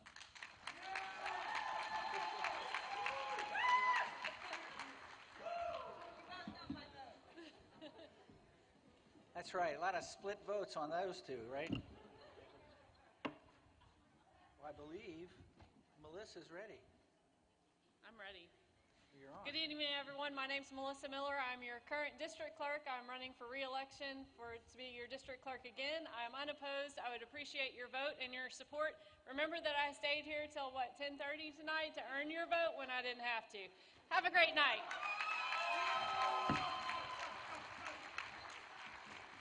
Those of you counting know that Melissa was speaker number 57 tonight. That's right. Well, I was going to say we've got Montgomery County 284th, but that's Kristen.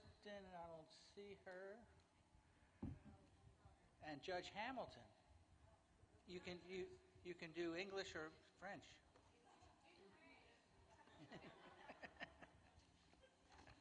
Yeah, Judge, that was good. Okay, you're 58. Thank you, ma'am. I didn't expect to speak because I am fortunate that I do not have an opponent. This is my 20th year on the bench, so I thank you all. I have figured out that no opponent is the best way to run. I told someone the other day I do need to get at least one vote, though, and the husband's a little iffy. So if you can just remember that. Thank you so much. We are freezing over there. I'm wearing the tablecloth, actually, when I go back. Bye-bye. A wonderful woman and judge. Next, we've got United States Representative District 2. What, did I misspeak? Are we out of Melanie Ernest Bale? Do we have anybody from House District 18?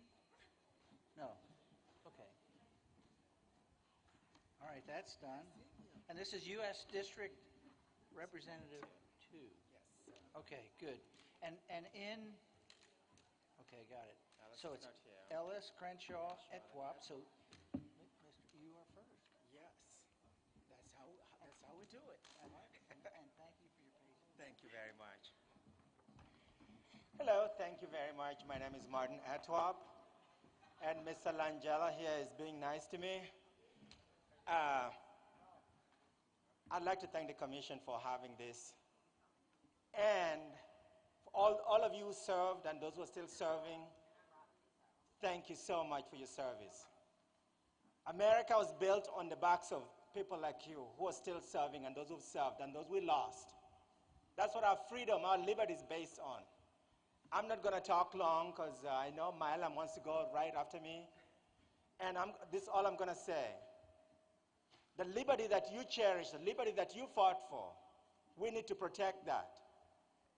And we can't have representatives whose job is to just travel around the country raising money and being celebrity politicians. It's time to elect people who are going to stand for those liberties that you fought for. People are going to stand for those freedoms that you cherish. My name is Martin Etwap. I'm running for CD2, U.S. Congress, and I ask for your vote. www.martinetwap.com. See you all. God bless you. Thank you.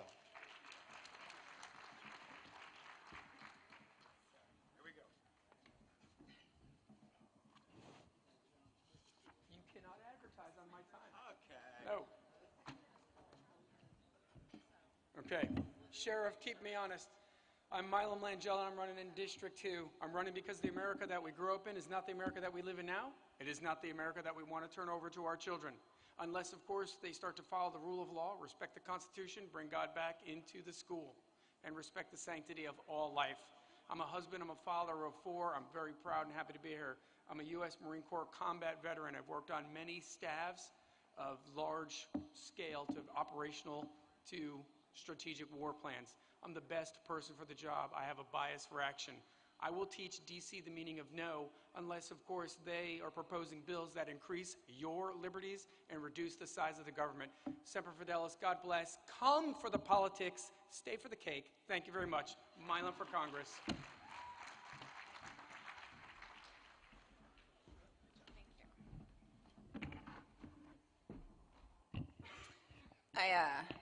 I figured out the whole plan was to make everybody stay as long as possible, and then everybody buys cake because everybody's so hungry.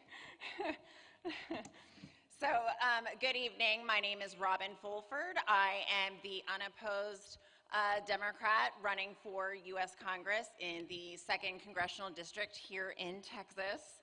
And I want to thank this organization for putting this on. It's an honor to be here. So I'm running for Congress because the promise of America has been lost in the rhetoric of the current environment, and Texas deserves better.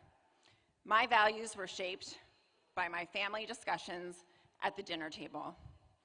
My grandparents taught me through the stories they shared of their own childhoods the importance of fighting for workers' rights and the power of unions to elevate and benefit the health of families, both physically and financially.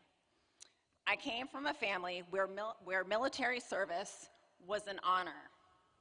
I was the wife of a Marine, and I supported a Marine during Operation Iraqi Freedom. I've been to memorial services for Marines that were lost, and you never forget that. The rifle, the combat boots, and the helmet. I know firsthand the sacrifices that military members and their families make to keep our country safe and our ideals protected. From the bottom of my heart, I want to thank everybody here today. So I'm going to wrap this up because it's gone on long enough, but I am running for Congress. I'm a mother, I'm a wife. I have volunteered throughout this community ever since I moved here 11 years ago. And I'm running to serve and represent our voters in Texas 2nd Congressional District. Again, this is Robin Fulford. Check out my website.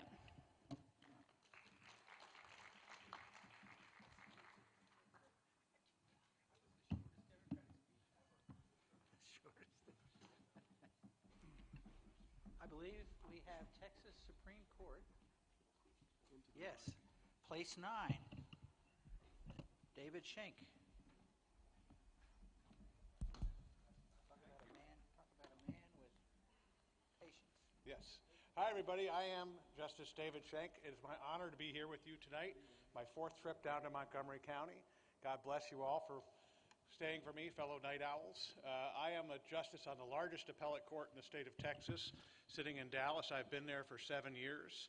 I came to that court having already served as Deputy Attorney General for Legal Counsel, where I was responsible for 6 divisions of that office. I was lead counsel for the state and for the governor in the last redistricting cycle in Washington, D.C. and in San Antonio.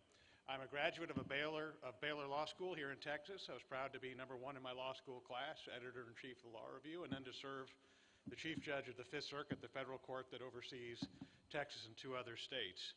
I'm a real judge. I have a real record. I am the only candidate in this race who came into the race with prior judicial experience. I'm the only candidate who's board certified in civil appellate law. That's the only thing the Texas Supreme Court does. And I'm the only candidate with an actual record on issues you probably care about.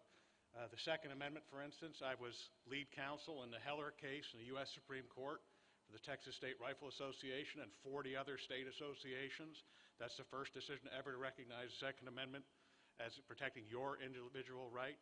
I have a record on life issues. I have a record on election security, the war on cops. I am also the chairperson of the Texas Commission on Judicial Conduct. I am responsible, as is the rest of the commission, for the behavior of every judge in the state of Texas, from JPs all the way up to the Chief Justice of the Texas Supreme Court. And I have a very unique race.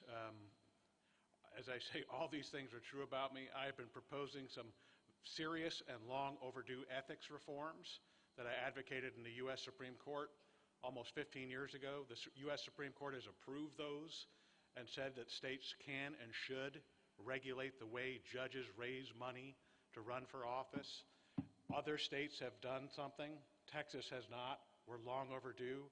People should not be writing checks to judges the day of a hearing and the other side not finding out about it. We need to fix these things. It's ridiculous, frankly, that we're still at this point. I am going to be the only race you're ever going to hear of that is like this. I am endorsed by the Houston Chronicle, the Dallas Morning News, Texas Right to Life, True Texas Project, the Eagle Forum, grassroots conservatives all over the state, and the newspapers. Please research my race. That's all I ask. SchankForTexas.com. I really appreciate your patience. God bless you all. David Schenk.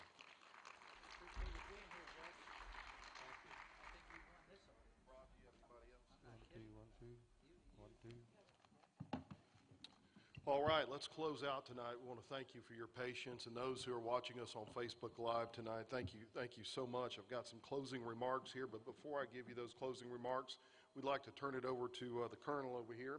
We've got a number of cakes left, and I think he's going to offer those for $25 a piece. I'll turn it over to you, Colonel. 1, 2, you turn me back up.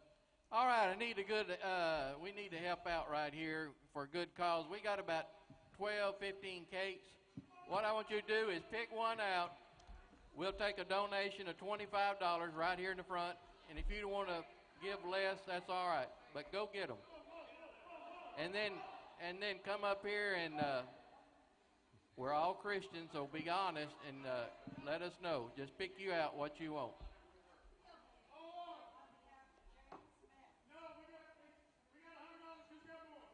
Got $100 on that one? We got more? Keep coming. $100. 100. 125. 125. 150. 75. 200. Quarter. Half. 2.5. 2.5. 2.5, Robert. Now 75. Now 300. Now 3 1/4. 3 1/2. I thought y'all was sleepy. You're not. 3 1/2. 75. 375. 400. 4 1/4. 4 1/2. Now 75. We'll keep it. Now 500. Now 500. Now 5 1/4. 525. 525 half. 5 1/2. 5 1/2. 5 1/2. You get 5 1/2, Nathan? Okay, 5 1/4 is what we got. 5 1/4. Sold it. 525. All right, thank you. Thank you. The rest of them, if you just pick one out, come on up here and we'll settle up with you. We do. You go get the bucket for the rest. Thank y'all for doing that. Real sport. Thank you for allowing me to come tonight. Thank you, Judge Edwards, and you've been a great Austin. 525, the last one, Commissioner Metz. Commissioner Metz. All right. Thank you for allowing me to come. All right, thank you, on. Colonel Reeves. Thank you so much, sir, for being here tonight with us. We've got a couple things we need to do to finish up tonight. I know we've got a raffle, and so if the commission members, the team will bring those raffle tickets forward. We're going to go ahead and raffle off those flags, those beautiful wooden flags in the back. But and we've also got we're going to have God Bless America performed by Mr. David Wiegand, and we'll close out with a benediction with Pastor Anthony Shelton. But But I wanted to tell you on behalf of the Montgomery County Veterans Memorial Commission, we thank each of you candidates for being here tonight who've offered yourselves forward for political office. To the voters here tonight and those watching on Facebook Live, we thank you for the honor of your presence as you fulfill your sacred and patriotic duty to place your ballot forward. And to our active duty military members and veterans that are here tonight with us, we thank you for defending all that we hold so dear. And to our brothers and sisters who've fallen in defense of this nation, I promise you the Montgomery County Veterans Memorial Commission will make your memory move forward, and you will not be forgotten. With that said, we're going to have Mr. David Wygant come up and perform God Bless America. After that, we're going to have that raffle, and we'll close out with a benediction by Pastor Anthony Shelton. If everyone will stand, please. God bless America, land that I love. Stand beside her and guide her through the night with the light from above. From the mountains to the prairies, to the oceans white with foam. God bless America, my home, sweet home. God bless America, my home, sweet home.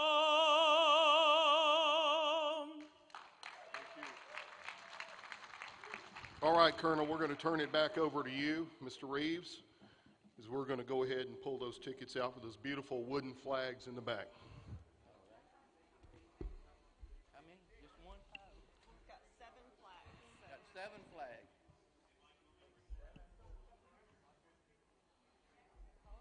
Go ahead. He's got the line.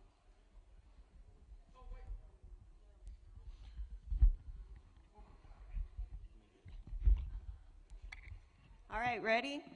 The flags are coming up just so Mike, Sergeant Bell, Staff Sergeant Bell, he's with the Army Recruiting You'll hold Station that here in first one up high. Conroe. He built these, so I'm glad y'all stuck around because they're amazing. So that one, 285205. 285205. Anybody have ticket number? What was that again? 285205. You got it? Blue ticket. Blue ticket. Who's got it? All right, come up and pick up this flag, this beautiful flag. Thank you. Thank you. All right, what's the next ticket number? All right, it's a white ticket. White ticket. 036899. 036899. You got it? 036899. White ticket. 036899. All right, next ticket. 284608. It's a blue ticket. Blue ticket. 608. 284 Come on up. 608. Come on up. Thank you, sir. Here we Oh, go. you found the white one? Come on up. 899, yep. And then the other one as well. The other blue. Gentleman in the back, you can come forward, please. Did you win it?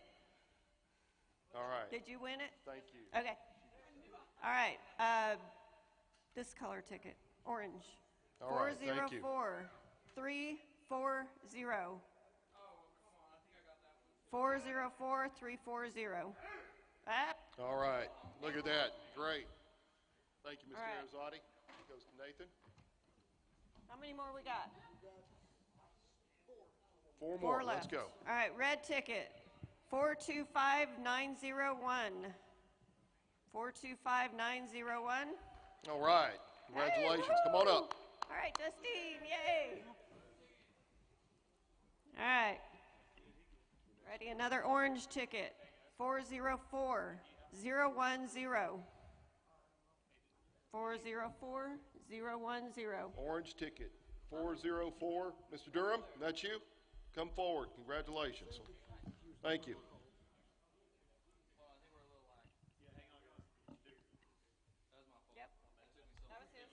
Yep, he's got one. Got it. You're good. He's good. Mr. Durham, the next flag goes to Mr. Durham right there. Michael Durham. 404-010. Next ticket. Next ticket. All right, so red, Red ticket. 425-936. 425-936. Red ticket. 425936. Going once. Okay. Yeah.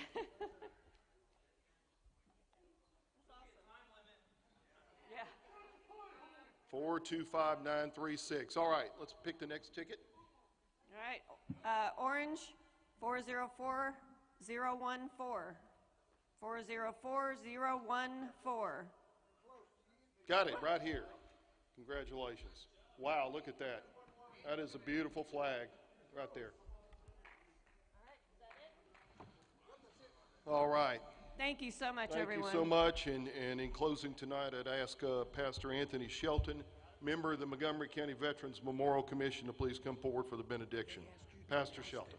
Lieutenant Governor Dan Patrick paid $500 for that. Let us pray. Shall we pray? Father, thank you so very much for this night. Thank you for this blessed occasion. Thank you for all the personalities who brought forth such an awesome time on tonight.